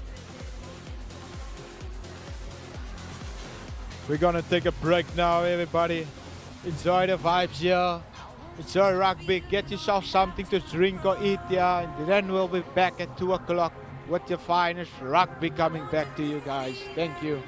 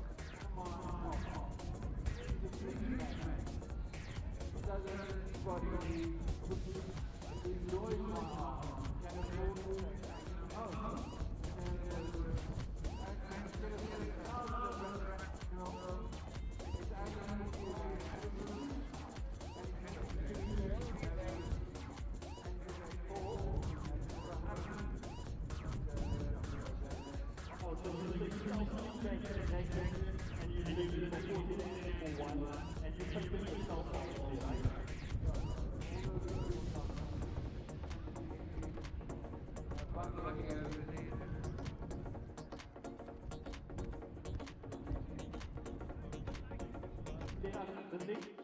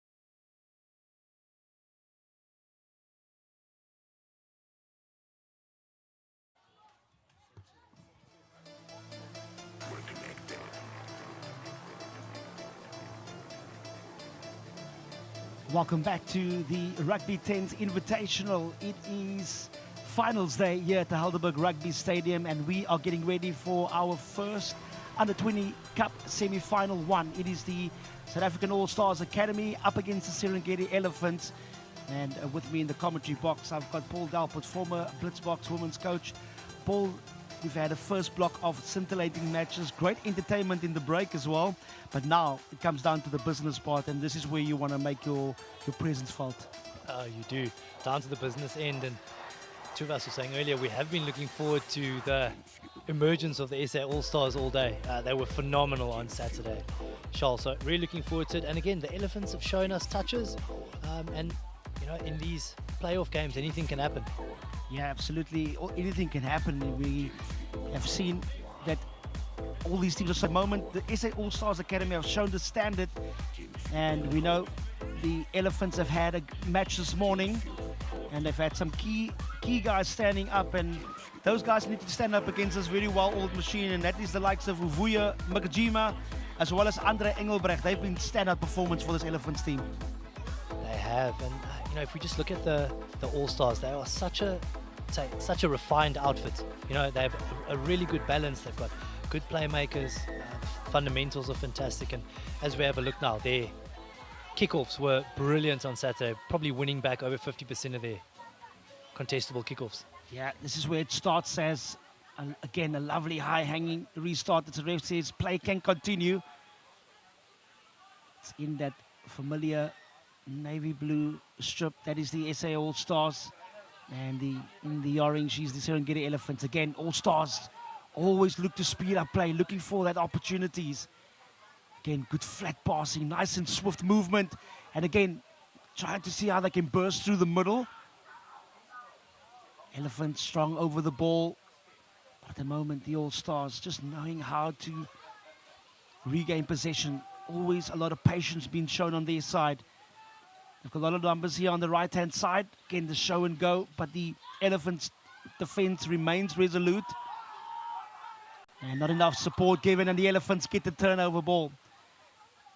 As they look to speed up play, trying to run from their own 22. That's the man, Mikajima, releasing the outside pacey backs. Now Mikajima again wrestles with 2 to 3 players. It takes a lot of guys to get him down, and they eventually bundle him out. I've been really impressed by the physicality and the aggression of this SA All-Stars team, Paul. They really look like Suid-Afrikaans sê as 'n las vir vandag se spel. They certainly are, as we see them just trotting into touch there on the far side. But you're right, what a fantastic start to this game. As you were saying, good defensive set by the Elephants. You know, the All-Stars Academy charging on, really showing their continuity on attack, you know, doing the right things at the right time. Good patience there from the Elephants. And you can see both teams are certainly up for this battle. Yeah, absolutely. This is going to be a tight, contestable, especially in this line-out, and they get the turnover ball. That is the All-Stars Academy. And now they're letting the balls move quite swiftly through the hands. Lovely little cut-out pass. Now some space on the outside to release the Spitzer. Good inside offload. Always trying to make the ball look alive, and that is the number 8. It is Siraj Seister, one of the standout performers for this South African All-Stars Academy. We marked him in the pre-match chat, Paul. This guy is a real troublemaker if he has the ball in hand. Yeah, Seister absolutely. He's been pulling the strings for this talented All-Stars Academy team, and certainly not surprising that he dots the ball down for the first score and the first points of this semi-final. Yeah. Also really impressed about how they're keeping the ball alive on any occasion. That is going to be the difference in terms of trying to get the dominance over the opposition. Certainly, Charles, and they move teams around so well. You can see them there, the Elephants being stretched, you know, coast to coast, and the ability for them to get the ball away and to keep that continuity, to keep going forward while doing that. Very impressive attack from this SA All-Stars team. Yeah, these All-Stars Academy is so well-oiled machine. Of course, their first matches, they were one of the first teams to qualify for this Under-20 Men's Division semi-final. As the Elephants will look to bounce back. It's Mikajima once again with ball in hand. Strong defense by Edwin Smith. Nikajima again getting over the advantage line, but the ref says play can continue. There's no ruck was formed, so the hands could go into the turn of a ball. Now the academy have numbers to burn, but again, disappointing pass. But they managed to regain possession, and they get the penalty as well. Quick tap as they try to further inflict more pressure on this defense of the Elephants. Lovely little stab through. A very strong tackle there on Jodri Yemba. Yemba wasn't too keen on getting up there. Paul was a hard hit on him. It was. These games have been so physical, Shaw, and they continue to be. Super interesting battle going on here. Again, Seister looking to apply some of his magic. Certainly wasn't a bad option. I think just should have kicked it straight in behind the defense, and he would have been in there under the poles. Yeah, I'm sure this Elephants team has been really studying the way this academy team have played, especially on day one. They were dominant in all their matches, winning convincingly and scoring scintillating tries. But for now, the Elephants would want to get much needed relief out of their own 22. And the short-on penalty awarded to the All-Stars Academy. Now an opportunity again to further build on their lead. Up to go again, route one. And the speed of the ruck at the moment so impressive as Seister puts on the afterburners. Man, oh man, this young boy is impressive. And just love the swagger and the confidence he possesses when he has ball in hand, Paul. He certainly does, and he does the business too. He doesn't just possess that swagger, just the time that he has on the ball. It's something truly special. Again, giving away my age here, Charles, but almost Stephen Larkham-esque. You know, he really has time. He looks like he has 3, 4, 5 options every time he has the ball in his hands, and that's certainly a special characteristic to have. Raj Seister and the SA All-Stars Academy entertaining all the fans, as we see even the players enjoying all of the lovely entertainment that is on offer today here at the Rugby 10's Invitational at the beautiful Helderberg Rugby Stadium. And the SA All-Stars Academy have a healthy 14-point lead over the Serengeti Elephants. With less than 4 minutes to go, they would want to come back in terms of scoring the next try. A nice little high-hanging restart. Once again, and not gathering it. That is the number 10, Justin Vermeulen. He's also had a lot of minutes under the belt, Paul. But what I like about this Elephants team is that don't give up on all of those inches. They will come back in this match. Yeah, Vermeulen certainly put in a shift this weekend. And you're right, this Elephants team never say die attitude. We can't count them out here. They're certainly going to find a way to get back into this game. Yeah, Kumu Manakana with the feed. Good counter shot by the Elephants, but the Academy gets the ball. Siraj trying to pull the strings with a lovely little cutback. Lovely little basketball offload as the number 9, that is Devan van der Merwe, tackled out meters away from the try line. And again, the enterprise being shown by this All-Stars Academy. Just feels like they've been together for such a long time, Paul, and they actually a combined squad of stars all over the place. Very true, Shal, and they do. They've got a really good program running, really good system. But again, impressive scramble defense from this Elephant side. But I think here again, you've touched on it. Just look at the All-Stars putting the Elephants line out under pressure here. Yeah, the overthrow given and a quick little easy canter over for Martin Swanepoel as he extends the lead for the Academy All-Stars. It is 19 points to 0 with a conversion to come. And when the momentum goes in your way, it seems like everything just falls into place, Paul. It does, Charles. Look, this All-Stars Academy side, such a finely tuned unit. Again, we're just looking at each player. For me, watching them play, you can see everyone understands their role. There's clarity. Everyone does what they need to do. You look at the big ball carriers, know when to carry. The playmakers know when they need to make some play and put people into space. And it's been such a clinical performance from them. in the 8.5 minutes of this first half. Yeah. Again, great to see all the local fans coming to support. It's also been wonderful to see the interaction between players and the supporters. And that's what it's all about. Great culmination of rugby, friendships being built on and off the field. That's what we want to see. Seister restarts again. Such a high-hanging kick, putting a lot of pressure on this Elephants to gather their own. Now the big strong run by Uvuyo Makajima. As for Milan opts to go same side. Good strong run by Hans Verster. As for Milan changes direction, it is Uvuyo Makajima with a show and go. But again, this defense of the academy is so well organized. And now some space on the outside. Good little step inside. And the offload not finding hands as the Allstars Academy again trying to look for space, and again so strong with ball in hand and releasing that man Edwin Smith, who's been a menace in the line out.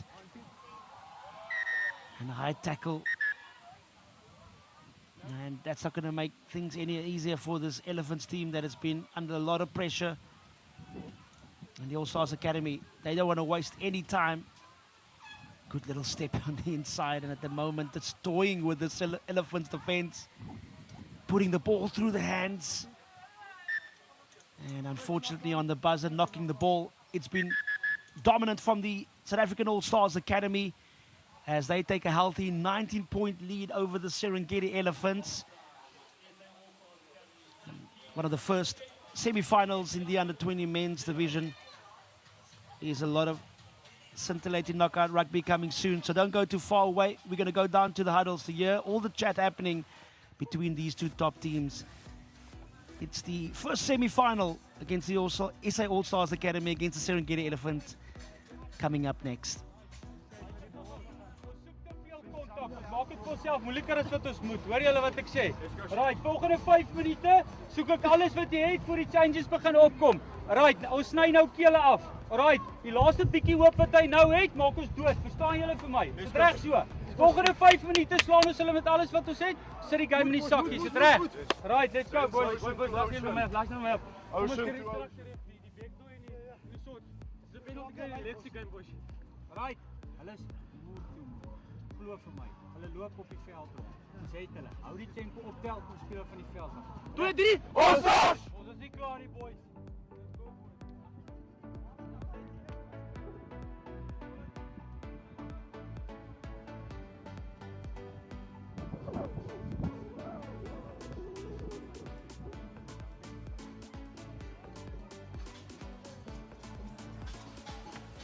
Welcome back to the second half of this under-20 men's division. It's the semi-final where the SA Allstars Academy having a dominant performance over the Serengeti Elephants. Paul, you've coached at the highest level. What do you think would have been the chat in the Serengeti Elephants huddle to get some confidence and galvanizing their charges to get themselves back into this match? Oh, I've got a smile on my face here. Charles, I don't think I'm a good enough coach to know the answer to that. This All-Star team has just been utterly dominant. Again, as you're saying, as we see Makajima come away with the ball there, this would be it. Keep the ball, try and keep the ball away from the All-Stars. Be your abrasive selves, get in behind them, make the most of your opportunities presented, and that would have been my halftime score. Try and keep the ball away from this All-Stars team. Yeah, they look much more abrasive, much more energy on attack. Vermeulen trying to see if he can burst the tackle through the middle. And we know this academy will keep you honest there at the breakdown. They change direction now. Again, good strength being shown in the tackle fight by Taylor Nruder. And it's Jaden Gumede with a wonderful offload to the man who started at number 17, Hans Verster, who gets the 5-pointer. Paul, don't ever say you're not good enough. You're one of the best in the business. And everything that you've mentioned there, I think they've listened to you, and what a wonderful start for this Elephants team. Yeah, Charles, look, just what the doctor ordered. And again, this Elephants team, they are so dangerous when they keep the ball. It's just difficult, as we saw in the first half, under oodles of pressure from this All-Stars team, just unable to get their attacking game clicking. And this first half, they've certainly come out with intent And half the time, especially in these finals, that's all that you need. Energy, intent can take you a long way. Yeah, that's probably going to be the approach now, to be intentional in every breakdown, in every tackle, with every ball carry. As a try scorer from Milan with a lovely high-hanging restart again. Good gather by the SA All-Stars Academy. That's been the difference in terms of how they've received kickoff as they opt to go to the blind side. Good little step again to evade the tacklers. Strong offloads once again. And at the moment, it looks like effortless ease from the try scorer, Justin Mankies. On day one, we've seen that blonde hair head making his way over the try line many a times. It reminds me always of Carl Brown there that you've played with. So industrious, busy player, but so highly effective. Love that comparison. Carl Brown, one of the best in the world. Top man as well. But at the moment, Charles, two and a half minutes into the second half, it looks to me as though the All-Stars are playing chess and the Elephants, unfortunately, playing checkers. Yeah, it's two different tales at the moment in the semi-final. At the moment, it's a one-way train from the SA All-Stars Academy. And as you mentioned earlier, Paul, a academy that is based in Pretoria, who really runs a well-oiled program. They've been together for such a long time, playing all different tournaments. As Seister again, just seeing and identifying the space. And a lovely deep kickoff to set up the lineup rather in the 22 of the Elephants, and now again under pressure, and also under pressure on the scoreboard as the SA All-Stars Academy have a 21-point lead now over the Elephants. And at the moment again under the cosh as they look to see how they can make their way out of this very difficult position on the field. Opting to go for the short bailout line out. Now Mikajima trying to see what he can do to get his side over the advantage line, but again, strong defense from this academy side. Stay there, stay, move back. Van Belen trying to see if he can marshal his troops, but again, a lot of pressure being applied, but good enterprise show by Jaden. As a turnover again is issued to the All-Stars Academy. They're going to have to be careful to remain 10, and a loose pass. Even though you dominate on the scoreboard, Paul, you still have to show a little bit of composure as well. Yeah, you certainly do. But again, as we've said, Charles, this SA7's team in such good condition, loving to push the pace of the game, and they're not opting to go with a scrum or line out. They're opting to play again, and that's just been their brand throughout the weekend. I think it's made them, as successful as they've been. Magical offload there out the back. Yeah, it's magic indeed as they set up the breakdown about 5 meters away. It's that man, DFL van der Merwe, which takes 2 defenders to stop him. Again, cut out pass out the back and not easily going to the ground. The physicality and the determination shown, and a wonderful score by Supu Nyamane. A kiss on the badge and a great celebration. And maybe it's fair to say now the South African All-Stars Academy has at least 1 foot, if not 2, in that under-20 men's final. They certainly do. Nyamane, a real physical specimen. He's done some good work in the tights, and now getting his opportunity to carry and show us a bit of his fleet-footedness. And Yashal, as you've said, they've been operating at a different level from their first game on Saturday. A real joy to watch this SA All-Stars Academy side. Yeah, they've set the standard in this tournament, definitely. As Seister again has so much hang time in how he does the kickoff. Good gather by Jaden Kumede. Also had to deal with the wind on that occasion and doing excellently to gather that restart. Again, the rush defense being applied as the Elephants at the moment looking like there isn't a lot of options for them on this field. Smikajima tries to see if he can spot some sort of gap. And the way the Allstars Academy swarms the tackler, really apply a lot of pressure on the breakdown.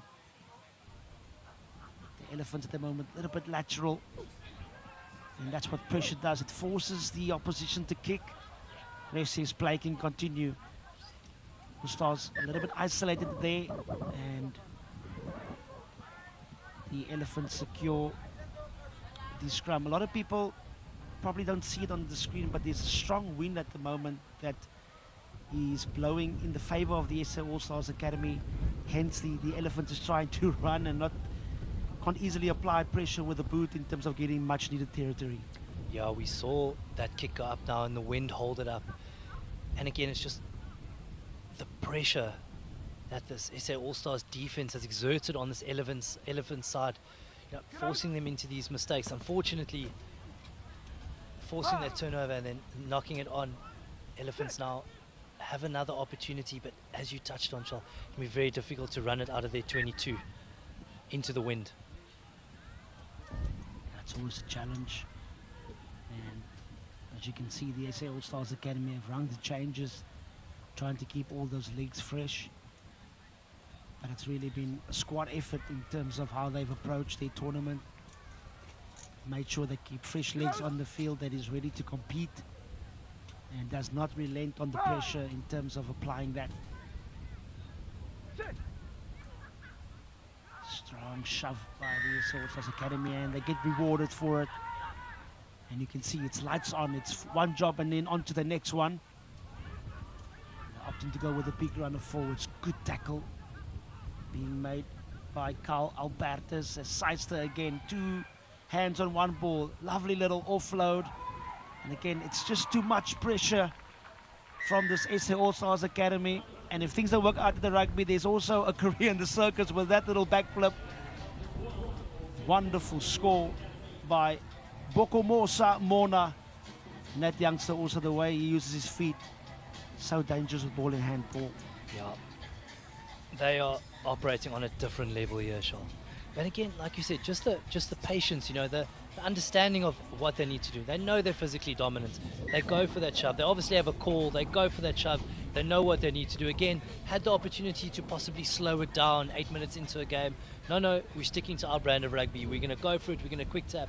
We're going to play. We're going to move these. We're going to move the Elephants around. And they really have done it with aplomb.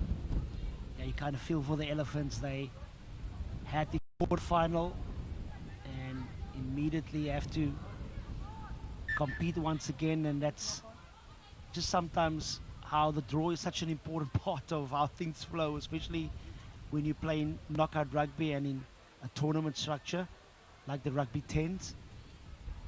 It's not always the easiest, as all of the teams that is competing here we really compete at a high level here at the Rugby 10s Invitational. And as the second half is about to conclude, the Elephants will try to see how they can end off their tournament on a high. Good little burst through here on the blind. Now some space and an opportunity for Taylor Rueda. Again, 3 South African All-Stars Academy swarming and chasing those lost causes. And Seister would be very disappointed not to have been awarded that advantage. But it will be interesting to see what they would do with the buzzer going off. Yes, they've said that is enough. It's the South African All-Stars Academy that is the first side to book their place in the Under-20 Men's Division final. And it has been scintillating rugby that has taken place in the semi-final. And we'll see after this semi-final 2, where the Forward Foundation will go up against the Cape Town Wild Dogs. And the winner there, of course, will take on the SA All-Stars Academy in that Under-20 Men's Division final, Cup final happening later. If you've just joined us, you're joining us at the business end of a tournament, so don't go too far away. It's a Rugby 10s Invitational right here at the Helderberg Rugby Stadium. And as you can see, that semi-final 2, the Forward Foundation going up against the Cape Town Wild Dogs, coming up after these.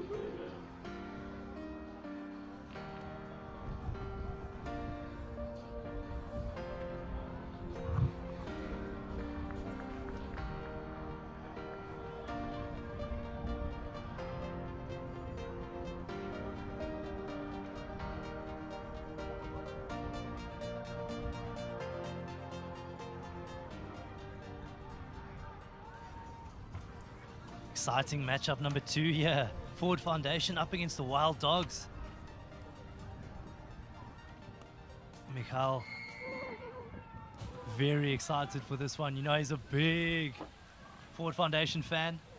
As we see Forward Foundation take that first ball from the kickoff and attack up through the middle. That's Roscoe Zulis with a break there. Sensational player has been all throughout the weekend for the Forward Foundation. You can see now Wild Dogs a little bit tight at that breakdown. Forward Foundation putting the kick through. The referee will have a look at that. Looked like that was a trip. We'll go back to that and we'll see. Looks like a ticket to London coming here. Definitely.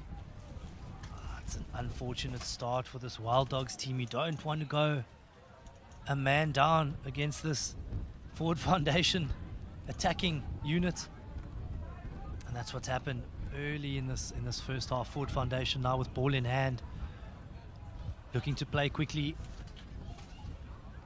They've shown us their attacking prowess throughout this tournament. As they rumble forward to the middle of the field, they go same side.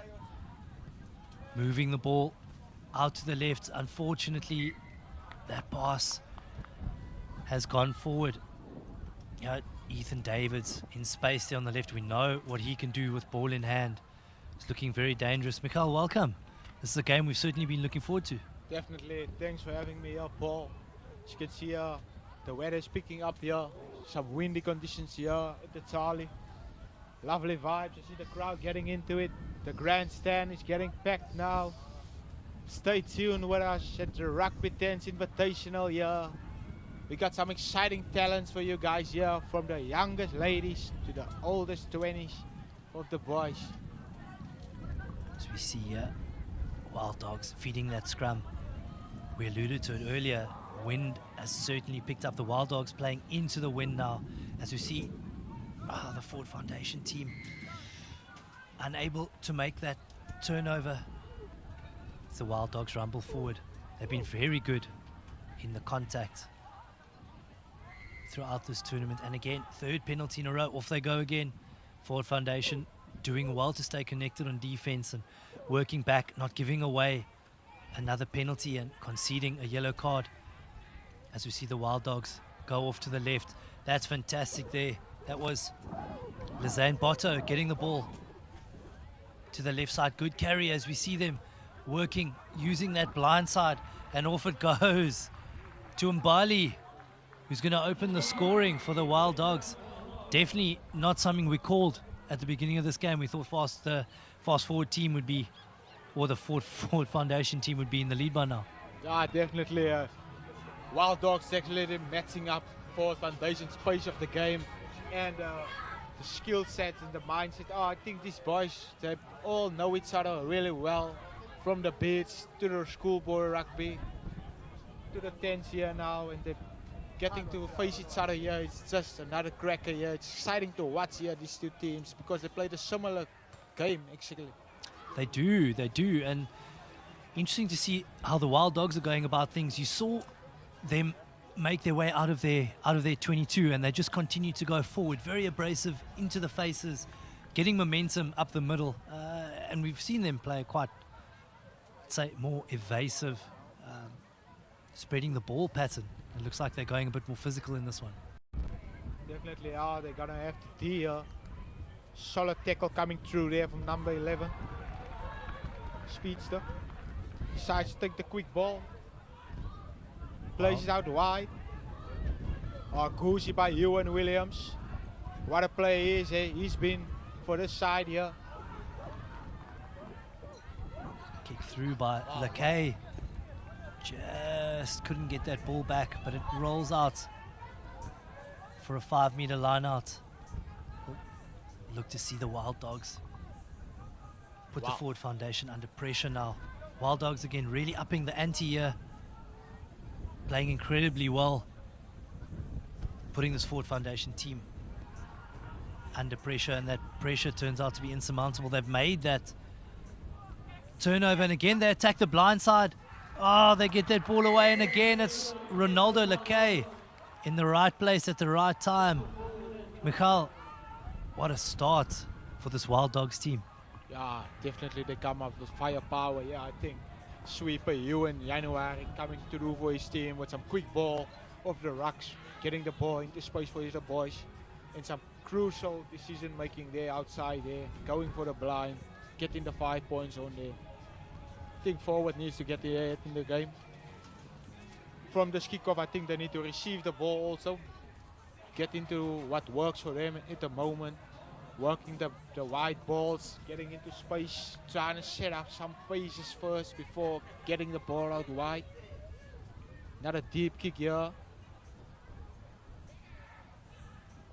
Again, Wild Dogs really dominating the collisions at this point in time, but now a bit of space here for Forward Foundation. A kick through from Brandon Flores. Looks like he's been taken off the ball. We'll have to see what the referee has to say. And there it is, yellow card and a penalty try, it seems. And you just touched on it, Michal. It's exactly what Forward Foundation would have wanted. Secure that kickoff, keep the ball. It's been interesting to see both teams very happy to play the short side, playing into the small spaces, just going forward. Really nice way to play in these conditions that are turning out to be quite tough. The wind picking up. Wild Dogs leading the game here by 10 points to 7. Forward Foundation with a kickoff there. Really been brilliant under the high balls. Roscoe putting his team there high up in the sky, hanging the ball the whole time. Another one coming here, but deeper than before. Wild Dogs looking to run strings again here. These boys are quick. They are really running things wild here. Sensational tackle coming there from Bender. That was Brandon Flores. Oh, Flores with a tackle. Making. Ewan Williams. This guy's quick. We need to get your eyes on this guy. Don't give him an inch. Good carry there from Williams. And again, we've seen the Wild Dogs intent on playing that blind side again. They've set it up and they've gone down that left-hand side. Ronaldo Lacaille, the try scorer, getting in behind this Forward Foundation defense. They look to go quickly again. Really like the way both of these teams, tempo teams. Big carry there from the big man. In he goes. Looks like that was a bit from the side, but let's get away with it. And off into the hands of Forward Foundation. Spot tackle there, good spot tackle there by Bantam. And he seems to have forced the turnover. Just some clinical errors coming here from Forward Foundation. I just think they really need to just get composed more on the ball. Roscoe need to take things slower a bit before moving the ball out. Maybe set some few phases up with the big guys like Van Buren or so. Put the ball up, get the ball out wide to the speedsters. That's all they need to do. Focus on what's important here and what's important now. Forward Foundation will be happy that they've hung into this game, been starved of possession as they look to defend another scrum. This Wild Dogs team looking dangerous on attack. You can see there's chatter there from their playmaker. You know there's some plans being made there.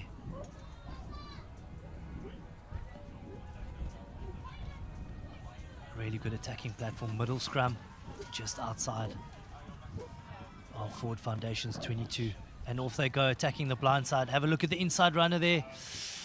There is a ball in between there. Oh, there could be a bit of trouble for Roscoe Julies there, sticking his hand out. Very lucky to get away with just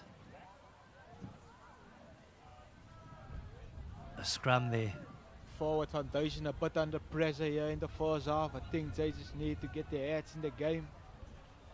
I just think they need to play what's working for them currently, and that's putting the ball out wide, getting the ball as fast as possible to their outside backs, which is so quick and has electrifying steps on them.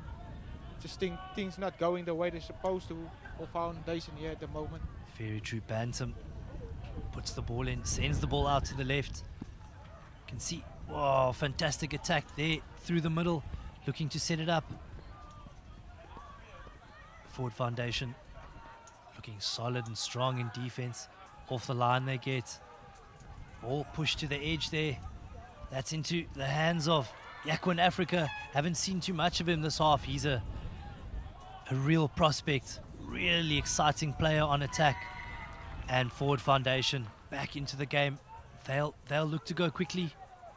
It's the way they play the game, and off they go. Again, attacking that blind side, that short side. Happy to go there, a little bit isolated. Manuel. They're number Manuel 12. just forgetting to release the ball there, unfortunately. And again, a bit of ill discipline. Wade and Emmanuel Williams giving away that penalty, and then a yellow card too. Wild Dogs, they'll carry it forward, they'll carry it hard. Again, let's have a look for them to go back to the blind side. May not be needed. Great feet. Through goes Lizane Botto with a great carry, and he's lost it in contact. That's a real opportunity that's gone a begging for the Wild Dogs. Would have been great to score in this time square just before the end of the first half, but really exciting first half here, Michael. Definitely our ball. Spot on tackle there by Tedwin Laugh, also to save them. Probably a try-saving tackle there by the youngster. He has been brilliant today. Unfortunately, his team not getting into it. I'm sure Zahn would say some words there to make them get better here in the second half.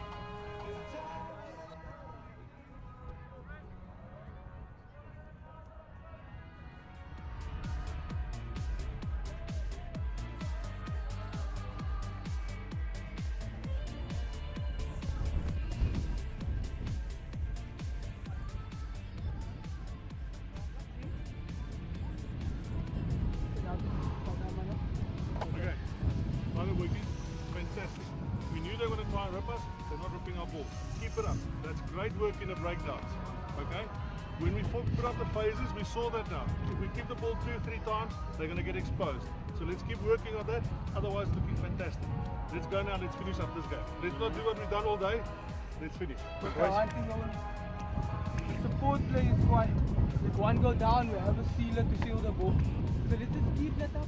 If we secure the ball, they need to defend. They don't like to do.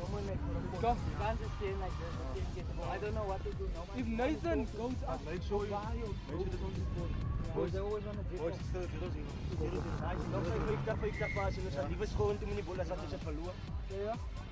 Yeah. Wild Dogs.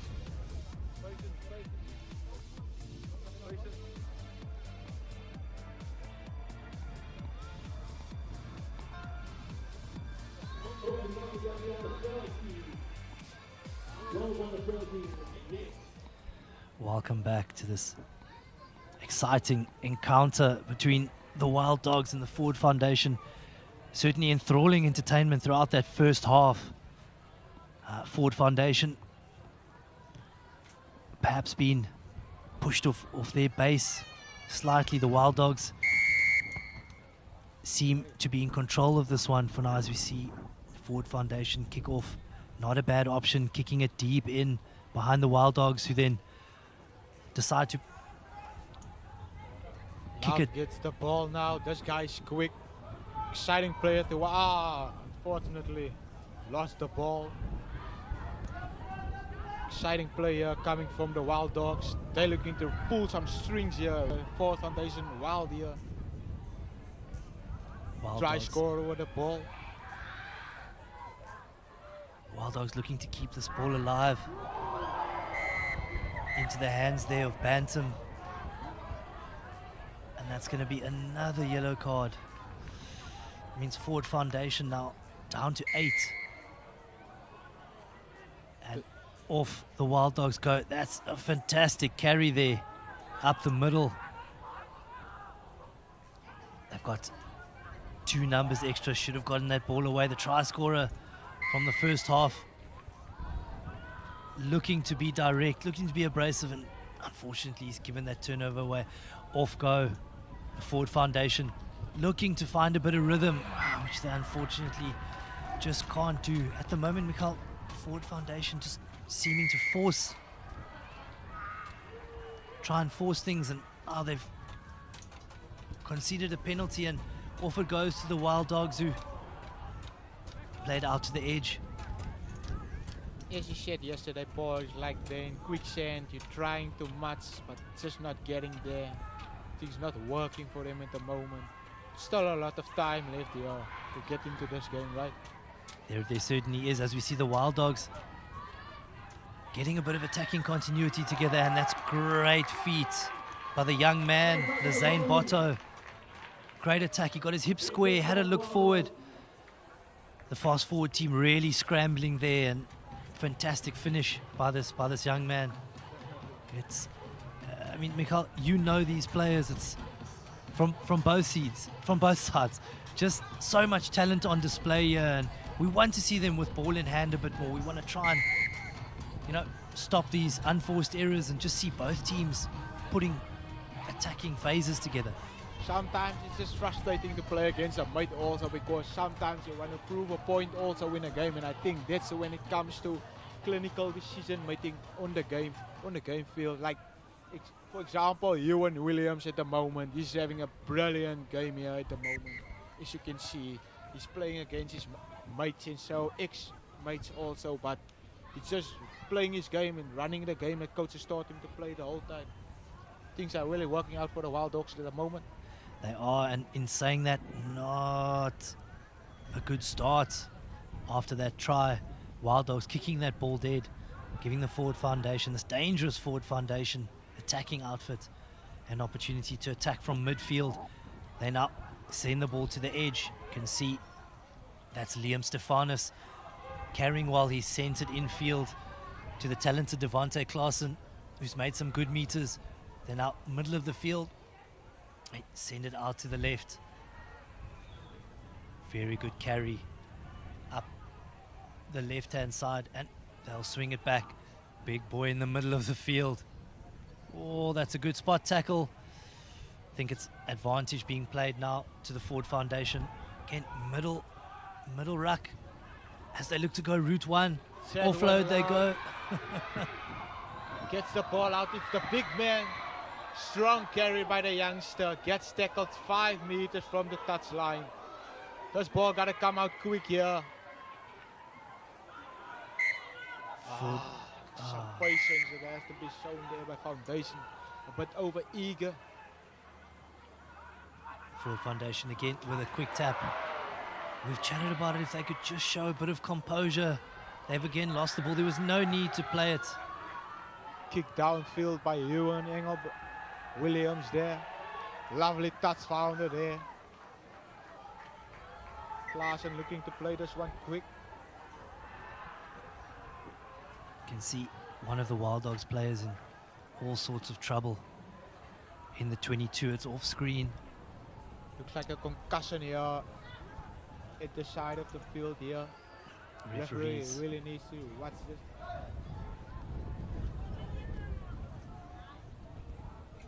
The referee's finally seen it and called time off. Bit of respite now for the fast forward team. Maybe just get together and just try and get a semblance of calm.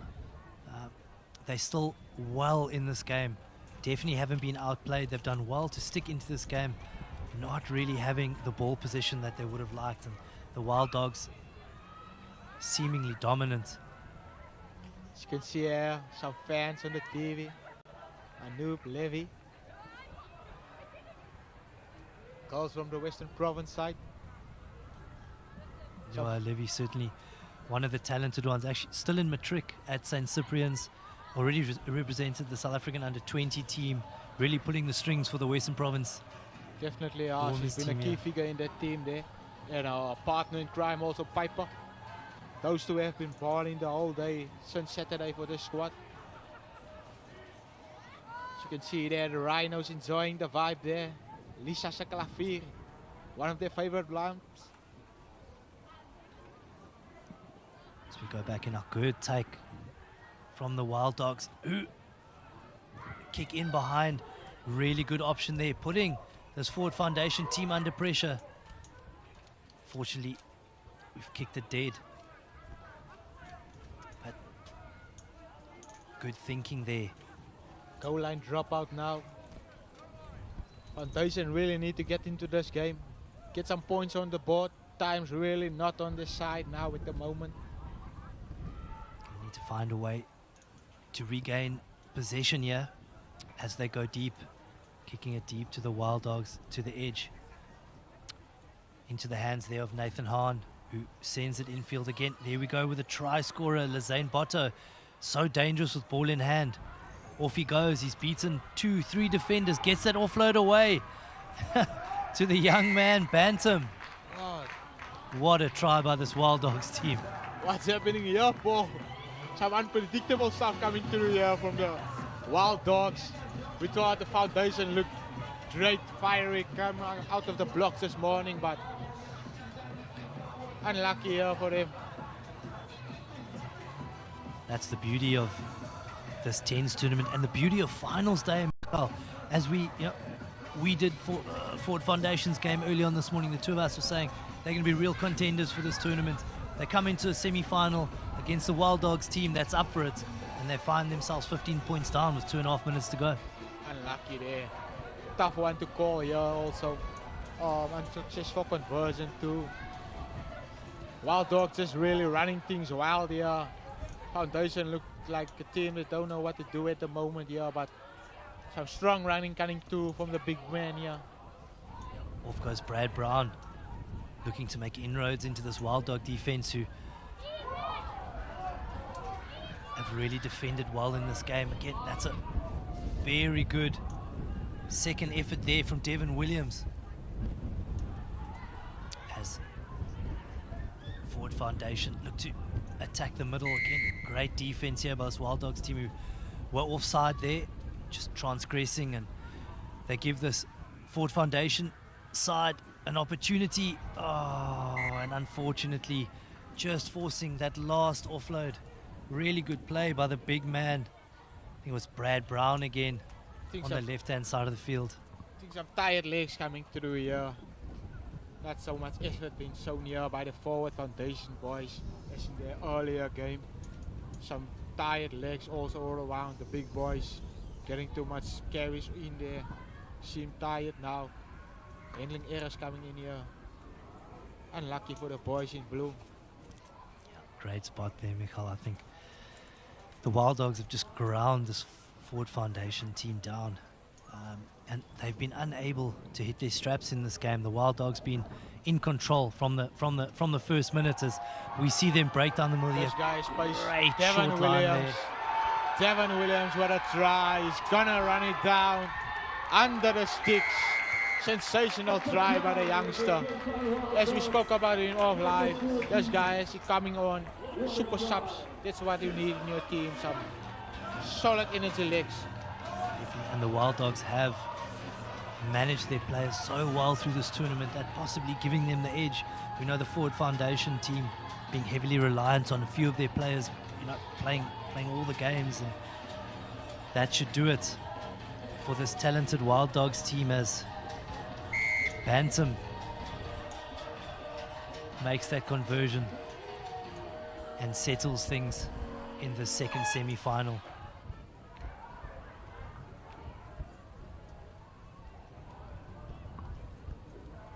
The Wild Dogs will now kick off. They go to the left. Don't really have a good chase line up and running. Opportunities now for Ford Foundation. We know how dangerous they can be in broken play, in open play. Looking to use the width. Again, getting the big boys in there. There goes Brandon Flores again. Nathan Botma getting smashed there. Gets up again. Foundation still looking for a consolation try here at the end. Here's some pace here outside. It's Bender with the ball. Gives it to Klaassen. This guy is quick. He's gonna finish it off. Under the sticks. Great try. I said well, Klaassen. Klaassen's certainly been a live wire throughout this tournament. Nice to see him with ball in hand. As we've said, Ford Foundation just unfortunately not being able to get the ball in the hands of these talented playmakers and strike runners.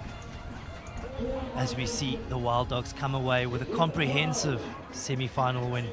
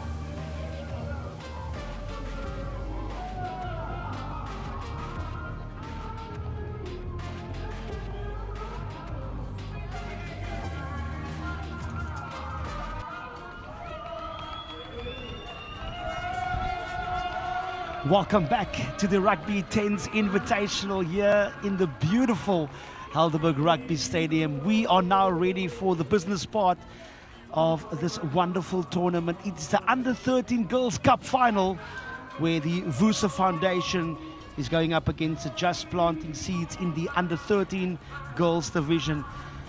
Mikhail, this has been such a popular group, this, as the fans came out in their numbers on day one to come and support them. And again, Rugby 10's providing the pathways for these youngsters to come through the fold and hopefully aspire to a professional career one day. Definitely, Carl. Some sensational young talents coming through from the ladies' side of those teams. And I just think they are up there. The quality that they're producing of rugby that we're watching here, everyone gets to watch here. It's just sensational. I just think it's a privilege to be here also. Just thanks for the Rugby 10s for inviting everyone and getting everybody here, even with free entry also. That's great. Carl, what do you say? Yeah, that's fantastic in terms of the free entry, making it accessible for the broader public. But Vusa Foundation, as well as Just Planting Seeds, two developmental teams that goes and gets all the talent in the communities, giving them an ability and the exposure to come and showcase their skills and their talents. And there's been a wonderful turnout to come and support these next generation of talent, and hopefully we'll get them from grassroots to greatness. But for now, the next generational talent here at the Rugby 10's Invitational, it's the Vusa Foundation up against the Just Planting Seeds, now making their way onto the field. And such beautiful scenes. We're surrounded by the Helderberg Mountains, and seeing these young girls with a smile on their faces and the excitement that is building in their bellies. This is going to be a fantastic match to watch. Yeah, exciting to see what the young ladies can do after the exciting stuff they've given us on Saturday. Some great names to look forward to here, some bright future stars that's coming through here. Unfortunately, the youngster Jamie R10, who's injured at the moment, but our team said they got her back here. I had a few moments to get a few seconds out of them though, Carl. But they said they're bringing it home for her. Fantastic, man. Great to see the camaraderie amongst the girls and them playing not just for their parents or for their teammates, but also for their communities. A really wonderful sight to see. Vusa Foundation not getting the kickoff over the 10 as the Just Planting Seeds will get the short arm penalty. You can see there's still a little bit of coaching happening, but that's all good and well as these girls are still growing in these fantastic format. The Just Planting Seeds now taking the quick tap. Loose pass as the Vusa Foundation kicks the ball through. And a good gather there by Jamie van Aarde, now running and showcasing her skills. Good defense by the Vusa Foundation. Now putting the ball through the hands, and lovely to see how these youngsters are just showcasing their talents and their skills now. And trying to see if they can swerve around. Now some space on the outside. And look at this young lady just opening up the gas. That is Saskia Claessens. Wonderful cover defense once again as the Just Planting Seeds build up the phases once again. And strong over the ball as the Vusa Foundation takes over. Again, the skill sets and the pace is absolutely phenomenal. Definitely. Oh, you got to give credit to this team. They have been everywhere on the field. They've been sensational. The coaching, as you can see at the rucks also, they're well positioned, the body structure, everything is just there. These young ladies are well developed here. Yeah. Better to their coaches. Vusa Foundation now coming on, changing direction as the youngster now with a wonderful step inside. Good cover defense now by Just Planting Seeds as they just done it illegally on that occasion, and the penalty awarded now to the girls in blue. That is the Vusa Foundation, of course. And good to see them just applying the basic, keeping things simple and putting the ball nicely through the hands now. And good rush defense there by number 14, Medinia Joseph, as the Vusa Foundation keeps on piling on the pressure now. Again, the cover defense from Zakaria Boltman from Just Planting Seeds. Patient build-up now from the Vusa Foundation. Nice little burst through the middle as they gain some much-needed advantage now. Got to make sure you release the player. Not enough numbers. Now for the Vusa Foundation, they're going to have to keep their composure, but they're building up the phases quite nicely, Mikael. Definitely, and they're keeping their composure also. Unfortunately, another penalty coming through there. Just planting seeds, discipline, just a bit costing them at the moment here. Yeah, Vusa Foundation again, applying all the pressure. Lovely little offload now. Some space on the outside. Can she show the legs and the pace? Yes, she does. And that's the first try of this Under 13 Girls Cup final. It is Vusa Foundation taking the opening score. And they now lead by 5 points to 0. Some really good determination from the young girl there, Mikael. Yeah, really, yeah. What a try. Some spectacular passing also by the ladies at the age of their size, so they got some good passing skills. Yeah, probably expecting from that young girl to take that long conversion almost close to about 30-40 meters out on the angle, and Vusa Foundation now, the conversion not successful rather, but they managed to get the 5-point lead. And great to see all the other different teams and fans coming to support these young girls. It's a phenomenal achievement of a tournament of this caliber to be playing in a cup final. And Just Planting Seeds have a lot of work to do now to get themselves back into the match. It's Diana Philander being bundled out by the line. Both of these teams have shown, especially on Saturday, their determination and just their execution on the fundamentals of the game, Mikael. It's great to see how these youngsters are already so far developed for the age already. Exactly, Carl. Certain points also, they're looking very good, very professional also at the moment.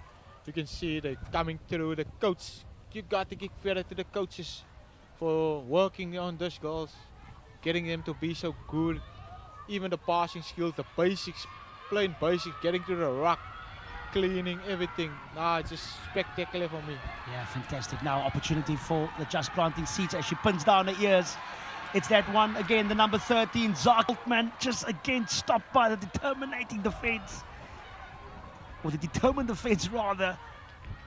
This Vusa Foundation is not going to lie down easily as the ref asked the Vusa Foundation just to release the ball. And Boltman opting to go for the blind side. Probably not the best idea. And she gets bundled out to the line. It's hammer and tongue kind of stuff. The way things are going, it's going to be a close finish, Mikael. Definitely, both sides looking equal, solid on the D by the, what's her name? Kosolani Somlalo. Yeah, Kosolani Solamo. Yeah, Vusa Foundation. Brilliant. Lovely little show and go now. Getting over the advantage line. Also good defense by Saskia Claessens of the Just Planting Seeds. Now, again trying to see how they can swerve and maneuver their way around this well-organized defense of the Just Planting Seeds. Changing direction now. And there's a try scorer with a lovely flat pass. Now numbers on the outside, but opting to go herself. Again, the Just Planting Seeds throwing numbers in that breakdown, but Vusa Foundation still manages to regain possession. Just a loose pass. And got to be careful now not to get caught in possession. But again, the way they set up the breakdown, they look really good in terms of retaining their ball. Now they're playing same side.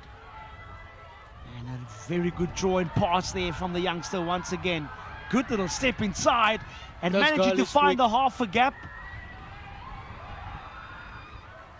And Just Planting Seeds getting the turnover. Looks like both teams are out on their feet at the moment. And great to see how the ref is just helping the players to say that the whistle has been blown. A lot of enthusiasm on the park at the moment, Mikael. Some confusing scenes here for the youngsters.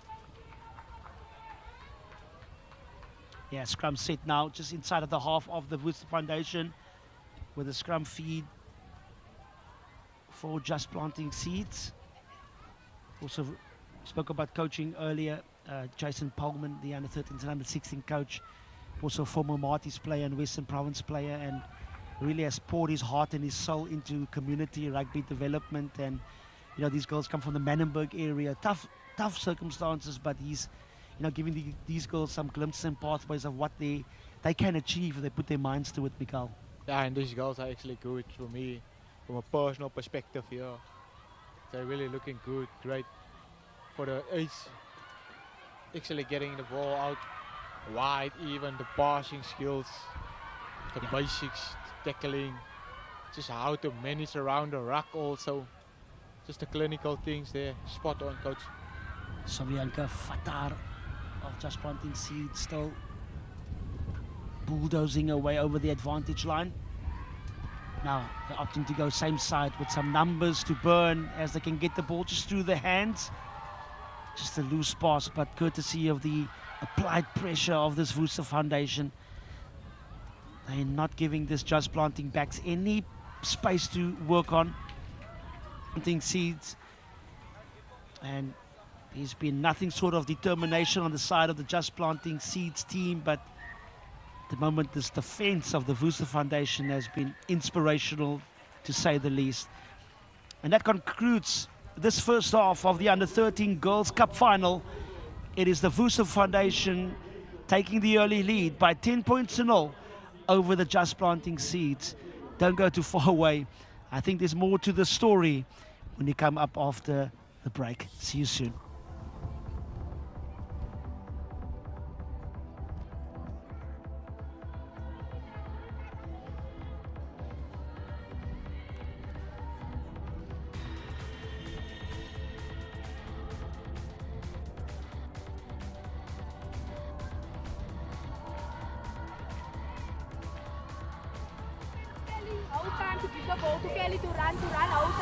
All of us must pick the ball up. We must work together as a team, okay? And the forwards, you must tackle. You can't just leave the tackles for the back line. You must go up and make the tackles, okay? Okay. One of our enforcers, you must enforce the breakdown. And then Nurma, you there as a link. You cannot run with the ball, my baby. You don't have the speed. You just pass the ball, alright? To our speed so that they can, so there's space for them on the outside, alright? Riley, go for that corner every time. And then you must be on shoulder. You had a run, nobody on the shoulder. That's why there was a turnover. We need to support the ball carrier girls, alright? So play to your strength. We go coast to coast. We did it in that last game. So we want to do it again, coast to coast. Let's do it coast to coast, alright? So you scrum up. Coast to coast. That is all. Alright? Alright, go. Let's do this. Let's do this. Let's do this. Right. Let's do it. Call it.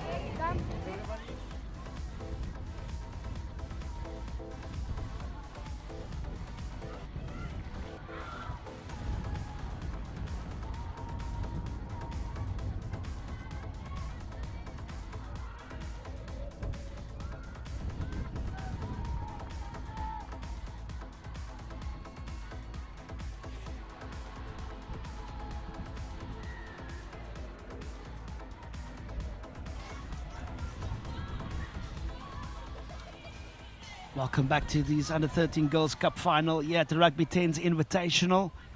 As you can see there on the left top corner of your screen, Worcester Foundation in the blue strip leading now by 10 points to 0 over the Just Planting Seeds.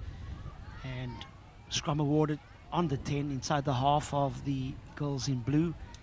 And this Just Planting Seeds that you saw on the visuals, there was a lot of chat from the coaches to give some much needed encouragement to these girls. After they've both produced excellent first half. Azra Jordan with the feed. Strong scrum by the Just Planting Seeds team, and unfortunately the youngster got hurt there, and never nice to see when these young girls go down with the injury. We've been fortunate to not have any serious injuries at this tournament, which speaks about the conditioning of the top of the senior teams, but you know, for these younger girls, we always want to make sure player safety is of paramount importance. Definitely, Carl. Unlucky to see a young girl laying there. Still got a bright future ahead of her. Hopefully she's not that bad, injured or so. The injury is not that bad, sorry. And you playing your trade here at the Helderberg Rugby Club, and we've been treated to a wonderful surface here at the Charles Morkel Stadium. But you that come from these parts, it's great to see all the fans coming out in the numbers. We had some brilliant attendance today, and as you can see in that visuals, the main stand has been packed with a lot of people. Great entertainment that has also been provided. But good to see the people coming out to support the Tens, which is a brand and identity by itself. Definitely, I think free entry by the Tens actually got some more supporters here to come watch. And some people always like actually to watch the Tens, but they didn't have like the money to come here or so. See, maybe you want to come in groups. Yeah, and some great food as well, as we can see. Enjoying all that is here to offer. But the best entertainment is back here, live onto the field, as the Just Planting Seeds now look to see how they can exploit some space on the outside. It's a diminutive number 11, Nimat Lawrence. Small in stature, but brave as they come. And another barnstorming run by Zandre Liana. Gotta give credit here to the Wushu Foundation team's defense. They've been solid as a rock on defense here the whole time. Yeah, great tackle on Zakira Boltman, the number 13 of the Just Planting Seeds. Among with this Wusa Foundation is so impressive. By the way, they're hunting packs, they're not standing back for anyone. As Saskia Claessens can try to see if she can maneuver her way around this very steady rock. That is that Wusa Foundation. Now they're putting the ball down into the hands. Just a little bit lateral, but now the lady with the gas just running out of real estate. That is Zakira Boltman. We've been mentioning her quite a few times, and maybe the Wusa Foundation must just straighten up a little bit so they can create some space on the outside. Yeah, exactly. Same goes for Just Planting Seeds. They really just need to straighten up their lines, draw and pass the ball. It would be more better to get the speedster in space more. Yeah, absolutely. Wusa Foundation now with the line out just under 10 inside their own half. They've been defending for most parts of the game, but when they did get the opportunity, they've taken it, and they've taken it well. But the short on penalty is awarded to Just Planting Seeds, as they now look to see if they can get themselves on the scoreboard. Again, the lateral running not helping things, as the Wusa Foundation found themselves short, but again, it's that goal again in scrum at great cover defense. Manati Putuma. Manati always coming through with a cover defense there. Sensational player she has been throughout this whole game long. Making try-saving tackles. Yeah, she's come around for most of the cover defense whenever these big ball runners from the Just Planting Seeds try and see if they can find their way around. She's always been the last girl to come and make crucial hits. And we never say this is a one-man sport or a one-girl sport. Everybody has got a part to play. But the way she has been defending, it just showcases her character and her determination in this team. Definitely. What a player to look out for in the future. She's going to be a star in the future, definitely. Absolutely. Now, Wusa Foundation with a loose pass, but they still manage to gather the ball. Great little show and go, and unfortunately just knocking the ball. But now the loose scrap is being picked up by Zakira Boltman. Can she finish in the corner? Yes, she can. Beautiful finish. She has been keeping the defense honest by the way she's been attacking all the time. And you can see by the way she is out of breath. That has been her effort today, Mikhail. Definitely, Carl. As you see, she's been putting the strings here for her team, just planting seeds. And she's been solid here the whole time. Well-deserved try also. Well deserved indeed, as the conversion not successful. Great to see the teams having fun and supporting one another. It's not just about competition, but it's also about building lasting friendships through the values of our game here: inclusion, innovation and equality. That is what it's about.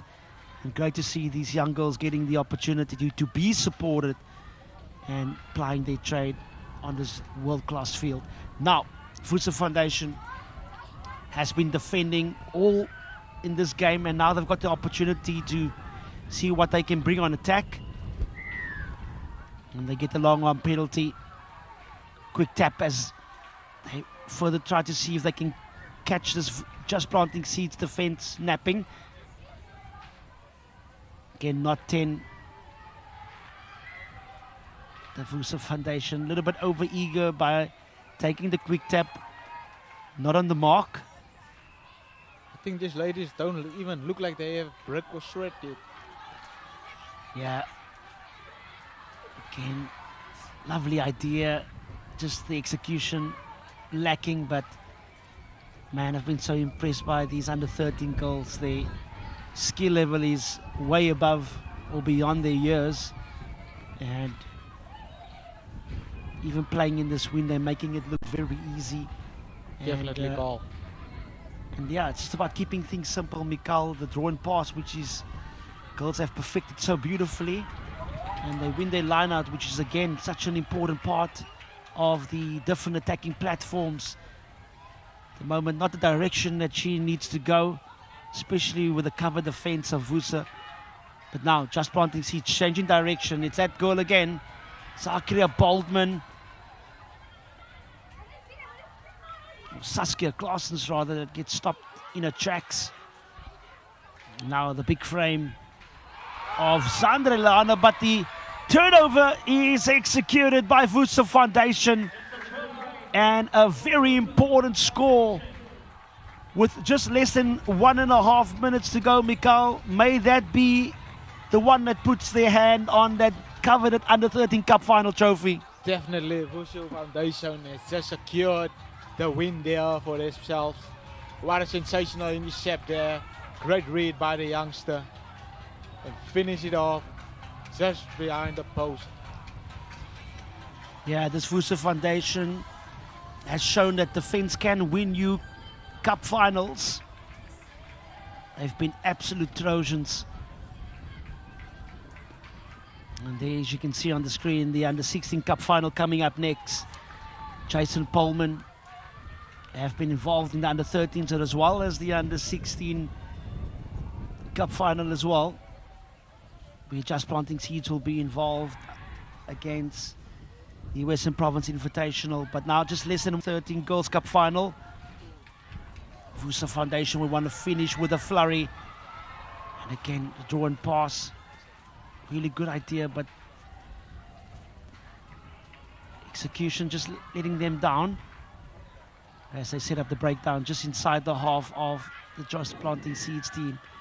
Again, hands in the ruck rather, as the ref awards the penalty. Again, a lot of enterprise at the moment in terms of the Vusa Foundation, Mikal. Yeah, definitely. Big up to them. They've been here for business. Definitely deserve this one. Coming through. The defense has been solid. Attacking display. They've been keeping their ball, staying composed on the ball the whole time. I just think these girls, what a game they've had today.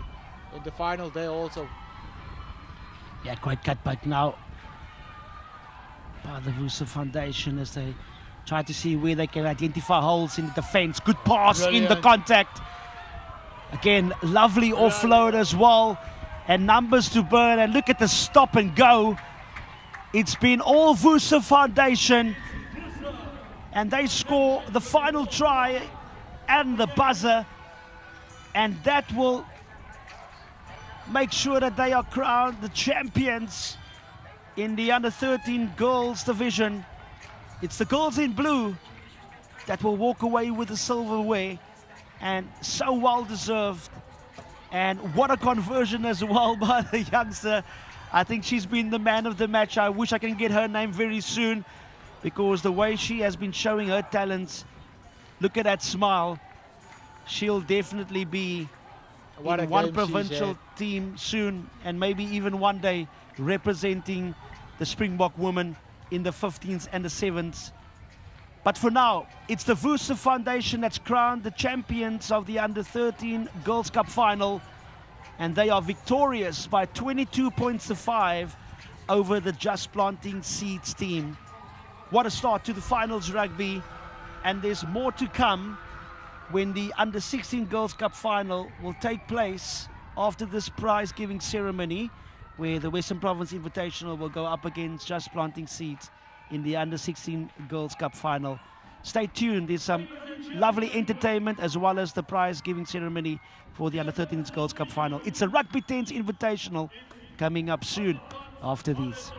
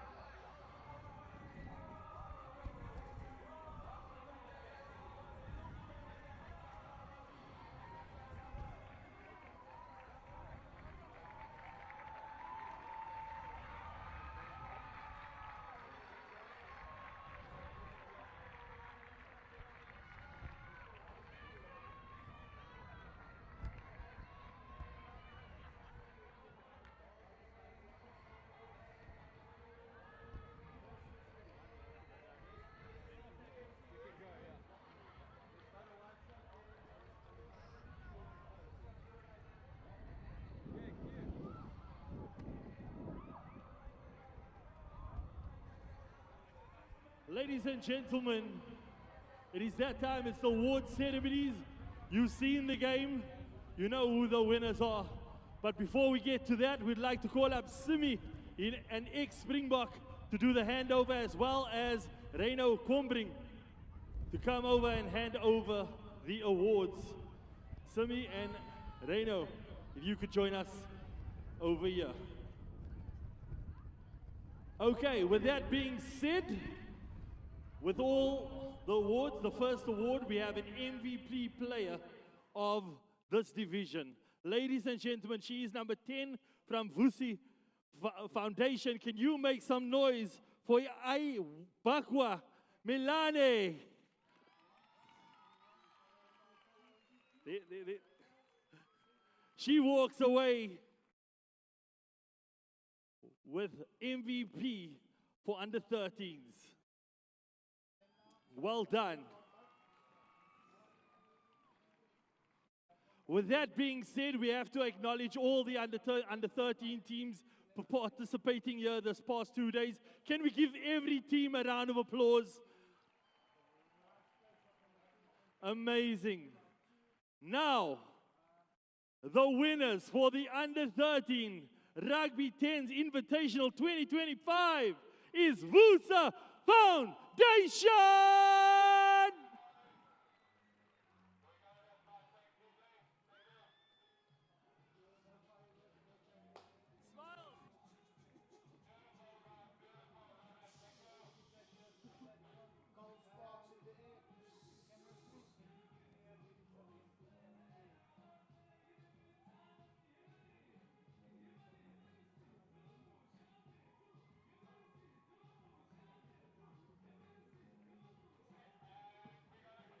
Well done, Vusa Foundation.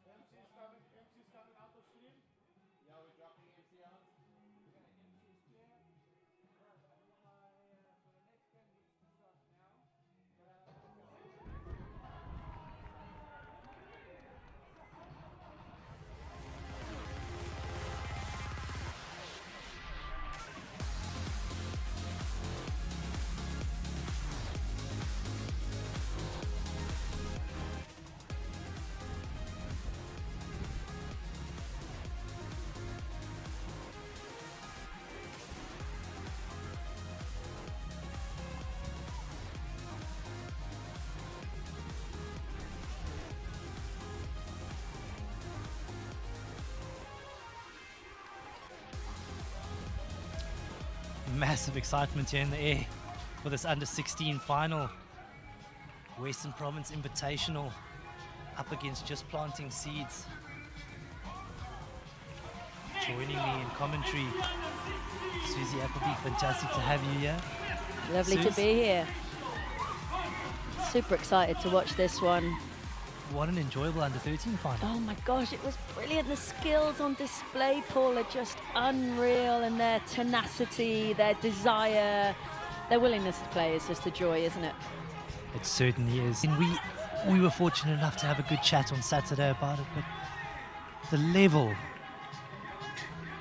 that these girls have been playing at Saturday and today has just been something to behold. Yeah, it really has. And the most encouraging thing, I was chatting to a coach earlier, is the pathway that's coming through towards the Springboks, men and women. It's just fabulous. So, but to just see them coming out here and expressing, Paul, we and you know what a joy this sport brings, but to see these guys doing it in the sunshine at this wonderful venue is just awesome.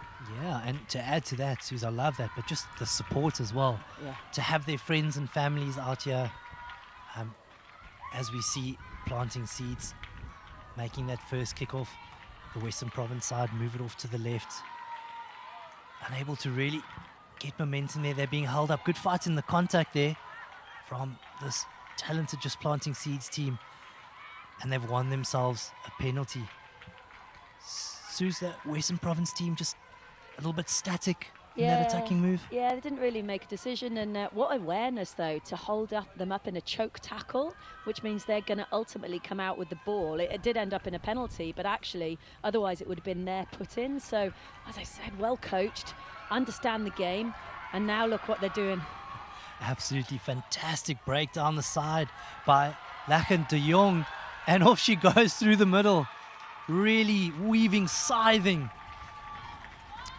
through this Western Province defense. Sorry, Madinia Joseph for just planting seeds, making big inroads into this Western Province defense. And as we discussed, the Western Province team just being caught a bit napping in this first minute or two. Yeah, well, it starts from that indecision, Paul. As we know, first principle of rugby, go forward, because then the players in behind you can make a decision.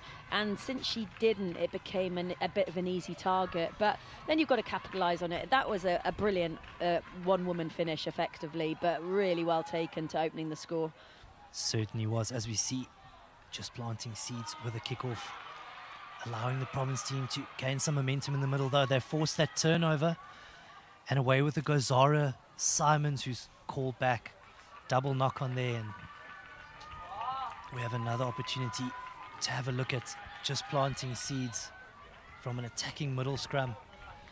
This is exciting, isn't it, Paul? Because the world's your oyster. When you've got a scrum in the middle of the field, you've got rid of 10 players who are in the scrum, then that is your best option, an opportunity to explore space. And it's brilliant to see, what have they got up their sleeves? First receiver in behind. Where does the 9 go? How does the defence do it? What's that defensive 9 doing? So loads of fun stuff to come. Oh, absolutely, Susan. Katie Benting getting that ball away. Unfortunately, just planting seeds, not able to hang on to that. But Susie, you are so right. I just love what the scrums have looked like. Yeah. Firstly, before even the attack and defense from it, just how much of a contest the scrums have been from under 13 all the way up to the seniors. And that's what, commentators curse. I've just talked about the opportunities to come from the scrum, but actually your first job is to make sure you secure the ball, isn't it? On that occasion, and sadly, they couldn't. And then handing over key prize possession in an exciting part of the field. So now we'll see what these guys can do with it. Yes, very true. And we've both seen this Western Province Invitational team show us their attacking prowess. They certainly are dangerous with ball in hand. And as you touched on, Suze, not really what just planting seeds had in plan. Handing the ball over to this Western Province Invitational team. As we look to set, we've discussed the contest at the scrum. Planting seeds will look to put the Western Province team under huge pressure. And that's a free kick for this Western Province team who go quickly. And I love a sweeping move off to the left-hand side. They get the ball to the edge. And some good momentum down the left-hand side. Ball a bit slow there, Suze. Would have liked quicker ball.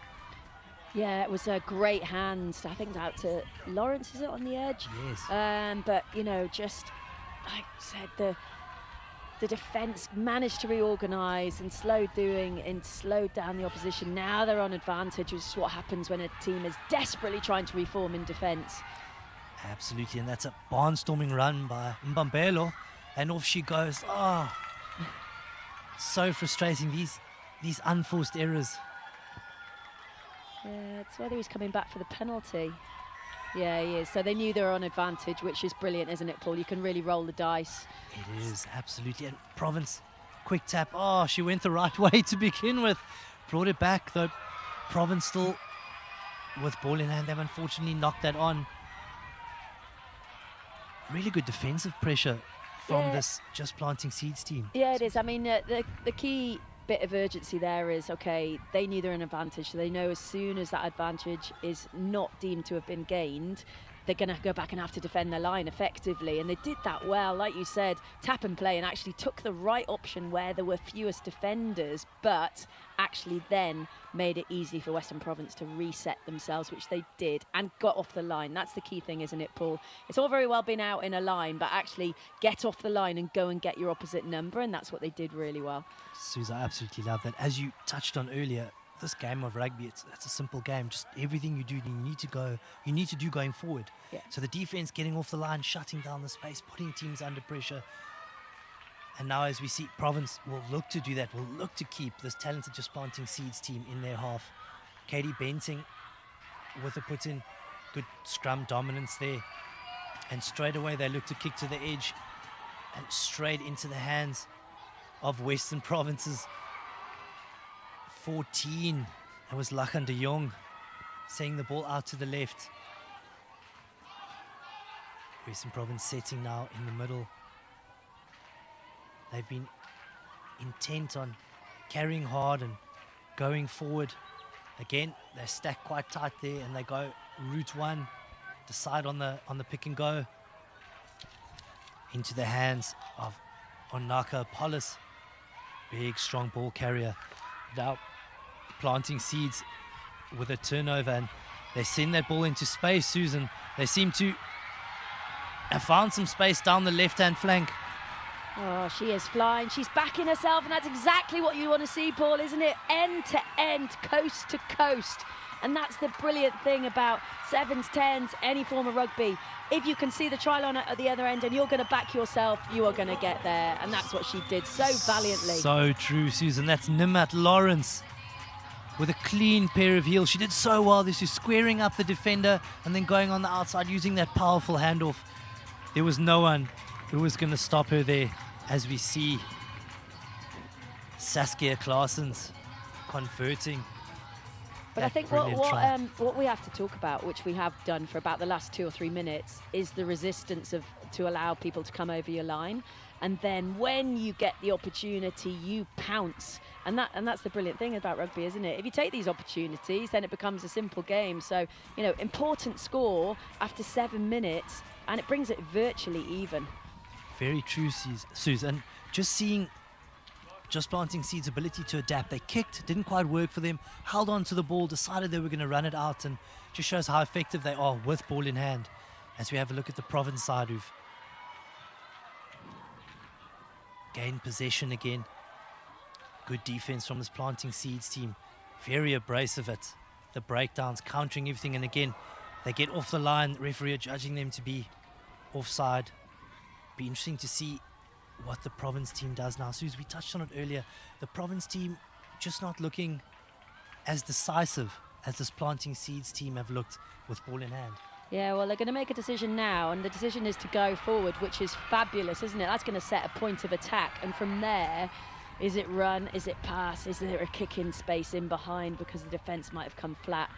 But we'll see them keeping ball in hand, and what's what we love to see, isn't it, Paul? These young players, they want to play, they want to show their skills, and it's admirable. Just hopefully the awareness to just stay in field. Yep. And you called it, Suze. Good passage of play there from Western Province, and as you said, when they go forward, looks so effective. When they go backwards and sideways, they really get themselves into trouble. And now as we have a look at this Planting Seeds team, we just spoke about going forward, and that's Katie Benting. We've chatted about her. She's had a few opportunities at scrum time.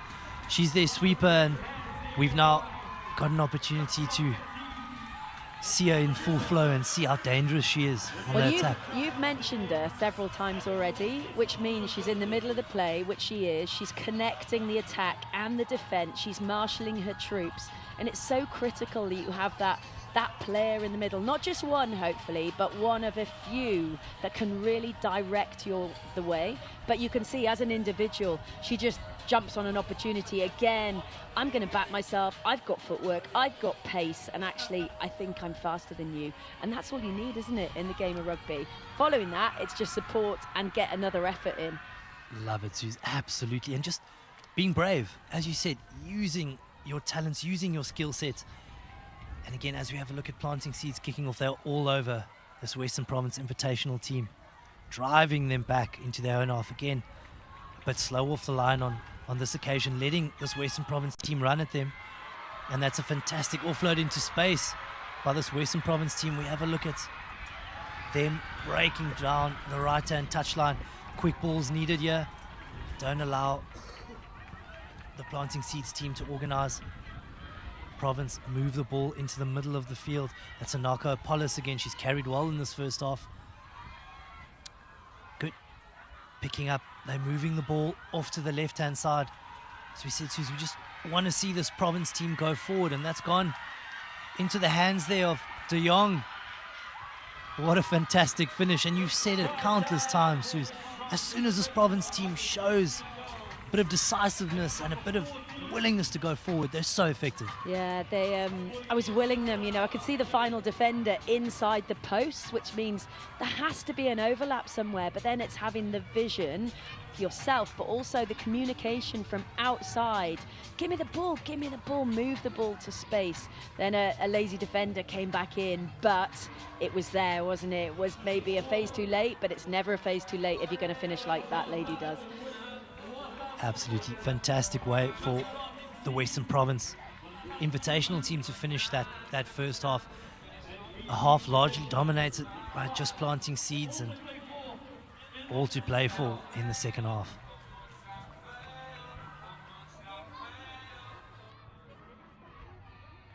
Listen, don't hang time.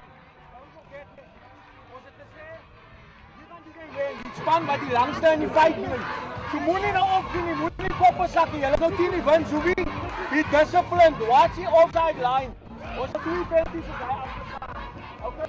So, Casey, watch the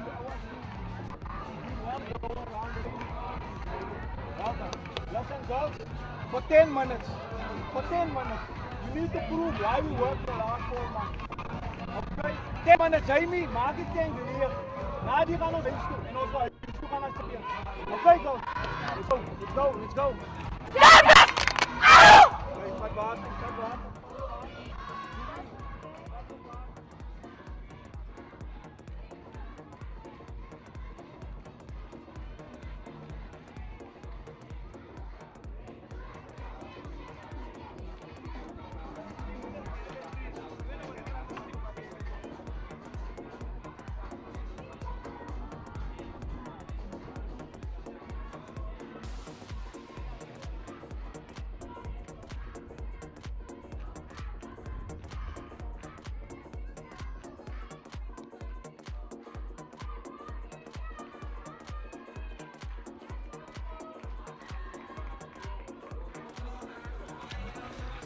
Welcoming you all back to the scintillating Under-16 Girls final.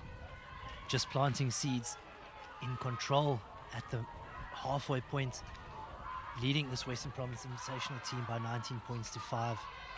And Suze, what do you think Western Province are looking to do in the second half, just to try and eke their way back into this one? Well, first things first, get hold of the ball and maintain possession. I know it sounds straightforward, but that's the key, isn't it? You need to starve the opposition of ball and make progress, build pressure.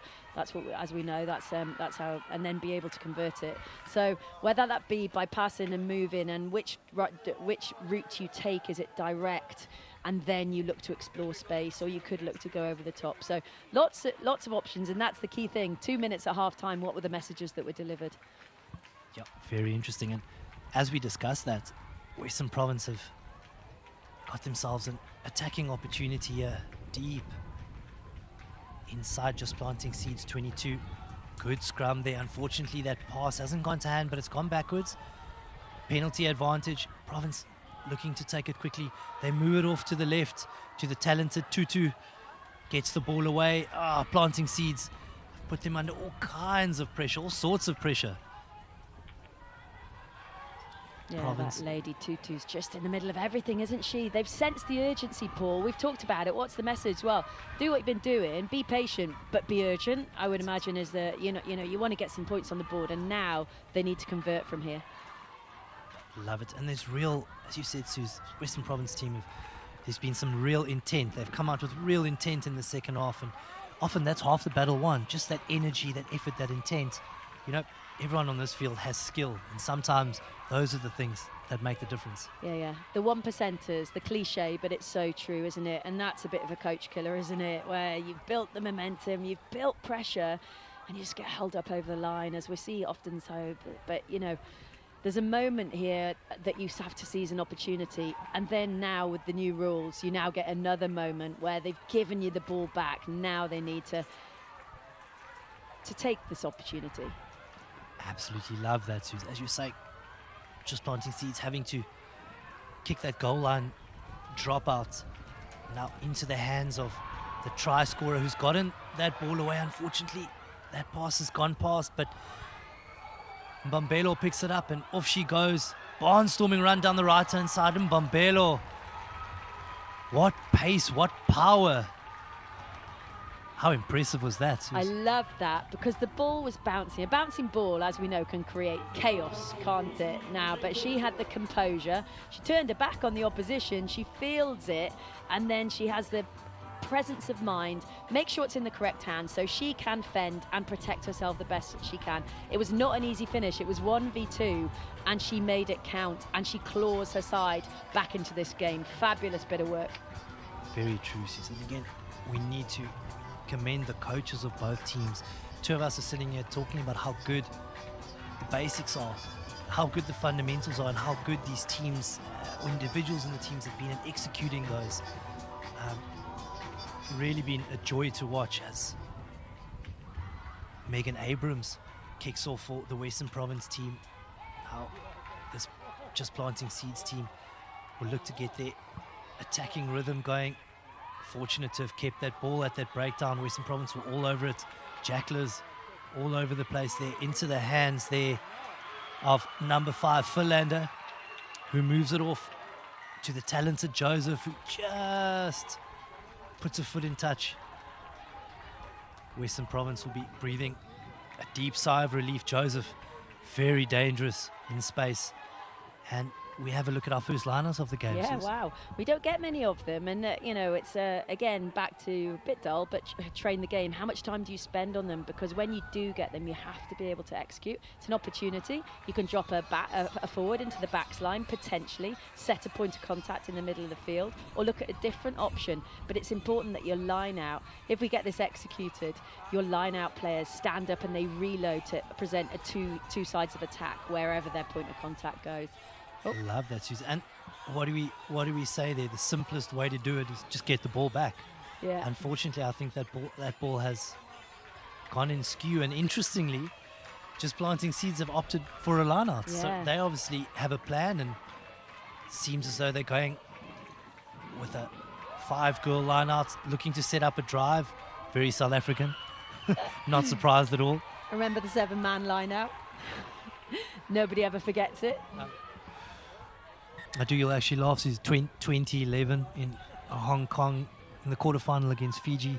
We did a 7-man line out, and we actually drove off the line and scored a try. The Fijians were very upset. I bet they were a little perplexed. Very weren't they? perplexed. The referee wasn't sure what was going on, wasn't sure if it was illegal or not. Oh, brilliant. Brilliant.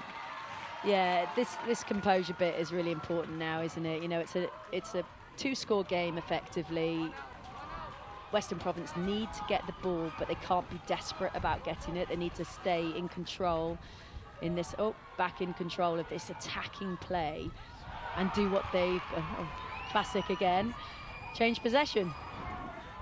That's it. And as we've said, that is Katie Bensing using her dazzling footwork. But Suze, as you've said, both teams just struggling to keep their first phase ball.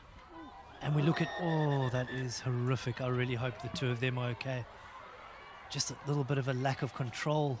Yeah, nothing intentional, nothing malicious, but yeah, there's a bit of a collision there.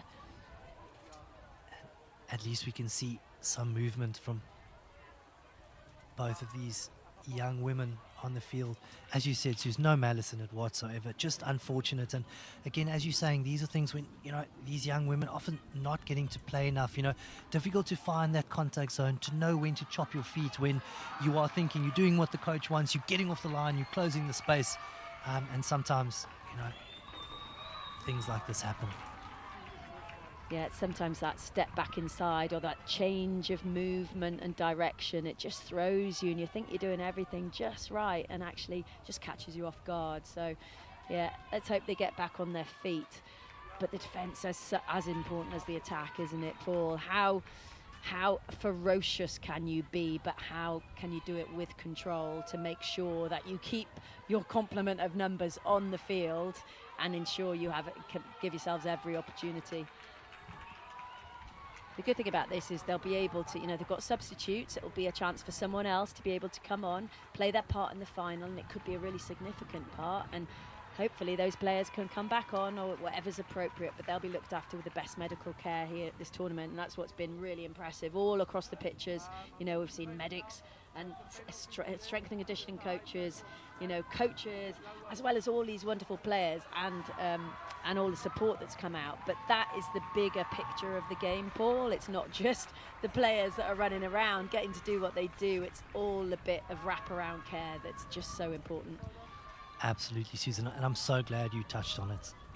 We always look at this beautiful game of ours holistically, and there's so many moving parts, and each of them play such an integral role in having days like this really be a success. As we see, just planting seeds, putting that little kick in behind and pressurizing the Western Province team, and they've regained possession. Also, the kick today with the wind picking up and a bit of drizzle throughout the day, I feel that the teams have used the kick as a real attacking option to try and win that ball back. Well, that was really astute, wasn't it? There's only one defender in the backfield, and it's an awful lot of ground to cover. So if you communicate well and you nudge it over the top onto grass, that's the important thing, isn't it? And make the one lonely sweeper move around, then you could present an opportunity, which is exactly what's happened. Yeah, as we see that really competitive scrum once again, and Western Province have won that battle. They've certainly gained the ascendancy at the set piece, the scrum and the lineouts. Unfortunately, is the ref going to give her? No. That's fantastic. He's going to give her another opportunity to play. That's also a really important part of the game. And again, the match officials have been brilliant. It's the way they've managed these games. Just planting seeds, off they go. And that again is the talented 14, Madinia Joseph. Unfortunately, that's the second time now. I hope she learned some good lessons in this one. She's quick, she's got great feet, but we know the two best defenders on the field are the two touchlines. Yeah, and that's, again, going to be a little sense of frustration. She's probably drifting across field, and we see that all the time, don't we, Paul? You're looking for someone to pick a line, to straighten up off you, or to straighten up yourself. But on that occasion, just probably the worst outcome, where she just effectively gives the ball to the opposition. And fantastic rehearsed move there, little front peel. That was fantastic. Everybody doing their job, and planting seeds now have the ball into the hands there of their playmaker Benting, who sends it out to the left. Unfortunately, that ball's gone forward. Western Province now with an opportunity to attack from a transition deep in their 22, but the referee slows things down and calls it now. Western Province running out of time here, Suze. 2 minutes left. They're 2 scores behind. They're really going to have to get a crack on now if they want to get back into this one. Yeah, they need to strike now, really. But again, it doesn't take panic. It potentially takes multi-phase play to take them to the other end of the field, and they know they're capable of it, and that's what they need to reach inside now. Remember what they're capable of and just make a plan. This is where your game leaders really come into their own. It's your 9s, it's your 10s, it's the person at the base of the scrum, where they're all on the same page. And I know it's a lot to ask of young players, especially invitational players, but these will be the moments that define the win or lose situation. And as you're saying that, Megan Abrams there, who's now in possession, barking orders at her troops. And that's some good players. We said if Province can just get a bit of momentum, they're on the front foot now, moving the ball to the right-hand side, and that's a fantastic run down the right-hand side, looking to keep that ball in hand. That's Lebalele, the captain, who's now taken the ball into contact. Province now move the ball, just one pass, and forward they go into the hands of Tonga, who's carried incredibly well throughout this game, giving this Province team momentum. Ball a little bit slow, and allowing the Tigers the planting seeds to almost intercept that ball. Now Province on the attack. They get that offload away into the hands of Luana Ferreira. Good ball placement, and that's the replacement. Christabel Negrini came on with real energy. about a minute ago. Province now carrying hard, sending that ball into the space. That is a fantastic finish. And that's Mbambelo, whose name we've mentioned a few times. She's been in the action throughout the match. Yeah, but as soon as Tutu gets her hands on the ball, you know there's danger. She's got footwork. She knows where the space is. She knows how to get the ball there effectively. And there was no way she was going to miss that 3v1 overlap. And she got it nailed. Now it's saying that time's up on our clock. You know, are we evens with the ref? But what a score to finish with, and thoroughly deserved. Very true. And again, just the strength versus strength. These final days, these final games. Such a pleasure watching this. And there goes the final whistle. What a fantastic win for this Just Planting Seeds team. We've seen the under-13s do well. The under-16s now taking the cup, and just a huge congratulations to everyone involved. I think you've just mentioned it. What's impressed me is I'm hearing across the age groups they're strong, and the skill sets are going from 13s to 16s, and all the way through, and that's super impressive, and that makes for a really good setup, good coaching. We've already touched on it, looking after players in every aspect of rugby, because it's not just on the field, but this is what they've put out there. I think they had the lion's share of possession, but they were pretty smart with it, and they got to the end of the game as the winners. And it's a simple game, Paul, isn't it? They looked after the ball probably the best out of the two teams, and they get their deserved reward. But what a brilliant game, another tight one in the finals. They've been through 2 days of competition, and to put on a spectacle like that is absolutely fabulous. Susan, what a pleasure having you here next to me in the commentary booth, and thank you so much for your insights, and again for us who have been involved in the women's game for so long. What an absolute treat to see these talented young girls plying their trade and getting the recognition they deserve.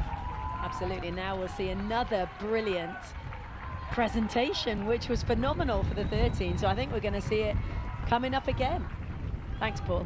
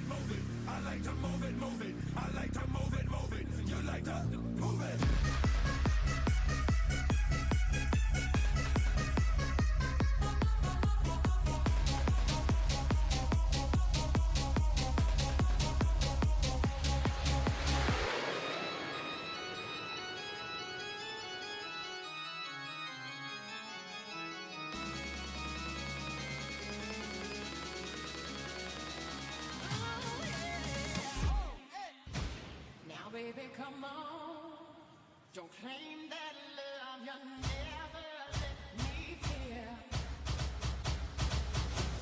I'm out of love, set me free, and let me out this misery. Just show me the way, get my life again. You can handle me. Sei troppo, praticamente il meglio di Santa Fe. Pedro, Pedro, Pedro, Pedro, fidati di me.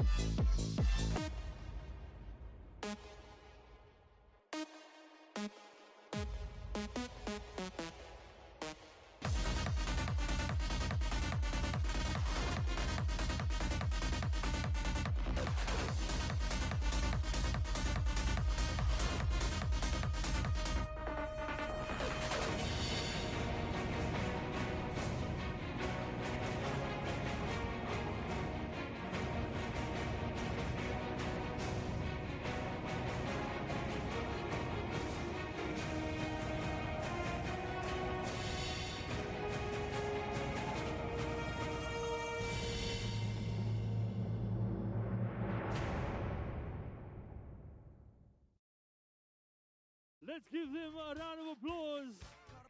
Hottentot Holland High School.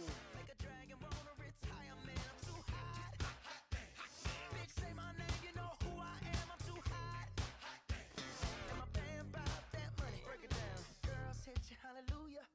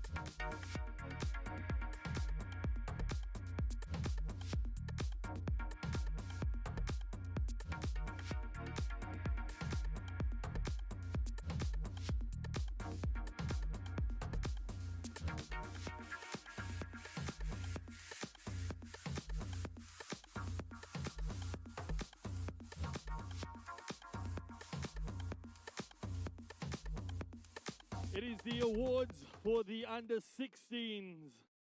Now, before we get to the awards, let's give a round of applause to all the under-16s for being part of this weekend's competition. Then we'd like to call up Maynard Ensland, the Pepper Pod Director, Building Pods for Higher Performance Program in the Rugby Village of Gordons Bay. He'll be handing over the award today. Him and his lovely kids. Well done. Okay, with that being said, the MVP is Madinia Joseph from Just Planting Seeds.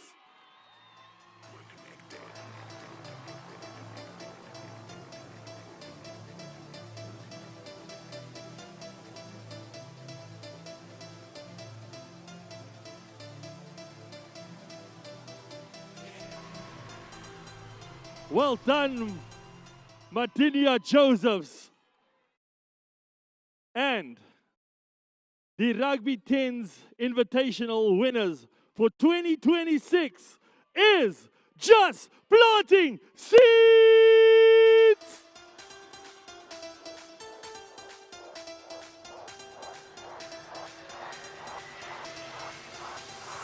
Can you feel the power? Can you feel the power? Can you feel the power? Can you feel the power? Can you feel the power? Can you feel the power? Can you feel the power? Can you feel the power?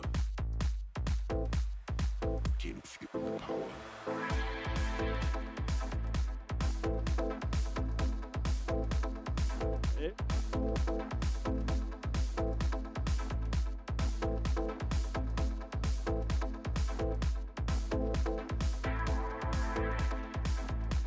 Well done, Just Planting Seeds. Congratulations.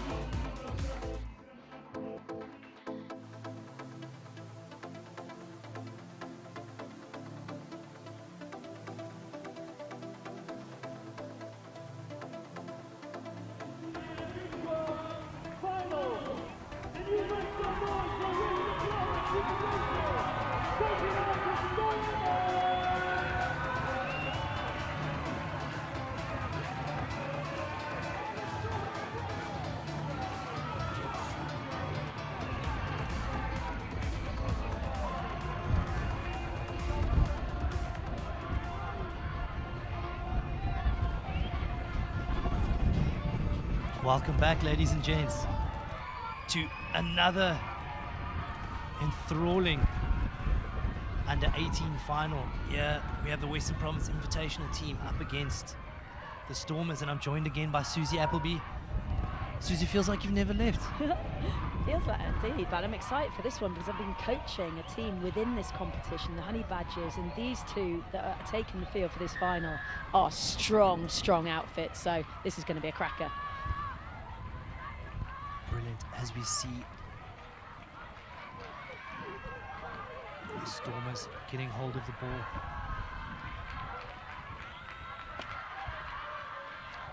So Western Province, they're unable to hold on to that ball. The Stormers taking it quickly, and off they go. Interesting, Suze, we're always looking at these contrasting styles. So you're looking at this Stormers team, they're obviously looking to push the pace, push the tempo. You can see they've really come out here with intent, and they've sent the ball off to the left there to Natalie DeVos. Great tackle there. Good ball placement, and the Stormers continue to roll on.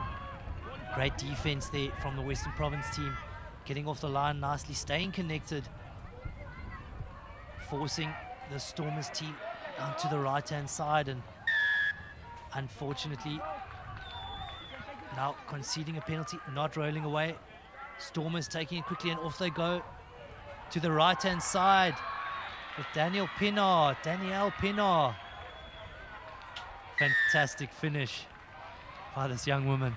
I tell you what, Paul, they have come to keep pace high, haven't they? Everyone asleep, ball's gone off the field.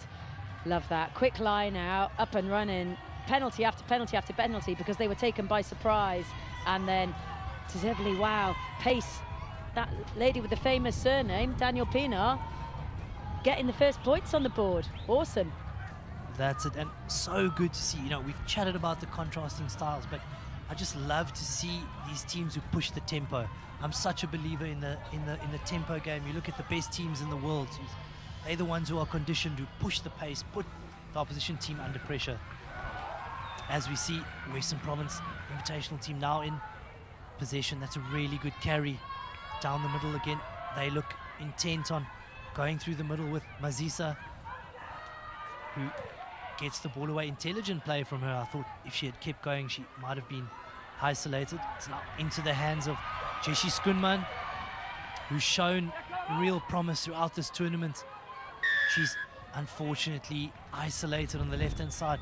Sue's just ran away from all her support players. Yeah, and that's the interesting thing. So we're going to see potentially contrasting styles, because Western Province have big, powerful carriers, but they've also got pace on the edges, whereas the team in possession now, the Stormers, are quick, they're smaller, and therefore, not surprising, they want to keep the ball alive and keep it on the move. But brilliant chase back in defence, and then the awareness to get onside and go through the gate, and quite deservedly get a fantastic jackal to get the ball back.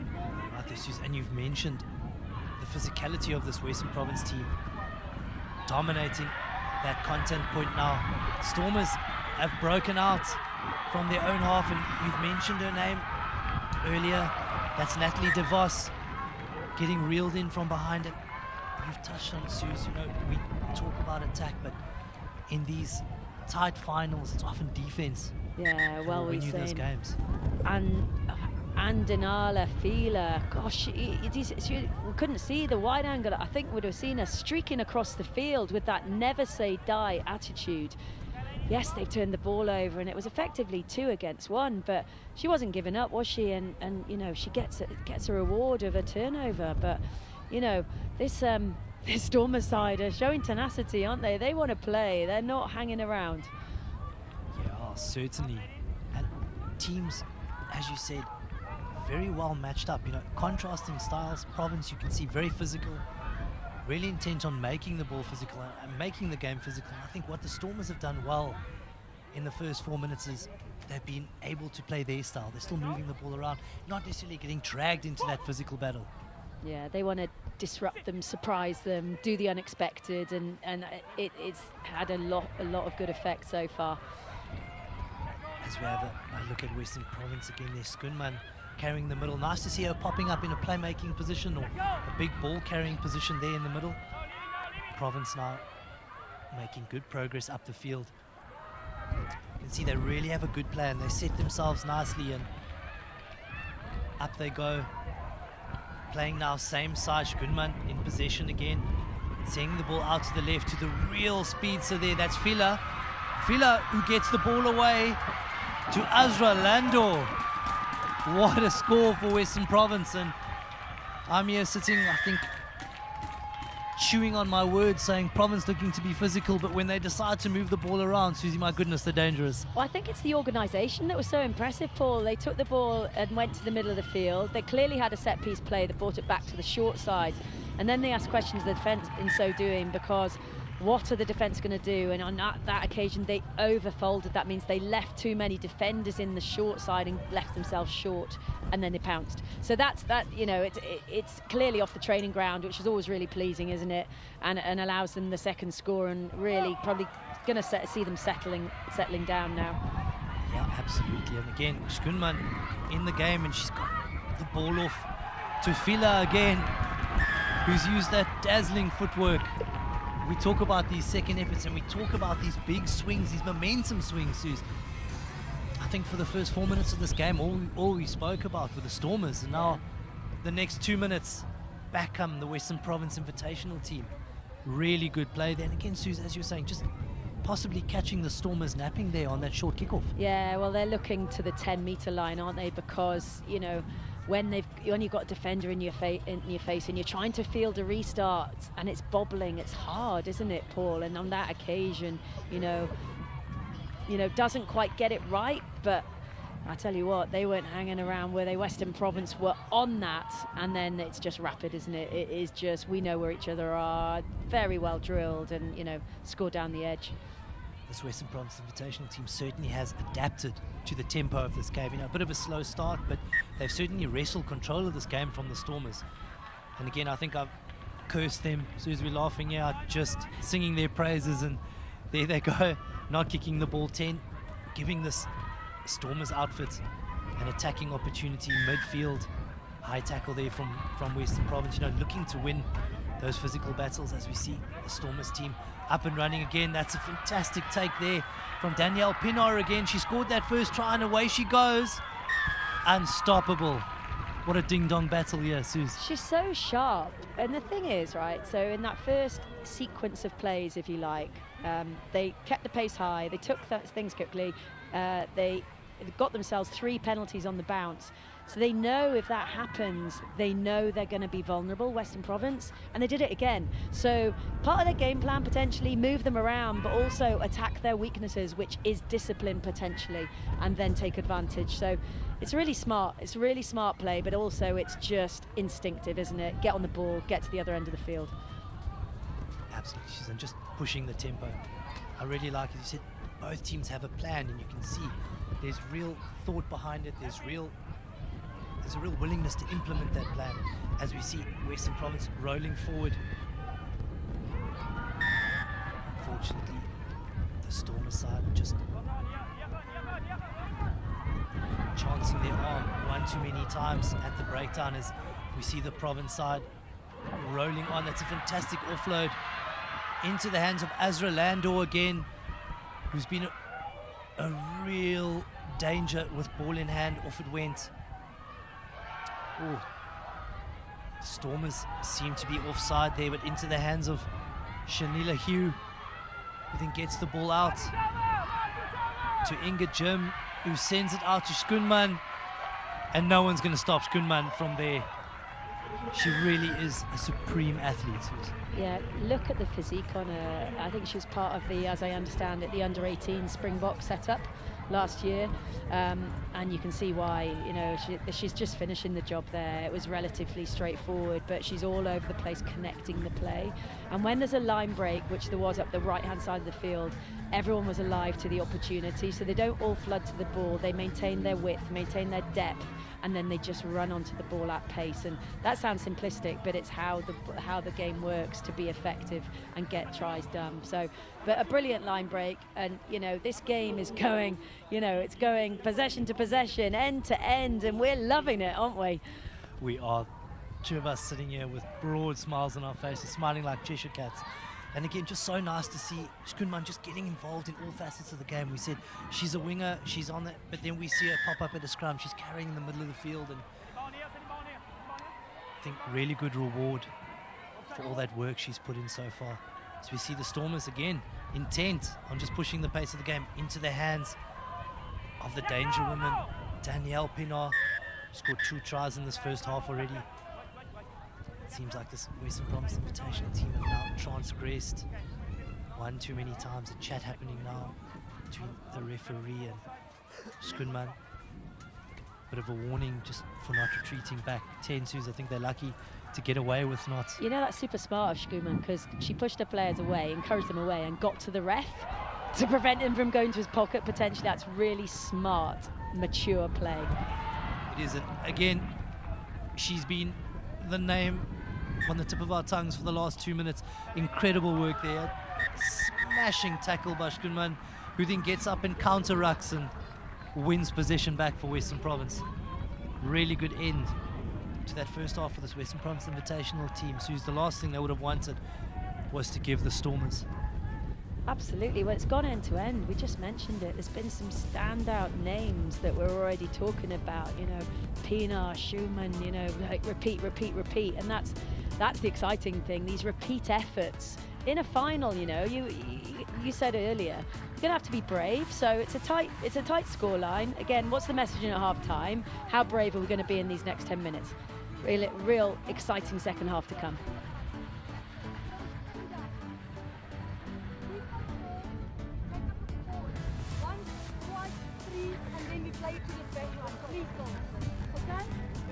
Well done in keeping the ball in contact. Very few turnovers from there. But please, girls, we need to talk. Intensity, pick it up. Okay. Hey, girls, listen. Your discipline has to be better the second half. Next one, the ref is annoyed. He's going to give us a card, the next penalty for offside, or for not calling that thing. Please, discipline in the first half is so important. And then also, let's stay together, connected as a defensive line.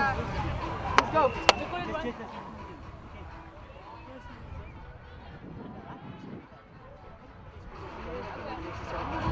Then like this, to the floor. Nice, and then we're going to go wide.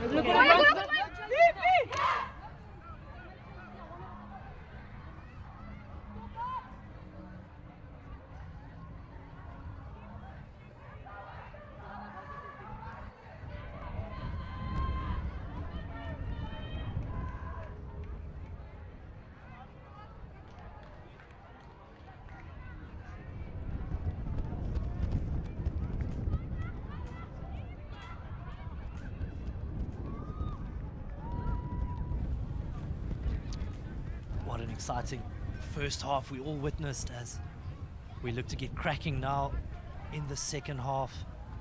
Western Province Invitational looking to kick off to the Stormers. They've been quite effective with their kickoffs. Shown the willingness to kick into space, and again, off they go kicking into space, and Schoonman straight back into the action. Just unfortunately not able to get to the ball early enough and bring it back to her side. And Suze, now we go into the first line out of this game. Yeah, we've seen you know, some pre-call plays in the last one, so really interested to see what these guys do. They haven't got a large amount of size, have they? So potentially in and out as quick as they can. Over the top it goes, but the call is, oh, not straight, unfortunately. And unfortunately for this talented Stormers team, it's quite difficult being stuck in your 22, playing against the wind at the moment. Very slick and smart play there from the Western Province team to kick in deep behind the Stormers and suffocate and strangle them. And now they've created a turnover for themselves where we have the talented Zoe Anthony with ball in hand. Western Province will look to set a good platform. That's a good scrum from them as they move forward. Off goes the ball into the hands of Schoonman again. At moving into a playmaking role. We've just been so impressed with her. Yeah, we have, but she actually reads that really well in defence. Had that stuck, she's almost running the sticks at the other end. And, you know, that deception on that set-piece play, Paul, as you know, is taking it all the way to the line to preserve space for Schumann to go round her, which they kind of get away with. So it's risk versus reward in terms of that defence. If that ball gets away, Western Province score, but as it happens, you know, they maintain possession. But this is the tactical bit of play, isn't it? You know, how effective and accurate can we be with our start plays? This is a brilliant attacking opportunity in the middle of the field. Certainly is, especially with Western Province dominating at scrum time. It's good defense from the Stormers, but again, just a great wraparound play. It certainly looks easier than it is, Suze. Yeah, and that's a really hard place to defend from. You know, that edge defender, the winger in that picture, has to make a decision. She has to get communication from the player inside her. And on that occasion, and that's what the attacker looking for, she bit in because she didn't have that communication, and that's the trigger to pass the ball. And you know, it's well executed, but you know, you just, as I said, it's a very hard place to try and defend from, and as I said, well taken those points there. So true, Susan. Both of us have been mightily impressed with the Western Province Invitational team's work off the ball. You know, sometimes that it's a skill set that's neglected, you know, just the ability to work into space while the ball carrier is doing her work and just creating that extra space and really putting the Stormers defense under all sorts of pressure as Western Province restart the game. Stormers now looking a bit indecisive, though some nice forward momentum gained in the middle of the field. The Stormers unfortunately have too many people in that breakdown. They're now moving into space, moving it on. Lucky to get away with that. Western Province were quickly onto that as the Stormers look to go quickly again, marshalling her troops here in the middle, and off that ball goes to Danielle Pinor again, who's certainly been involved. Blindside was an option there, but they decide to go back to the open side and they've lost it. Suze, opportunity now for Western Province down the middle of the field. Yeah, they just pounce. They are not going to hang around. Little knock on. She doesn't pick the ball up or kill the game, and then the green mean machines just pounce on it, and back in possession. It's tough. They work their way out of the danger zone, but now they're potentially dropping back into it. Good carry there from Inga Jim, giving them momentum. Off that ball goes to the talented Fila, and unfortunately that last pass just going forward. West Province certainly have wrestled control of this game away from the Stormers side. Yeah, they have, and the Stormers are just living on scraps, aren't they? And therefore potentially starting to just force the game a little, because they have to seize opportunities. But that one there, you know, that basketball type pass above the head, it's almost like that, or just pass the ball before the contact, you know what I mean? Because otherwise your support player gets in front of you. But those moments are the learning opportunities in any game, and to take them forward in the future. But here we go again, because Stormers are now going to try and maximise that opportunity. And again there, Brumilda Fitzgerald, she's been a real live wire, been the one really pushing the tempo for the Stormers team. She's tried her absolute heart out. Discussion going on now between the referee and the touch judge. I'm quite sure what this discussion is. Captain's been called forward, and it's the two playmakers. It's Raylene, it's Danielle Pinot and Zoe Anthony. I don't know what quite transpired there, Suze, but maybe a bit of handbags being thrown. Yeah, I'm not sure. I didn't say anything myself, but it's all handshakes, isn't it? And certainly well handled there by the officials. Last thing we want is yellow or red cards in the final. No, we don't want that. As he touched on, there's the Stormers just forcing it a little. They're still in this game. There's 4 minutes left. We know what can happen very, very quickly. And there's, you know, it's a 2-score game at the moment. Zoe Anthony in possession now, gets that ball away. Western Province looking to get that ball to the edge, and they do, into the hands of Lekona Masiza, and off she goes. Apologies, that's not Lakona Masiza, that's Azra Lando. We know that running style anyway. I confused that 7 with the 1, but not anymore.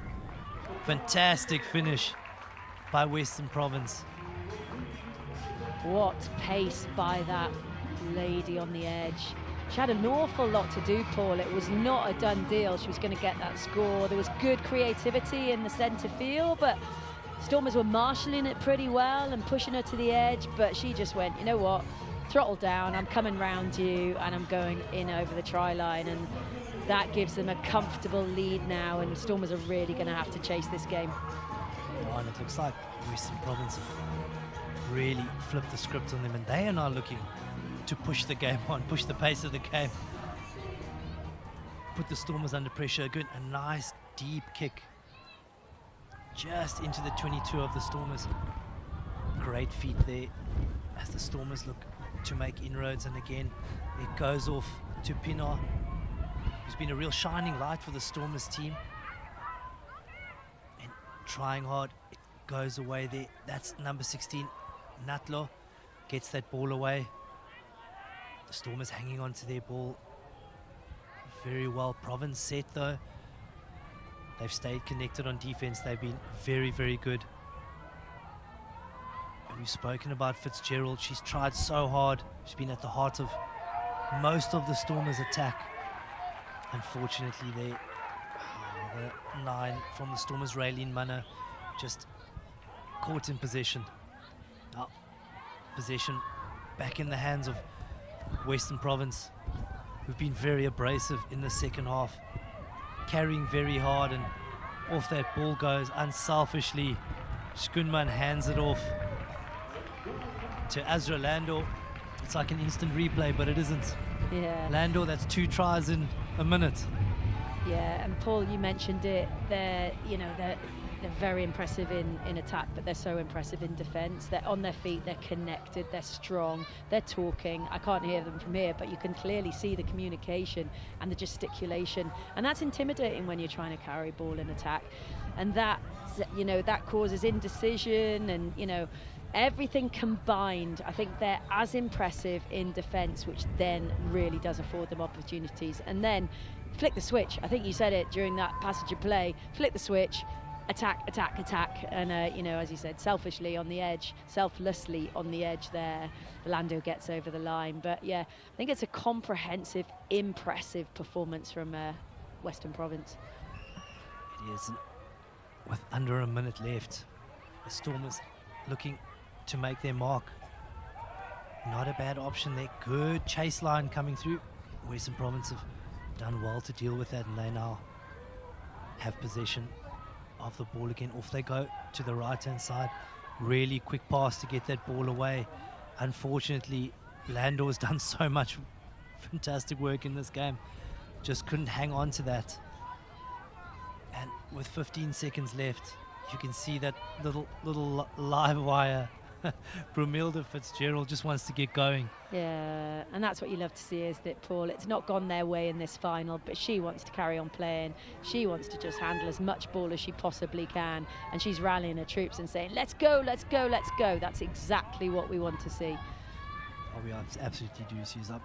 Western Province will put a big shove in here. They've been wholly dominant at scrum time. And Fitzgerald comes away with the ball absolutely whacked in that tackle, and now the Stormers in all sorts of trouble going backwards. Ball on the ground. Stormers have secured it, but looking very tight in the middle of the field, and Shkunman with good line speed. Though they get that ball away into the hands of Danielle Pinar once again, and I'm sure it will be scant consolation for her, but to score a hat-trick in a final, no small feat. Yeah, it's just reward, isn't it?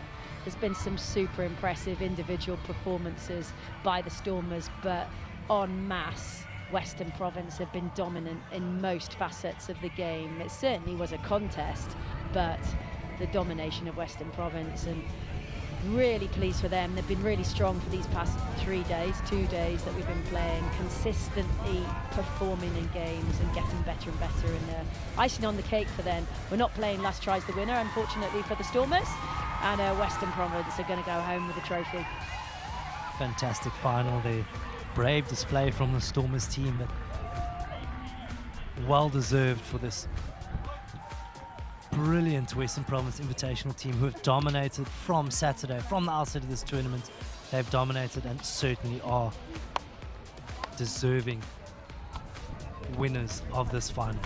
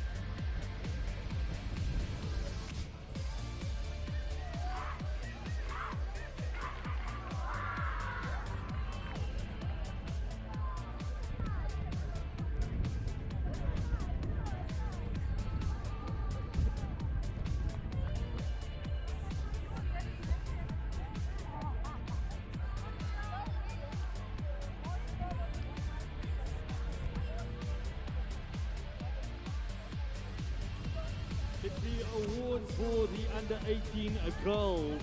What a game we had just there. Can we get a round of applause for all the under 18 girls? Amazing, well done. Also, we'd like to call up Mr. Faisal Felton from Western Province Union. He's the representative. He'll be handing over the awards and the check as well. Well done, Mr. Faisal. Okay, MVP for the under 18s is none other than Azra Lando!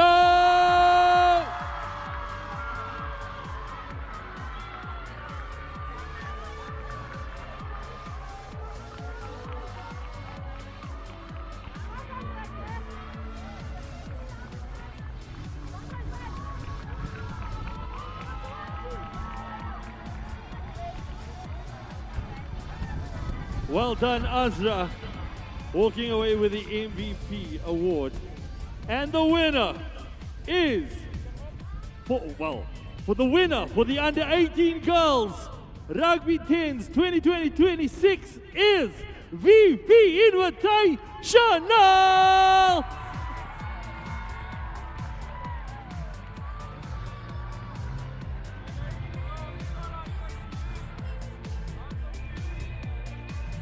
They walk away with an award and 10,000 Rand.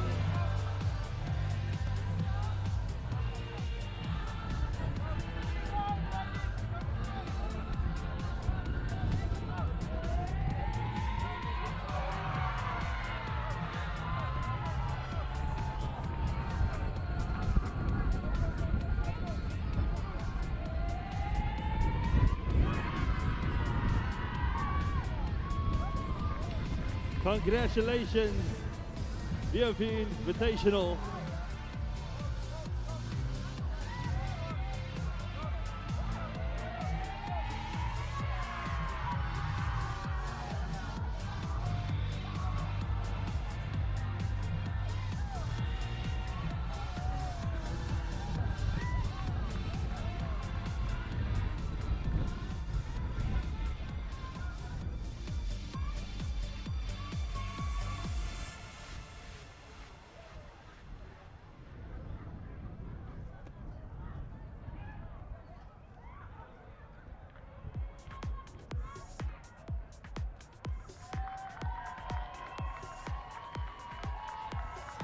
Welcome back, everybody. We're coming to you live from Charles Morkel Stadium. It's the Women's Cup final here, coming to you next year. We got the Wild Dogs taking on the Middlesbrough Stormers. Storm has been outstanding here, upsetting a few big names here at the 10s. Looking forward to see them here in the finals against the Wild Dogs. The Wild Dogs got some special talents here from the likes of Alicia Willemse, Faith Gosling, and Kagiso Mapoke. Great to have you here at Charles Morkel Stadium, everybody.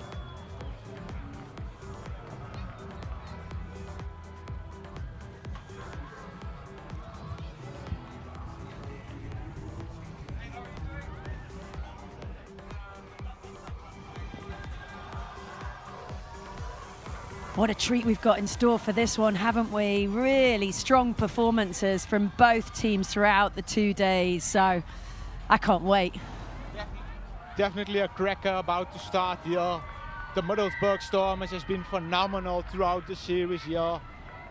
Likewise, you can say from this, Alicia Aris unfortunately at the offside position there. The General takes the ball up. Naya, and she gets a try there for the Stormers. That was quick. Yeah, they have exploded out the blocks, haven't they, Michaela? That lady there has been so instrumental across the whole tournament, and she's not hanging around. They need to be really aware of her because she's going to go after absolutely everything. But, you know, high pace, high tempo, kick long, put the opposition under pressure, and then take the rewards. And that was a brilliant opening couple of minutes. Or not even at 2 minutes, 1 minute. Brilliant, you said there, Susan.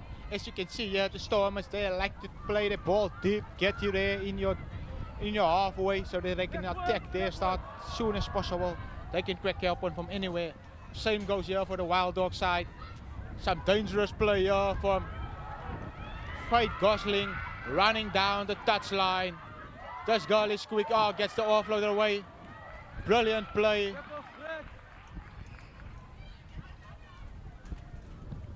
Looks like a turnover ball there by the Middlesbrough Stormers. About to play the ball. Is the speedster with the ball. Really small figure, but sees a massive impact here for this team. Great pass from Willemse, gets the ball out wide to Alicia Aris. This girl is quick. She's quick. Oh, brilliant tackle. Just inside the 22 of the Stormers.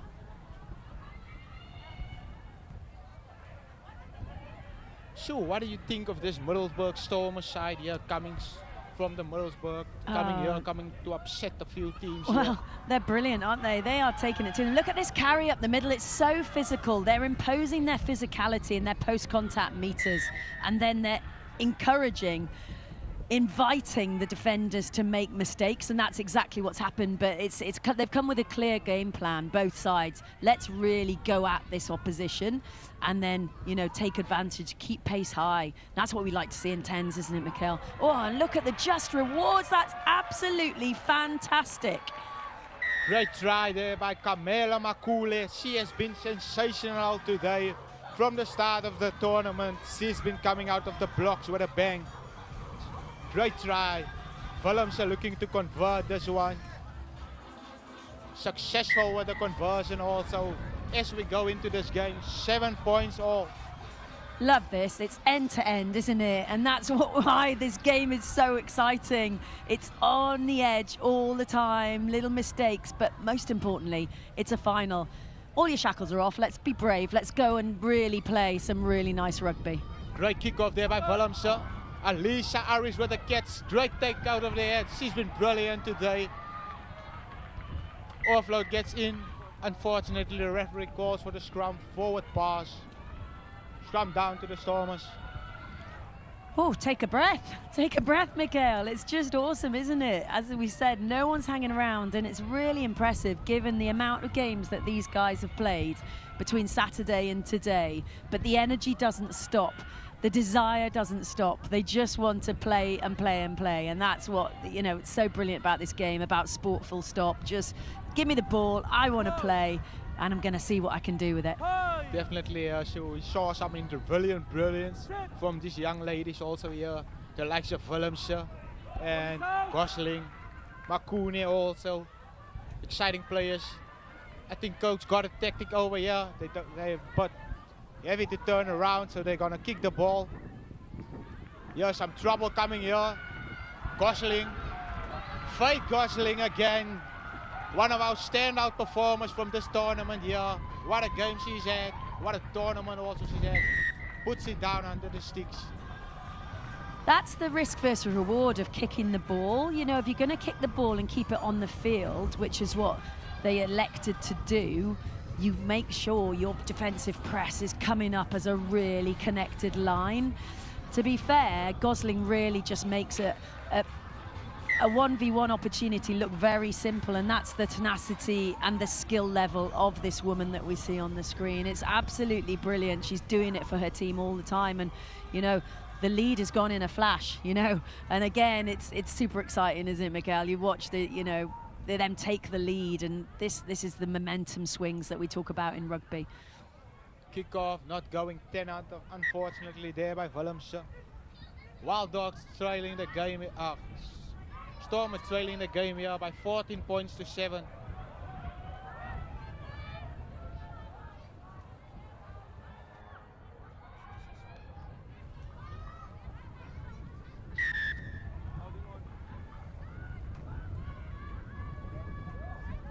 It's Genoa with the ball. Nia Muller, she gets the ball out wide to the speedster. Something quick is coming here. There's something coming. Great tackle by Aris. They still have the ball here, the Stormers. They like to play the ball out wide. They got some quick players outside there. Sets it up in the middle. Unfortunately, the ref calls advantage play. Quick tap by the Stormers. Some heavy ball. Oh, what a massive hit there by Cormela Makule. She's been a big factor here for the Wild Dogs in this game. The Stormers pull one through again, getting down just next to the post. Easy try there. It's a brilliant, brilliant score. They built pressure. They were really patient. A huge hit has come in, and actually she's seen yellow for it. So they'll have a number in the ascendancy, but they maintained their composure. They maintained their skill sets. They went direct through the middle to interest the defense, and then they pulled it to where the space is. It's not complicated rugby if you just do the simple things really well, and that was what was so impressive for me about those passages of play.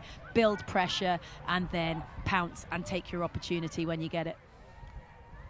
Wild Dogs leading the game by 14 points to 12 here. Willemse with the ball, gets the ball away. Unfortunately, a small knock on there by the Stormers in the tackle. Almost saw a try coming there. Unfortunately, knock on. Scrum feed to the Wild Dogs.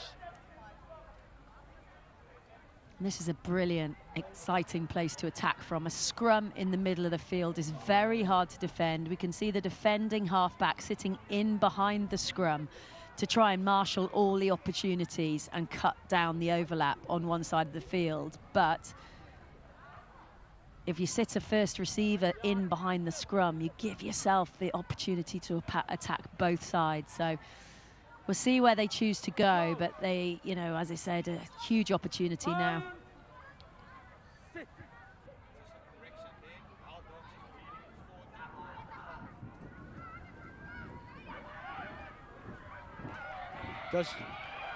This girl is quick.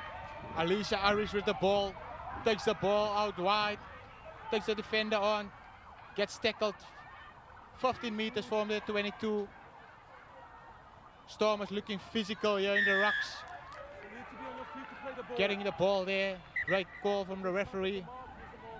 We got some quality referees here at the rugby tent here. So what do you think about that? Yeah, I think the officiating has been fantastic. All the facilities, the support network for the players, medical, etc. It's all been brilliant, and it's all part and parcel of what we expect in a, you know, a high performance tournament such as this one. But yeah, they just didn't quite get numbers to the ruck there, and again, that lady is not going to hang around.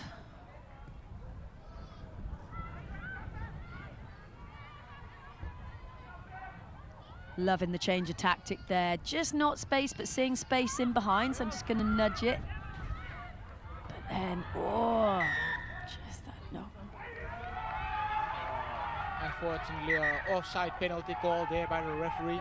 Yeah, it's just that retreating out of that circle that imaginary circle that they draw, where you have to show some attempt to retreat. But, you know, one little kick over the top gained them about 50 meters, Mikhail, and that is going to save an awful lot of energy. I think they're going to adapt to that. I think coach is going to say something about the kicking in the second half, maybe. But with the wind also not blowing down that side now, they're going to be playing against the wind now in the second half. But I think they have a lot to say there at halftime, but not the bad half, actually, yeah, though.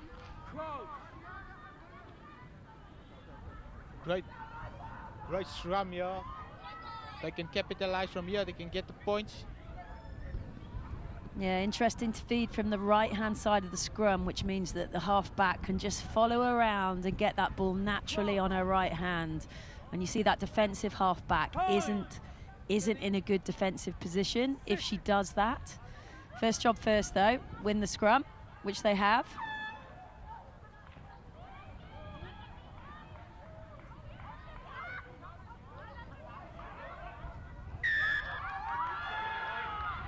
Unfortunately, turnover ball. Another penalty advantage coming here. Discipline really costing the Wild Dogs at the moment here. Great body hit, great double hit by the Wild Dogs there. Slow ball at the ruck. Decided to take it. Takes it herself. Great tackle. She's been sensational here. Alicia Aris. They call her the Great Kali.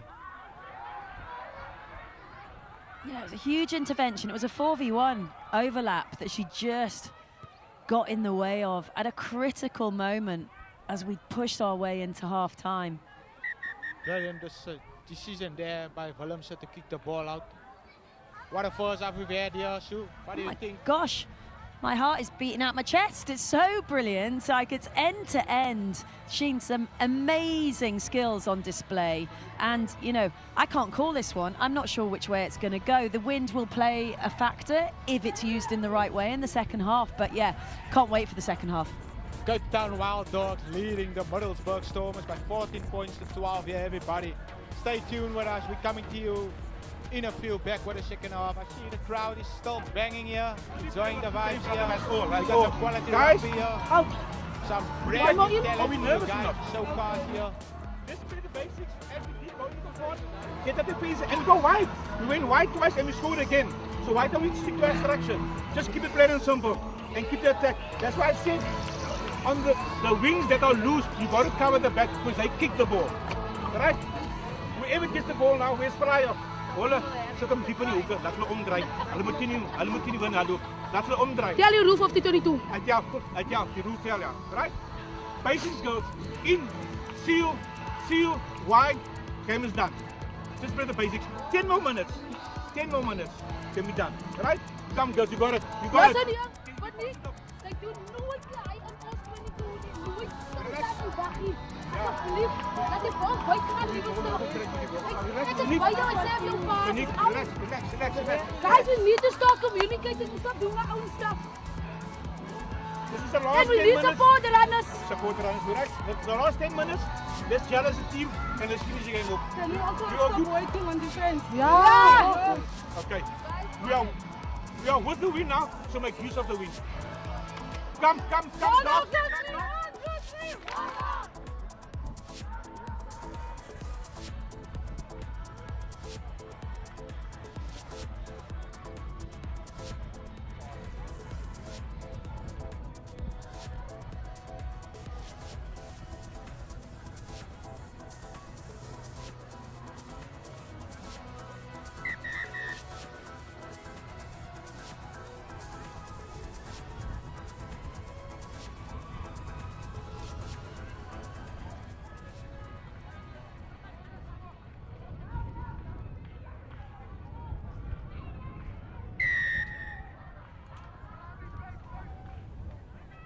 Well, Mikhail, we've got an exciting second half on our hands, haven't we? What have been the messages by the coaching team? They were really animated in those circles, weren't they?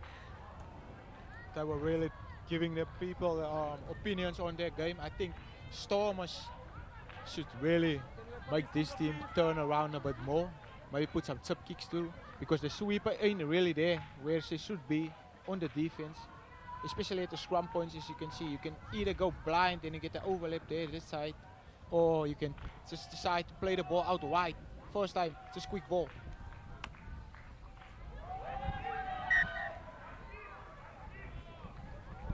Unfortunately, skill throw in there by the line out, scrum to the Wild Dogs. Yeah, I think they're gonna wanna use the scrum to put some points on the board here. Oh, it's so important to get your set piece right. And, you know, you train the game, you spend how much time on, you know, set piece, line out, scrums. There aren't many line outs in the game, so not surprising that necessarily it didn't quite come off. But as you said, huge opportunity for these Wild Dogs, middle of the field, two sides to attack.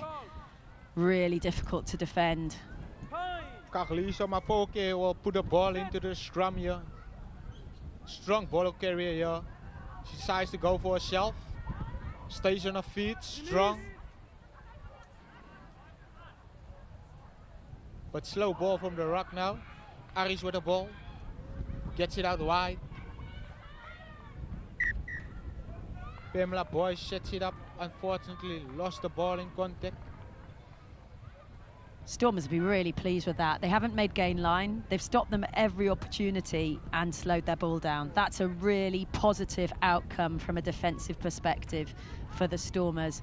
Really pleased, and they've got the ball back. Definitely, they would love to have this ball. Yeah, I'm excited to see them with ball in hand, always. They got some quick, exciting players in this side, with the likes of Muller, Diamas, some exciting players here. Amber also, when she gets the ball, always getting some meters in, getting over the gain line.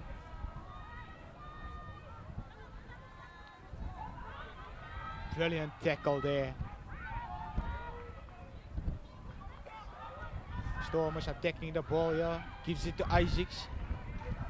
Some razzle-dazzle footwork there, beats the first defender, gets the ball. Some quick ball coming here from the Stormers. Razzle-dazzle from Tsessi. Gets the half gap, plays the ball, sets it up. Oh, unfortunately a rub there. Wild Dogs on the attack now. Some strong force handoffs coming through here. Some big players. Willemse with the ball. Gives the ball wide to Aris. Aris gives the ball wide. Gosling with the ball. Exciting youngster, unfortunately. Tackled into touch there.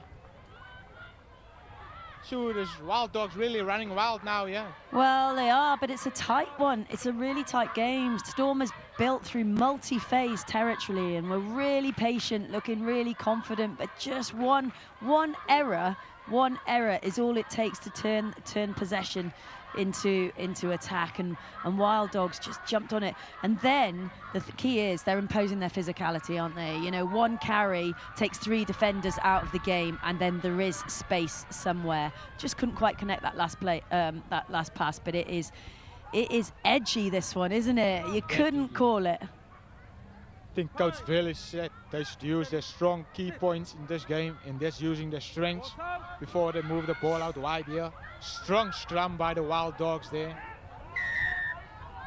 Unfortunately, penalty for straight down.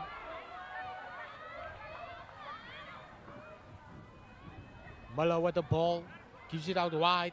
Here's the speedster. Amber Oliver, she's been phenomenal for them today.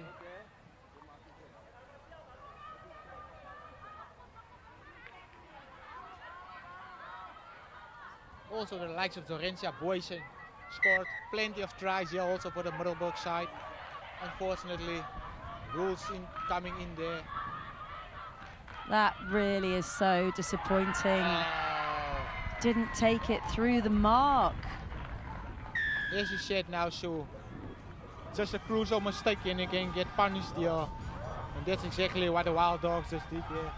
Yeah. Kagiso Mapoke coming away there with a try under the sticks. Willemse looking to convert the try here. Successful conversion by Willemse. Wild Dogs leading the game here, 21 points to 12. Stormers really need to get into the game now, but it's really close. It's not as tight as it's not as difficult as it seems here, but they really can crack this Elephants open, Wild Dogs open from anywhere though. Yeah, well the key is this, I suspect they're going to go long and Stormers are going to have to work their way out again, which they do.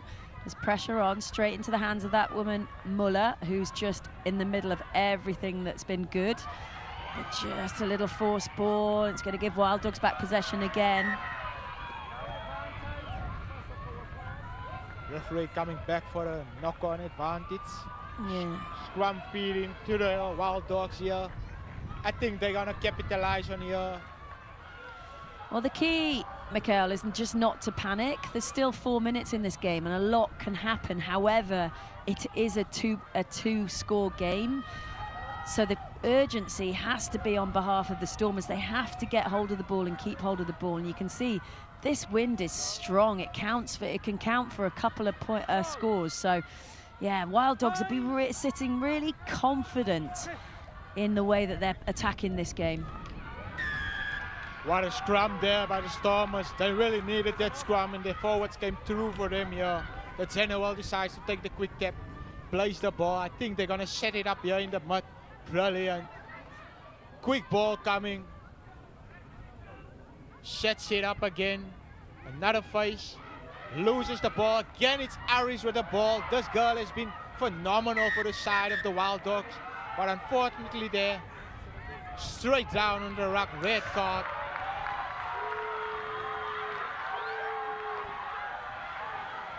Crucial mistake there. This one can cost them at the end of the game. Still 3 minutes to go here in this cup final. Yeah, it's going to be so important for the Wild Dogs to maintain composure. Oh, it's all getting a bit scrappy now. That's a yellow. There's already been a red. There has to get hold of this discipline. Wild Dogs really taking their time here. Just running that time down as soon as they can, as much as they can. Opting to go for the line here. Brilliant kick by Alicia Willemse downfield. Gets the team back into the half of the Stormers. That is really, really smart game management. They're not chasing the game. They want to maintain composure and just play in the opponent's half of the field. So that kick downfield could make the difference in this final. Definitely sure. I just think I would like the Stormers to get this ball here from this line out and get some points on the board, so just this game can get some interesting. The last few minutes here, 2 minutes into the last few games, 8 minutes. Brilliant take from the line out. Mampoke. Oh, she's been sensational today. Makule, the try scorer. Great hands here by the Wild Dogs. Looks like another score coming here. Great tackle. Meter short from the touchline. And Makule with a double there.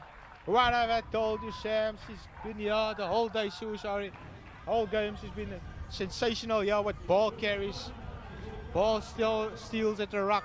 It is really coming through here. Things working really out here for the Wild Dogs. Leading the game here by 26 points to 12.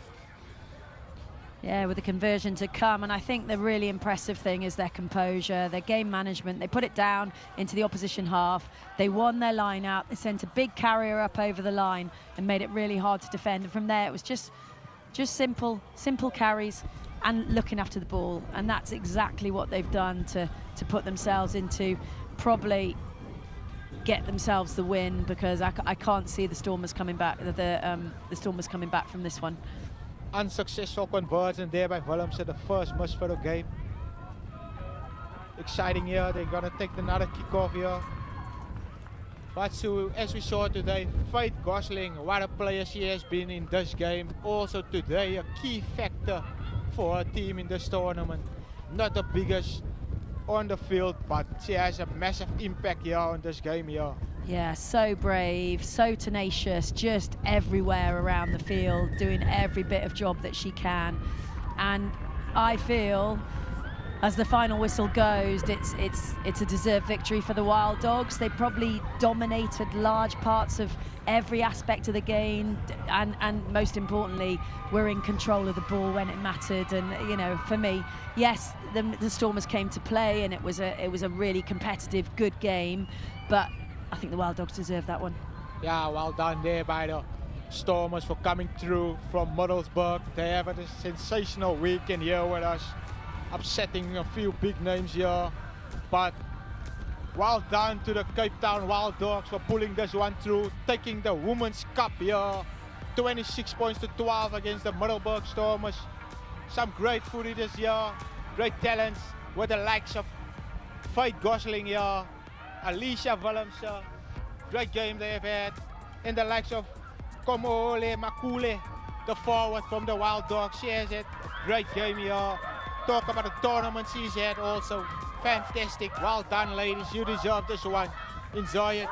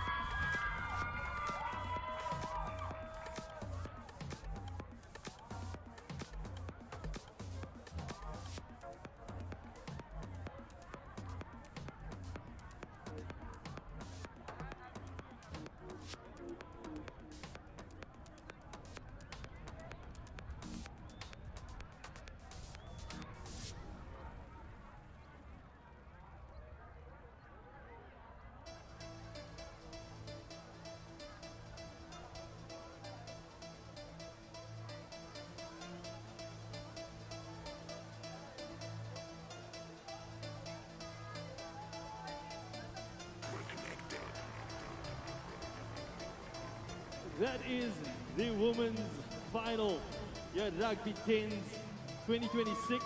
Can we get a round of applause for all the women participating here today? Well done. Next up, we would like to call Mr. Todd. He's the Rugby 10's Director of Partnerships, to hand over the award and the prize money as well. Mr. Todd, he's here with us. Please, love it. Okay, now the MVP for the women is Shuba.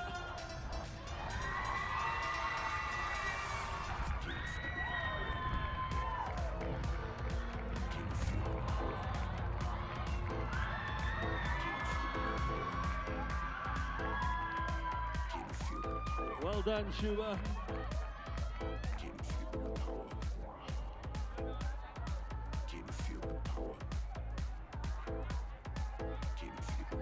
And the winner for the Rugby 10's Invitational 2026 is Cape Town Wild Dogs!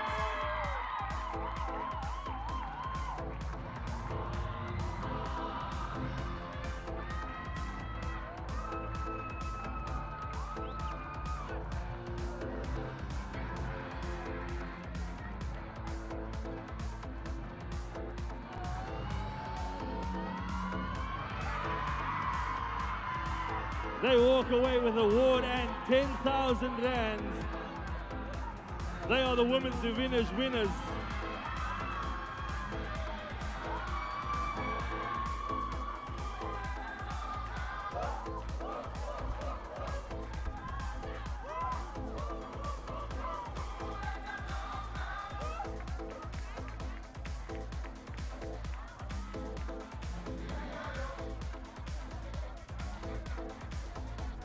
Well done.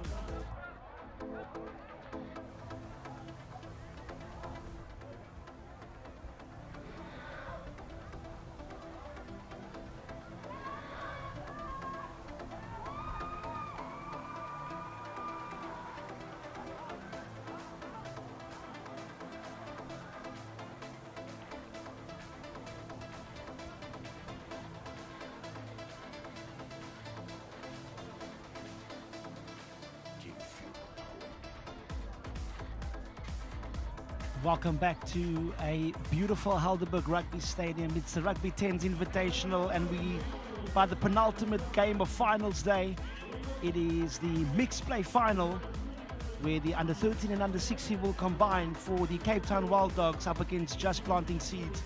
And if you are a little bit strange to this new concept, the mixed play final is such a unique new innovation brought by the Rugby 10s, where two teams will combine, where one age group plays in one half and the next age group takes the second half, but the score will follow on after that. And Paul, this is what innovation means, bringing new, different types of scenarios to the game. So even though one team can have a bad start, the other team can actually capitalize depending how strong they are. And again, it brings back to the values of Rugby 10s, which means inclusion as well as equality. Fantastic scenes indeed. Sure, you framed it so well. I'm just excited. Off screen we were chatting about it. I've never experienced anything like this, so just looking forward to see what these talented young girls come up with. Yeah, we've seen earlier with Just Planting Seeds having both of the age group teams, under 13, under 16, playing in both finals. Unfortunately, Just Planting Seeds just went down to the Worcester Foundation, but the under 16s, they won their final and they were really, really good. How have you been impressed by this Just Planting Seeds, which is actually their base is in Manenberg, quite a challenging area? How good has it been to see those girls take their opportunity and make the most of it? Sure, it's been something to behold. Truly, truly special. You know, when you think of them, when you think of Justin's running things, you run out of superlatives. As you touched on, you know, we know the conditions and circumstances some of these kids come from, and it's just so special to see them doing what they love with a smile on their face. And most importantly, as you touched on, it's just this opportunity for them to play in front of a crowd, to showcase their skills, and just to do it in a safe environment is very, very special to see. Yeah, absolutely. And you've summed up so beautifully. All of these players from different backgrounds, different cultural groups all come together under the Rugby 10s banner and really making the most of every opportunity. It's the mixed play final, which will consist of the under 13 and under 16 groups combining. It's the Cape Town Wild Dogs, of course, taking on the Just Planting Seeds. And the Cape Town Wild Dogs, notoriously such a strong franchise, Paul, and they will be up against this very well-polished Just Planting Seeds team. They will, and I think that the Wild Dogs will enjoy this challenge and be up for this challenge. As with the Just Planting Seeds, they've laid such a good foundation over these 2 days. They've impressed everyone who's seen them play, and here's just another opportunity for them to ply their trade and to keep on building. Absolutely, and as we wait for both teams to get ready, we know it's two squads that will combine as one team, and I've just absolutely enjoyed just how the other different teams and franchises just support one another off the field. It's great camaraderie and friendships not just built on the field but off the field that will last you a lifetime, Paul. Yeah, Charlotte, so lovely that you're touching on that now, chatting to the legend Lofielo earlier, and he was chatting about his time in rugby and just how special those friends are that you meet and those relationships that you forge and foster, Charlotte. I hope this is just a good start for these, as you're saying, under 13 and under 16 kids. They have such long careers ahead of them. They have so many more opportunities ahead of them. Really great to meet and to play with talented, like-minded people. Yeah, absolutely. As they say, the people you spend your time most, so you become. And that's why it's so important to have heroes that set good examples. And as we hear the background music, it's the Cape Town Wild Dogs. Such a formidable franchise in the Rugby 10s, always finding themselves at the business part of the tournament and in finals. And you never can count them out as these beautiful scenes here at the Helderberg Rugby Stadium. It's the mixed play final where the under 13s and under 16s will combine to face one another. And if you've just joined us, how the mixed play work, it's the under 13 and under 16 of both teams combining. One will take the first half and the score will then run on into the second half. So if you had a bad start, it does not mean that it's over. As we see now, all the teams getting ready. Just seeing that big huddle, Paul, we haven't seen that in a while. But it's just great to see under 13s, under 16s combining. And, you know, this is not just an under 13 game. This is a squad game between two squads. It's forming one. And they'll all be on the same mission to get this mixed play final in their bag. They certainly will be, Charlotte. As you said, wonderful scenes here at the Charlie. You know, it's been a beautiful day. The sun crept out early this morning and has stayed out, thankfully. And just so much excitement about looking forward to the start of this one. Yeah, absolutely. As you can see, there's no boots on. That means the under 13s will start off. And the Just Planting Seeds kicks off proceedings as the Wild Dogs now look to see how they can get a strong start through their under 13 squad. It is the number 49, which is such a formidable player as well. Great burst through the middle from Liema Akanula. Now opting to go same side. Again, keeping defenders busy. Nentle Masibiki, but it's the diminutive number 27. Looks like Tatum Arendse who's bundled out. And a positive start for this Wild Dogs under 13 team, Paul.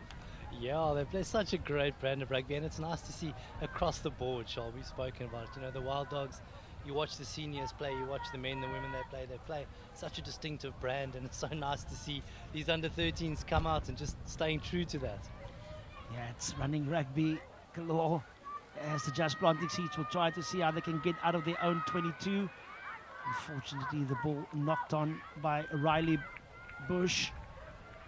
And it looks like the Cape Town Wild Dogs turned defense into attack. And it's those small transitions that makes the difference. It looks like the number 28 got over the line. Liema Hampaka-Jukewa. A nice little mouthful there, but she pounced on that ball, Paul, and she made it count. Sure, that translation was fantastic, but not translation, pronunciation was fantastic. You were looking at me behind the screen here for help. You didn't need it. Brilliant. Yeah. Really good start for this Wild Dogs team. Yeah. Conversion successful, which makes the score go to 7 points to 0, which means the under 16s of the Wild Dogs will be very happy about that. Remember, whatever score is being achieved in this first half will go to the second half, and great cover defense by the Wild Dogs, showing that it's not just about the attack that they pride themselves on, but as defense as well. And we know with this Just Planting Seeds, they've got some big ball runners and a lot of speed on the outside, and they want to utilize them. Line out not finding the jumpers. And despite the challenging win we've had today, the fundamentals on these under 13s in terms of what they can take away, we all know the set piece is such a long thing that you need to almost master as time goes on. But you know, these girls have shown that they can actually do that, Paul. They certainly have, Charles. You know, fantastic for them to get the opportunity to learn these skills and to execute the skills in front of this crowd today. Yeah, as the Just Planting Seeds get the line out now. Got a real opportunity here using the space on the outside, and I'm so proud of these girls, the way they've fought despite playing multiple games, and the ref gives the scrum advantage. I don't think it's nerves at the moment that's causing these small little errors. Maybe it's just fatigue. These girls have played a lot of matches over the last couple of days, and I'm sure they talk about mileage that you need to get in this game, and this will bode them well going forward, Paul. Yeah, it certainly will, Charlotte. They've done so well, as you touched on, you know, the load that they have on these legs over the past 2 days. It certainly is a lot more than they used to, and they've just been so brave. Their willingness to endure almost, as you said, and to get up for every game, and this is very special. Yeah, absolutely. These are the moments that parents, guardians, and Even grandparents will be so proud of seeing their children, grandchildren doing what they love most. Now, opportunity for the Wild Dogs as they creep into the 22. Good little step inside from Liema. Now cutting back and great strength being showed in the tackle fight. Still working with those legs. Can she get over? Yes, she can. Brilliant score for the Cape Town Wild Dogs as they now lead by 12 points to 0 with a conversion to come. Yep, the Wild Dogs certainly all over this Just Planting Seeds team. Again, Just Planting Seeds just unable to keep their hands on the possession, and the Wild Dogs very dangerous when given these opportunities. Nice and abrasive, as we chatted about in the previous game, Sean. You know, the secret to this game is just do everything going forward, and that's what the Wild Dogs have done very well. They've been decisive, they understand what their plan is, and they've really put this Just Planting Seeds side under pressure. Yeah, remember, it's still not over for the Just Planting Seeds. There's still another half, which means the under-16s can still get themselves back into this match, but still lots to play for in this first half. And a wonderful tackle again. It's been physical, abrasive stuff, as you mentioned earlier, Paul, and this Wild Dogs team are looking to finish on a high. But it's also been a hugely successful tournament for both of these squads. As we conclude what has been a highly successful Rugby 10's Invitational once again here in the gorgeous Gordons Bay, surrounded by beautiful mountains and also great fans that came out in their numbers to come and support all these different teams consisting from schools and clubs, as well as our 4 franchises, the Balkan Honey Badgers, the Cape Town Wild Dogs, the San Clemente Rhinos, as well as the Serengeti Elephants. And great for these youngsters also to get exposure and see these 4 franchises, which is such a great aspiration element for these youngsters. Yeah, it certainly is. I mean, I'm sure that all these kids have aspirations of being professionals one day, or at least wanting to have the opportunity to play rugby at a high level, and this is such a great start for them. You know, there certainly is a high level and really good competition. And look at the physicality again of the same player, the number 28, Liema, with a brace of tries. Look at the stare to the crowd. She means business. And a phenomenal finish by the young lady. I'm sure she and her parents will be very proud of her efforts today, Paul. Yeah, as you said, what an effort. She's really put in a shift in this first half. Certainly been one of the players who've been on the tip of our tongue non-stop, and she's carried well, she's defended well. She's a really integral part of this Wild Dogs attacking setup. Yeah, the Cape Town Wild Dogs now lead by 17 points to 0 over the Just Planting Seeds. Remember, with the mixed play, the under-16s will take the second half, and they will start off with whatever score has been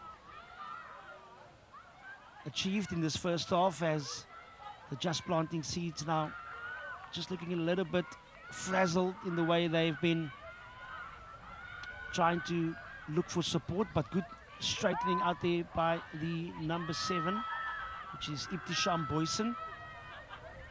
Now the diminutive Sasha Ontong. She's been a real pocket rocket for her team today. And now she's shifting it through the hands, which is again the fundamentals of the game, which is so important. Ball was loose on that occasion. And we're just less than 2 minutes in this first half. I think both teams have been very brave, Paul, and when this half is done, they can go and enjoy their fruit juices or their or their soft drinks. They deserve it. That's it, the fruit juices or the bompies or Yeah. whatever it is they get after this. But oh, yeah, lovely. It's so true. I think this Just Planting Seeds team struggling to keep up with the intensity that this Wild Dogs team have brought for these first 9 minutes. Strong scrum, and now trying to see if they can exploit the blind. Good cover defense by the Just Planting Seeds, as they still try to see what they can conjure up there, and losing the ball in the contact area, but it's still alive now. one more opportunity for this under 13 Just Planting Seeds to see if they can get a score. Good pace being shown by the youngster. It is the number 14, Tatum Hendricks, who's being chased down by the Wild Dogs, but she won't be found as she's put the ball down the sticks. And that is a phenomenal finish for the Just Planting Seeds team to see if they can get a positive reaction from the under 16 team. Wonderful finish there, Paul. Yeah, Tasman going coast to coast. Not even looking tired, Charles. Looks like she's ready to go again. Off she trots. Nice to see the Just Planting Seeds team. They're such a talented bunch. They haven't really had their hands on the ball, and now an opportunity to go and put some points on the board, and it's exactly what they've done. Yeah, 17-7 now, just a 10 points deficit that they need to see if they can get it, but they still have an opportunity before this half concludes. And it will be a great score for the Just Planting Seeds if they can manage to get another 5-pointer here. Penalty awarded now on the 22 inside the half of the Cape Town Wild Dogs. And time officially now something of the past.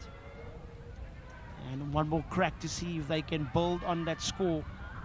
It's the Wild Dogs currently leading by 17 points to 7.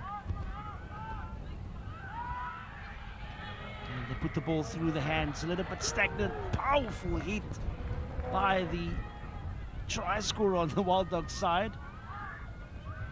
Again, so impressed with the way they've shifted the ball in the contact, and again a double hit from the Wild Dogs, not standing back at the moment. It's Sasha Antong changing direction, again putting the ball through the hands. Zakia Peterson evading one or two defenders, still working through the contact, and now well over the advantage line. They've got an opportunity here as they change direction. Now the Speeds are getting the ball in hand. Good cover, tackle once again. But play is still alive, but the ref says the ball went forward. And that concludes the first half.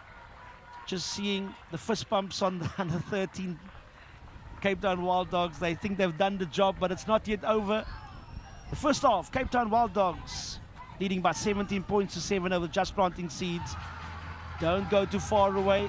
I think there's more to the story when the under 16s will follow up in this mixed play final here at the Rugby 10's Invitational.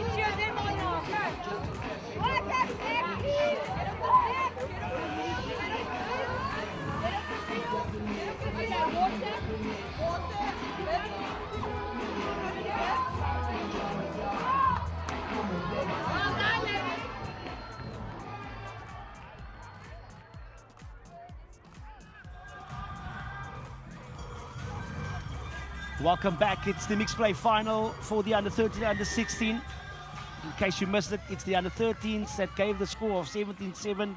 It is the Wild Dogs over the Just Planting Seeds. And now it's the under 16's chance to follow up on that score, as we see the Just Planting Seeds now team trying to see if they can capitalize on the outside. And a fast start. That is the start that they wanted, Paul. And they get the 5-pointer in under 20 seconds. Oh, Charles, you called it. You said the story is not quite over. And back come the Just Planting Seeds team. This under 16 Just Planting Seeds team have really been a revelation over the weekend, over the 2 days of play, and certainly not surprising that they've struck first in the second half. Yeah, they won the under 16 Girls Cup division, and they've been by far the superior team in their division. And just having a chat earlier in the studio with the coach Jason Pullman, as well as one or two of their players. They're based in the Manenberg region, and wonderful to see these girls coming from difficult circumstances but maximizing the opportunity. Score now 17-12 as the conversion was unsuccessful, but turnover possession for the Just Planting Seeds team. as they shift the ball to the hands. Lovely flat pass from Tiana Philander to release Medina Joseph, the MVP earlier for the under-16. Brilliant finish to now equal standings with an easy conversion to come. That was the MVP in the under-16 division, and she showed it once again, Paul. She certainly did. And the tide has changed. Just Planting Seeds really come out in the second half, guns blazing, and really looking to continue to put this Wild Dogs team under pressure. Yeah, the conversion was successful, which means Just Planting Seeds leads by 19 points to 17. And with just less than 8 minutes on the clock, they get the penalty once again. And great to have the likes of Todd Clever that has been joining us over the last couple of days. Again, one of the legends of the Rugby 10s, American international, and such a treat. Safe travels there, and a fantastic finish by the Just Planting Seeds, number 5. It is Tiana Philander, and at the moment they are just enjoying themselves, Paul, and rightfully so. They have earned the right to do so. They have, buoyed by the confidence they took out of that final. We say best under-16 team at the competition. And just look at that strike. Over that conversion goes as well. Just all-round quality from this Just Planting Seeds team. Jason will be sitting there smiling. We can't quite see him from here, but guarantee he's got a big smile on his face there in the dugout. Absolutely. Great conversion by number 10, Saskia Claessens, to further extend their lead. Now it's a healthy 8-point deficit, which means they at least 2 scores away from being triumph, but it does not look any of those types of scenarios to come up. They've been dominant in all facets of play. This is the under-16s. And in case you've missed it, how the mixed play works is the one age group in this match, the under-13s, they conjured up a score, and then the under-16 just follows up, again bringing great innovation. And that is the Rugby 10s, trying to take the game to a next level. And at the moment, the Wild Dogs haven't had any opportunity now to try and see if they can breach this defense of the JPS. That is the Wild Dogs. As Olisa Mongo looks like she's ready to restart proceedings. Going route 1, and another strong double tackle by the Just Planting Seeds. They're going to have to be careful not to be offside. The recess play can continue. Again, flooding the breakdown area. The Wild Dogs managed to secure possession. At the moment, they're just hunting in packs and just stifling any sort of momentum this Wild Dogs team want to conjure up. And again, Tiana Philander, the try scorer, with a positive tackle. At the moment, Wild Dogs have no answer to this Trojan defense, and strong over the ball. The lady who started it, Tiana Philander, also secures the penalty goal. And now Just Planting Seeds looks to further inflict more pain, and it's Sovankia Fatar, the big frame in the number 1 jersey. She's not just strong, she's dynamic as well, and that showed in that carry, Paul. Yeah, it certainly did. What an athlete. And if we look at the show, they're kids, they're still 16 years old, and so much potential here. I've been so impressed with the Just Planting Seeds team. It's just, as you said, just a complete turnaround here. Yeah, I'm sure that under-13 Cape Town Wild Dogs will give them the stanky eye, or the side eye, as the youngsters nowadays say it, Paul, in terms of what they've brought in the second half. But nonetheless, it's a squad effort. And at the moment, Just Planting Seeds is running rot here against the Wild Dogs, saying goodbye. It's Madania Joseph, the MVP in the under-16s division, scoring a brace of tries in this mixed play final. And it's good night, nurse, as the way things look, with the conversion successful now, 40 points to 17. it's fair to say that just planting seeds is just further planting tries. The turnaround is being completed here, and just planting seeds, such good game sense, such good identification of opportunities. They saw the Wild Dogs team set up a bit deeper. They kicked that short kickoff with good chases onto it, and just looked too easy for them. Yeah, it's been a masterclass from this JPS U16 team. And Wild Dogs, it has been scrappy for them, the under-16 in the second half, but the courage and the determination is still continuing to try to see if they can spot some sort of gap, especially around the fringes, and that's what they need to do. They need to be more direct.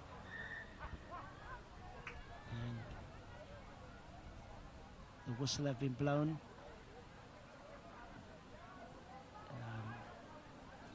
I think the ref wanted to ask, I love your earrings. I want to maybe buy it for my wife later or something. Where did you buy that one, eh, Paul? Definitely just wanted to know, you know, are those black diamonds, are those normal diamonds, are those rubies, I can't quite make it out, but you're right, nice conversation there between the referee and... After the game, let's just first finish the mixed play final. But I'm sure, as the youngsters say, he was plugged with a nice little one there. That's it, the glint there as she went down in the sunlight just caught his eye. He needed to know what was happening. Fantastic scenes here at Helderberg Rugby Stadium as we conclude with less than 2 minutes to go in this penultimate match here at the Rugby 10's Invitational. And another strong scrum by JPS as the Wild Dogs look to see what they can do out of their own half. Strong run now through the middle. Fantastic momentum now for the Wild Dogs as they opt to go with their big forwards, and that is the route to go direct, try and suck in those defenders. So the space on the outside can be created, but wonderful awareness of the by JPS.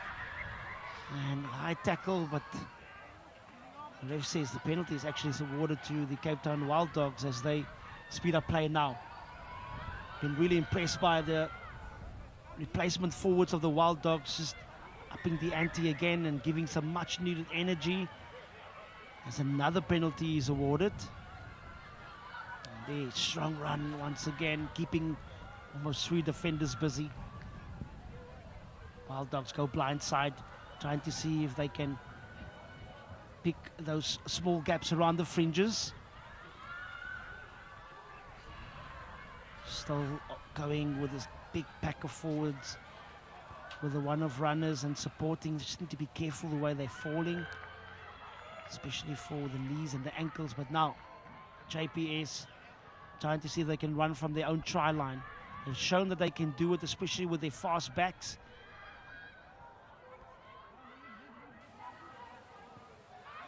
At the moment, parking in on their own try line, but the young girl manages to find the gap, and that's what they can do. You give them a half little sniff and they will punish you. And a beautiful finish from the one who's been converting almost all the tries today. It's a number 10, Saskia Claessens, that gives the try to the number 13, which is Zakira Boltman. And that probably sums up what this rugby at Rugby 10's mean. It's you and I that both are victorious. What a beautiful picture there. And you can just see JPS, as you said, you can see the camaraderie, you can see the culture, you can see how much they enjoy spending time together on the field and sharing this big win. Something truly special. Yeah. Zakira Boltman, the number 13, will remember that moment for a long time to come. She got a name on the score sheet. And that concludes this mixed play final as the U13, U16 just planting seeds is crowned champions over the Cape Town Wild Dogs by 47 points to 17. And look at the scenes there, Paul. It's celebrations galore. And that is innovation, that is equality, that is inclusion. And what a beautiful sight to see. What a beautiful sight to see, Charles. So true. And that's what rugby is all about. And for these kids to have this experience and for them to go home after these 2 days of rugby, 2 days of challenging rugby with smiles on their faces and good memories, and be able to go home and say, we are the champions. Really a special experience for each and every one of these. Yeah, absolutely. Just seeing the girls shaking hands and wishing each other well. Here's the MVP, Madania Joseph, with a scrum hat. She was the MVP in the under-16 division for JPS and was again instrumental to galvanize her team. And again, just wonderful to see the celebrations, what it means to these players to be part of the Rugby 10s. And as much as we have the smiles on the faces, there's also some commiserations on the Cape Town Wild Dogs team. But I think both teams, Paul, can be very proud, especially the Cape Town Wild Dogs, in terms of how they fought. And we're going to be going down pitch side for the ceremony to see the mixed play final, just planting seeds being crowned. Let's listen to Devon down pitch side.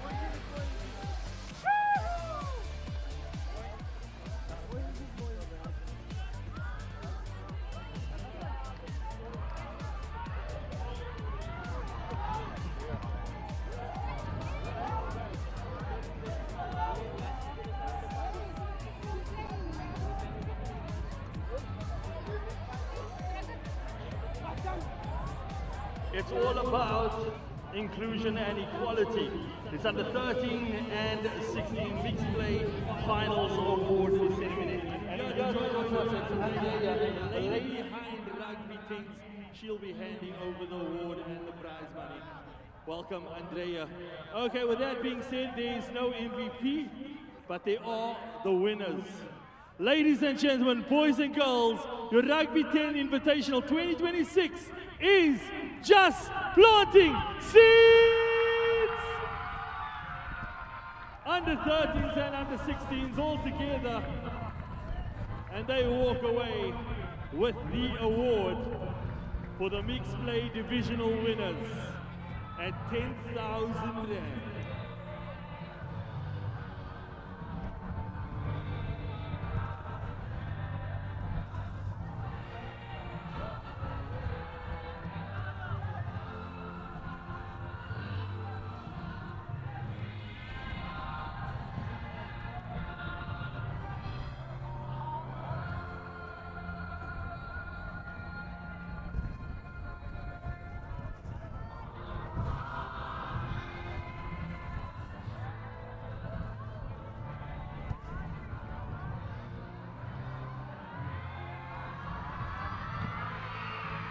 It's a mixed play finals, winners, division winners,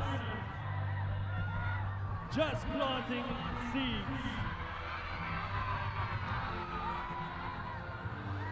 Look at that faces.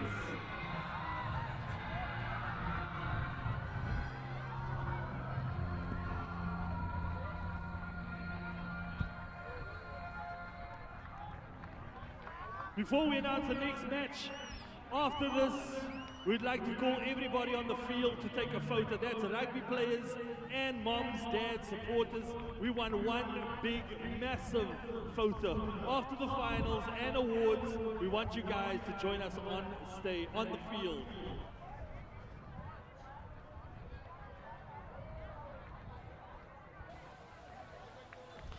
Welcome back to the Rugby 10s Invitational. It is the final game on finals day here at the Helderberg Rugby Stadium.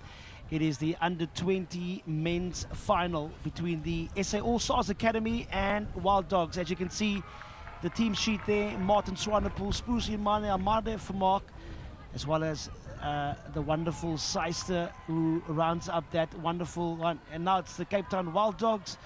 As you can see, Jacqueline Africa, Uvali and Bali, as well as Lizane Botter. We've mentioned those names over the last weekend, and they are led by head coach Louis Boshoff, with one of those star players, Devon Bantam, on the bench. Joining me in the commentary box, Mikael Edson. Ladies Mikael, and gentlemen, it's this is the going to big one. It's be the a phenomenal final between probably the two top sides of this tournament. Definitely, Carl. It's been a sensational day, final day of the Rugby 10's Invitational. Looking forward to the game coming through here. Wild Dogs has been exciting today, but they have got a great game here in front of them. It's like Mount Everest in front of them here. Great game, but as you saw, this tournament is really unpredictable. As you see here, the final, as we thought, forward might end up in the final, but unfortunately, they got stressed by the Wild Dogs running around them. Yeah, the SA All-Stars Academy, they've been unbeaten in this tournament. And that man there, holding the ball in hand, he has been instrumental with the white scrum cap. See Raj Seister. Have a look at that player in this match. He's one of the finds of this tournament. And he's where the shot was proceeding. Nice high-hanging kickoff. And a good gather there by Zane Botto as the Wild Dog sets up the breakdown just outside of their 22. And again, strong double tackles from this SA All-Stars Academy. Changing direction now. Ewan January with a lovely flat pass. Now the space is on the outside. Great little step inside. Wonderful offload. Stopped meters short. That was Darren Dramat as the penalty is awarded to the SA All-Stars.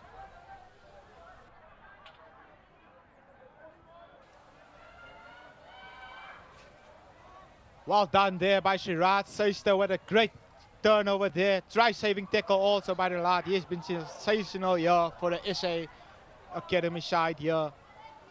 Getting away with 40 meters almost to spare for his team here. Yeah, these SA All-Stars Academy, they are Trojans on attack, but they're also very desperate on defense. But the Wild Dogs showing what they are capable of, Mikael. Definitely running strings here, pulling strings by Ewan Williams. He's been sensational all throughout the 10th tournament. Quality balls coming through from him. Quick ball every time. Yeah, line out just outside of the 22. Stolen line out there. Yeah, now Wild Dogs now maneuvering the ball through the hands. Little stab through kick by Zane Botto, and can the ball set up? No, it can't. It's the SA All-Stars Academy. Again, utilizing the cover defense. Poor pass as they're now firmly under pressure. And the penalty awarded to the Cape Town Wild Dogs. It is the Zane Botto with a quick thinking. And he gets the first 5-pointer. And that didn't go according to the script. Wonderful finish by the Cape Town Wild Dogs. Definitely, the Wild Dogs really running things here, pulling the strings. Ewan, once again, Williams pulling the strings for his team, getting the ball out wide, quick as possible for the outside backs. They got some quick people outside there for the likes of Devin Williams, Zaiti Botto also. These guys can really punish you from anywhere on the field. Great try, conversion coming here. Yeah, conversion in finals rugby is so important. Unfortunately unsuccessful with the conversion. Wild Dogs leading the SA side here by 5 points to 0. Yeah, just over 3 minutes in this under 20 men's final. The Cape Town Wild Dogs going against the script. It's the SA All-Stars Academy has been the team to watch in this tournament. They've been brilliant, scoring lots of tries, and now they will try to see if they can get back into this match. Strong run again through the middle. Changing direction now as they maneuver ball through the hands. It is number 10, Devon van Merwe. Changing direction once again. Strong ball carrier. Yeah, very strong ball carrier, and this is what the SA All-Stars Academy do. They weigh you down with setting up the phases, and a good cutout pass with some space now on the outside. And again, desperate cover defense by the Wild Dogs, bundling them out. As the touch flag went on, the ref didn't see it. But says play can continue as they pull through the middle and they get the score. It will be interesting to see if the flag stays down and the SA All-Stars Academy levels things here, Mikael, with the conversion to come. Looks like the SA side had advantage there, penalty advantage. That's why the ref played the advantage on there, allowed the game to go on. Seister looking to add the extra 2 points here for his team, take them into the lead. Yeah, Seister, Siraj Seister.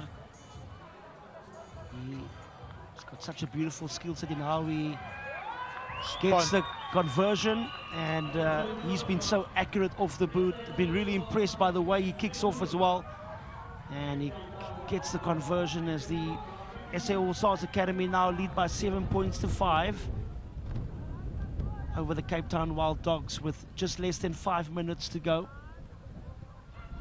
Seister again with a high-hanging restart, but the ball didn't go 10, and a chance now for the Wild Dogs to see if they can build on that good score in the beginning of the half, Mikael. Yeah, they started so well, yeah, Carl. I think they've managed to hold this team off for almost 2 minutes here, but they are back on attack here and exciting with ball in hand always.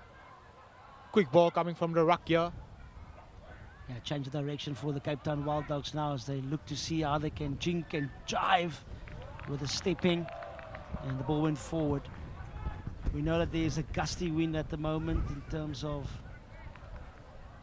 how these players have to adjust, but I'm sure with the skill set that they possess, they will get accustomed to the weather. We know the wind picks up very strong here at the Helderberg Rugby Stadium. Yeah, definitely. Always windy here at the Charlie when it comes to 6 o'clock side. Always a light breeze also. Just think the guys are doing really well under the circumstances here. Kumu Manakana with the feed, good strong scrum for the All-Stars Academy. Seister again trying to size up his options, and they go back for the loop. But a good read by the Cape Town Wild Dogs. And this is what this All-Stars Academy do. They've got a whole host of preset moves, but the Wild Dogs were very sharp there on defense. Definitely, the defense has been spot on today, throughout the whole day. Their line speed, just getting there, just being in front of, all the way in front of your face the whole time. Getting in there. I think the captain on these also on now, Devin Williams. What a tournament they have had, yeah. Yeah, Devin Williams, one of the shining bright lights as they opt to go on the blind side. It's the nippy number 35, Devin Bantam. Brilliant score to get the Cape Town Wild Dogs back in the lead with a conversion to come. As you said earlier, Carl, convergence in the final is definitely very important. Yeah, any point you can get, you need to take it. I just think they need to come a bit closer to the poles. Yeah, it was instinctive thinking there with the turn of the scrum, and that was great awareness as the conversion not successful. Cape Town Wild Dogs leading by 10 points to 7 in this under 20 men's cup final, and things are really tight at the moment. Again, Cape Town Wild Dogs refuses to follow the script as they put this very well-oiled machine in the form of the SA All-Stars Academy under firm pressure now. Good little show and go and good ball and all tackle. Try and prevent the offload, something the SA All-Stars Academy have been really strong in doing. It is Edwin Smith being stopped in his tracks as Seister tries to see if he can release his backs, and ball just going out on that occasion. And they've been marking Seister, like watching him like a hawk, Mikael. Definitely. As I told you earlier, Carl, Wild Dogs getting in front of their faces, not giving them an inch at the moment, putting in some big double hits also, getting there for the team, just putting their bodies on the line here. As you can see, they just won this tournament. They're just in it to win it here today.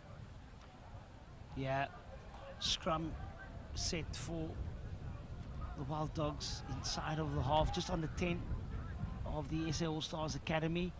A good strong sit in the scrum. Lovely little flat pass, but just again letting the ball pick up. SA Allstars Academy hunting like impacts at the moment the way they are defending. And at the moment the Wild Dogs is just retreating in territory, but now they manage to get some momentum and a good little step inside by Ronaldo Lekay, but he's been held back by two of the SA Allstars Academy players. Great bridge over the ball there by the youngster. Now chance for Nathan Hahn as they try to see if they can utilize those numbers. In January. And not finding the hands as the Wild Dogs still try to see what they can do Ronaldo with Lekay. ball attack. Now numbers on the outside. This guy's quick. Oh, what a tackle there. Cover defense there. Pokama Mona with a try-saving tackle there. Yeah, good cover defense by the SA Allstars Academy. As we see the fans really enjoying what has been a phenomenal day of rugby here at the Rugby 10's Invitational. And brilliant support that we've been having over the last couple of days over this Easter weekend. Jumpers not being found there. Cape Town Wild Dogs still on the attack. Lovely little step inside by Lizane Botto. Not having enough support on that breakdown. Half-time. At the moment,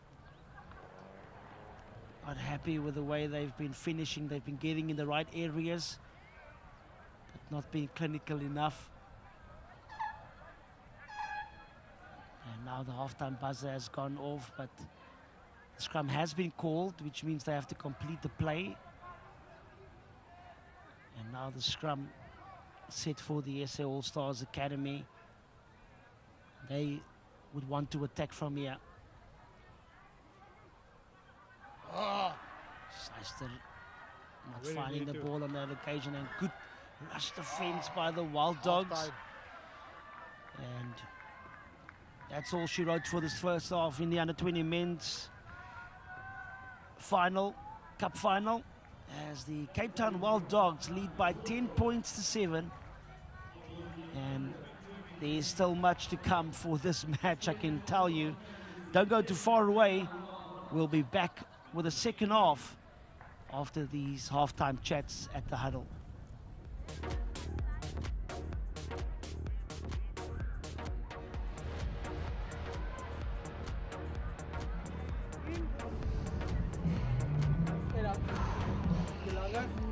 In.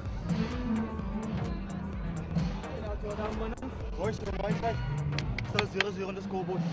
Let's keep on working. Don't go and relax. On my side, boys. Great stuff. Job not done. Alright?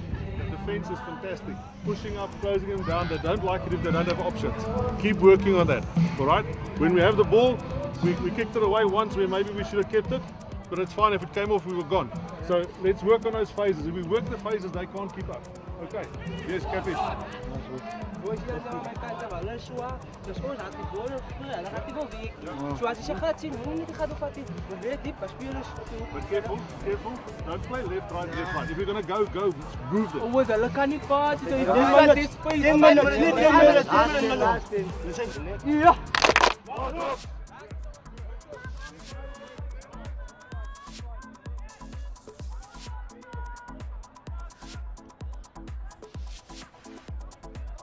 Welcome back to the second half of the Rugby 10's Invitational Under-20 Men's Cup Final. It is the Cape Town Wild Dogs that have been shocking the team that has been in form. That's the South African All-Stars Academy. And now the Wild Dogs, they lead by 10 points to 7 over this very well-oiled machine. And a lot of chat half time by Coach Louis Boshoff, Mikhail, and they would be telling him to not take the foot off the pedal. Definitely, I think Coach told them just keep the hold of the ball position in this game. Oh, clinical chance here for the Wild Dogs. SA All-Stars Academy looking to see how they can run out of their own 22. Great tackle. Penalty being secured now. Wild Dogs. Brilliant finish for the number 17. Zane Botto with a try there for the Wild Dogs. Great assist coming there from Devin Williams. As I said, he's coming on with some firepower for his team here. Great impact he's had in this first half already, in the second half already, coming on for 40 seconds only. Devin Bantam with the conversion as the Cape Town Wild Dogs lead by 17 points to 7 over the SA All-Stars Academy. SA All-Stars Academy really have to work hard here to get themselves back into this cup final. What a restart again. Same place. Great tackle. What a line speed also there by the Wild Dogs. They're really coming here for this win here. Oh! Unlucky. Looks like a ticket to London coming here. Yeah, yellow card issued. You cannot hit the ball out of the hand. As the SA All-Stars will look to capitalize on the one-man advantage. Go for the quick tap and lovely offload in the tackle. Seister looking for his options, going same side, but ball being lost forward. And now scrum just outside of the 22. As we said earlier though, Carl, this defense of the Wild Dogs has been spot on today. The tackles, they've been in the SA side face the whole time. We haven't seen the SA side being so under pressure for the whole tournament yet. Yeah, the All-Stars have been the informed team. They've hardly conceded any tries, and they've been one of the standout squads of this Rugby 10's Invitational. But for now, it's not how you start, it's how you finish. And the Wild Dogs are looking firmly like they are the team to finish strong. Great strong set on the scrum. They're opting to go the blind side. Again, with a lovely little switch inside to see they can penetrate this defense of the SA All-Stars Academy. Good luck. Again, good speed of play as the strong ball carrier Nathan Arendse loses the ball. Seister tries to see if he can get some space with a kick in behind. Now chasing his own kick. Wild Dogs, Ewan January covering up and probably the sensible option, kicking the ball downfield. And now it's Edwin Smith under pressure, trying to look for support. And at the moment, the SA All-Stars Academy in 6th and 7th as they look to take the quick tap penalty. Lovely little strong run through the middle. Great tackle by Zane Botto as the penalty is awarded to the Cape Town Wild Dogs. Great turnover there by Devin Williams once again coming through for his team. Also some exciting names here. Nathan Hahn getting up there with the ball.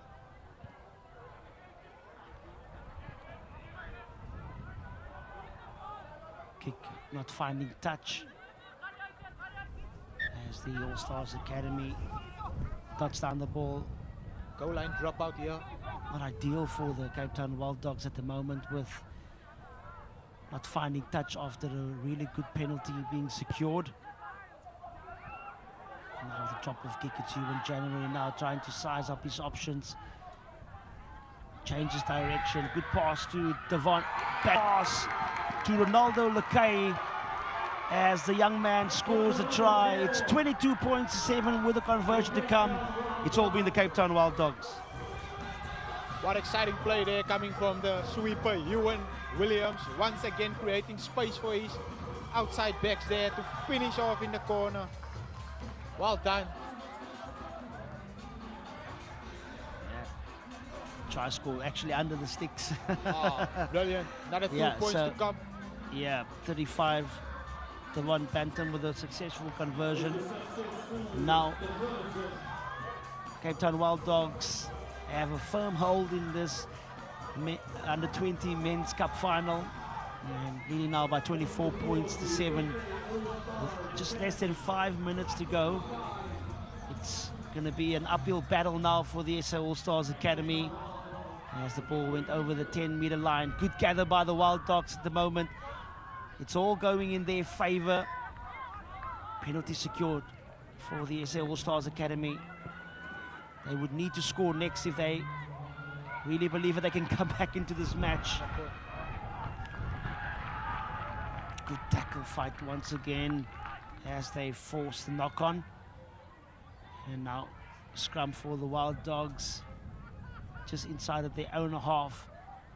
It's been all going in the favor of the Wild Dogs, Mikael. The Wild Dogs has just been rock solid on defense, really putting in the big hits, making the double hits where they shoot on the big boys.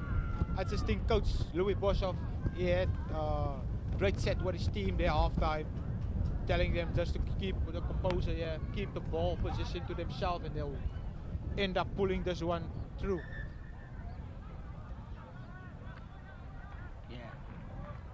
South African All-Stars Academy trying to see how they can get ascendancy over the scrum. It's been one of their strong suits in this tournament. Have had a real solid set piece. And every squad normally has one bad game in a tournament, and you don't want to have it in the final, especially how they've been dominating teams at the Rugby 10's Invitational. Cape Town Wild Dogs gather the ball despite being under pressure in that scrum. Penalty awarded now as Siraj Seister looks to speed up play. Trying to see where his options lie. Good little basketball offload, changing direction. Now there's some space and numbers on the outside. Again, good pace being shown. And Seister stopped agonizingly short. He's still got some numbers on the outside. Lovely little flat pass. And jinking and weaving his way over. Brilliant score for the young man as the South African All-Stars Academy get a vital try. And the conversion is going to be very successful with just over 2 minutes left in this Under-20 Men's Cup final. Crucial kick here to come for Seister. He'd really like to put his points on the board for his team. Unfortunately unsuccessful with a kick. Yeah. At the moment, 12 points the deficit. They will probably need to score a quick try in the next minute if they want to have one more shot. Seister again with a high hanging restart, and they gather the ball. Ref says play can continue. They'll need to score very quickly. Seister changes direction. Number 14, Tiens van der Merwe taking that ball up. Two defenders trying to get him down. Forward. Lovely flat pass. Almost thought for a moment he went forward. And knock-on advantage. The moment the sand is running out in the hourglass. And the All-Stars Academy will need to score in the next 30 seconds, Mikael. Yeah, as we approach the last minute of the final here of the Rugby 10's Invitational 2026. Some exciting scenes here as you see. Wild Dogs leading the SA Academy side here by 24 points to 12.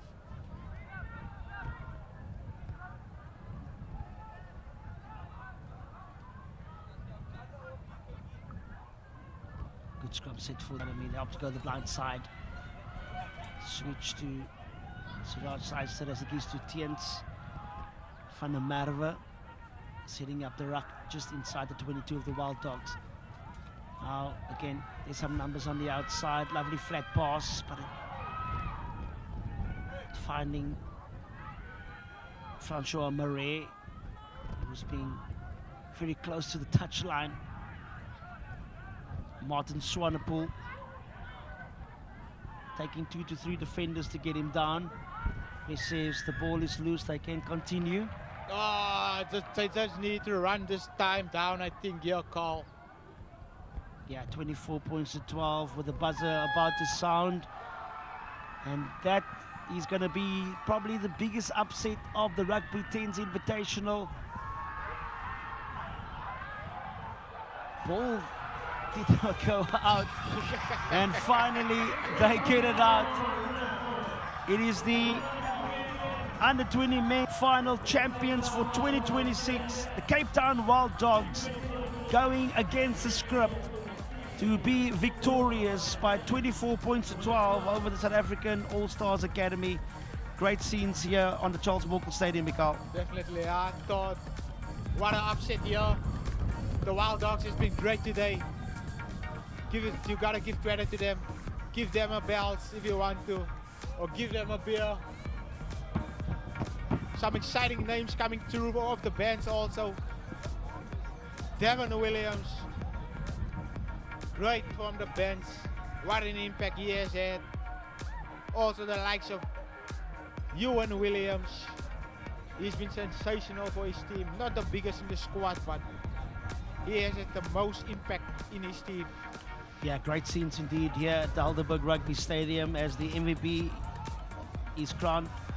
Zane Botto for the Cape Town Wild Dogs, and wonderful scenes on the Charles Morkel Stadium just to see how the Cape Town Wild Dogs really enjoying this win.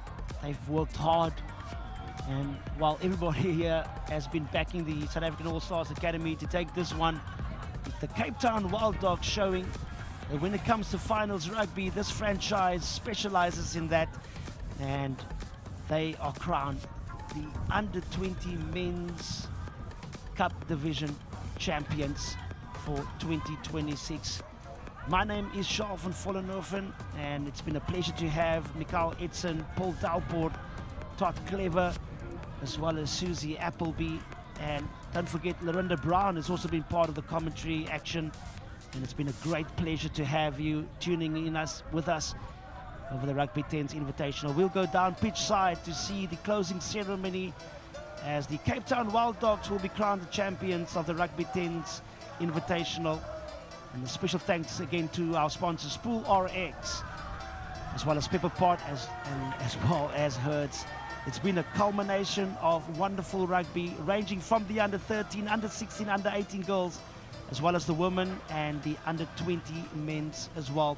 And don't forget the mixed play, who has brought in such a unique flavor. For now, we'll go down pitch side and enjoy the rest of your Easter festival. It's a Rugby 10's Invitational here at the Helderberg Rugby Stadium.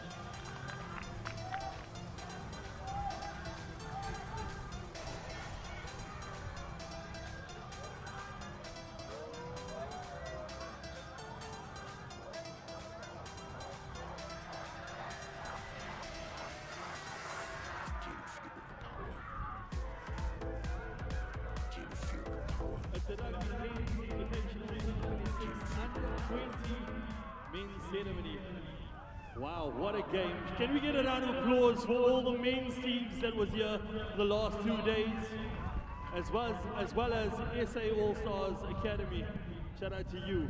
With that being said, I'd like to call up Paul Dalport, head coach of India International Women's Sevens, as well as a former Springbok. We'll be handing over the awards and check. Okay, with the MVP, it goes to Cape Town Wild Dogs, Lazane Poto. He is our MVP.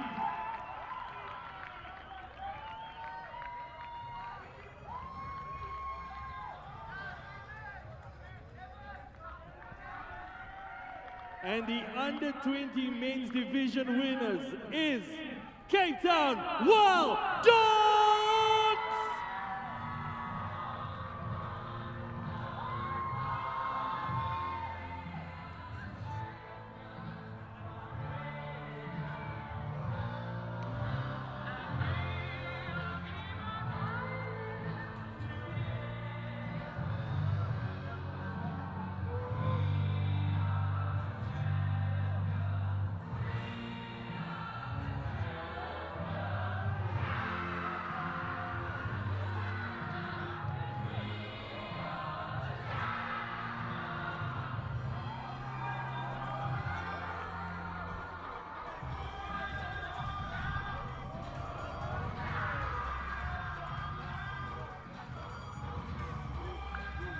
Well done, Cape Town Wild Dogs.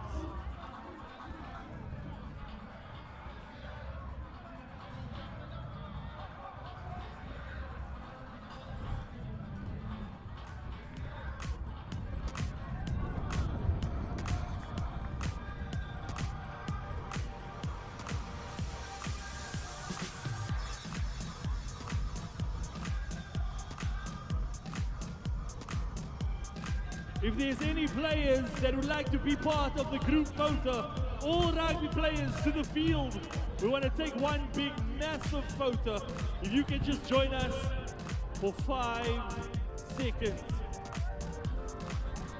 Calling all rugby players that played this past weekend here at the Rugby 10's Invitational. If you can make your way to the field, we want a photo with you.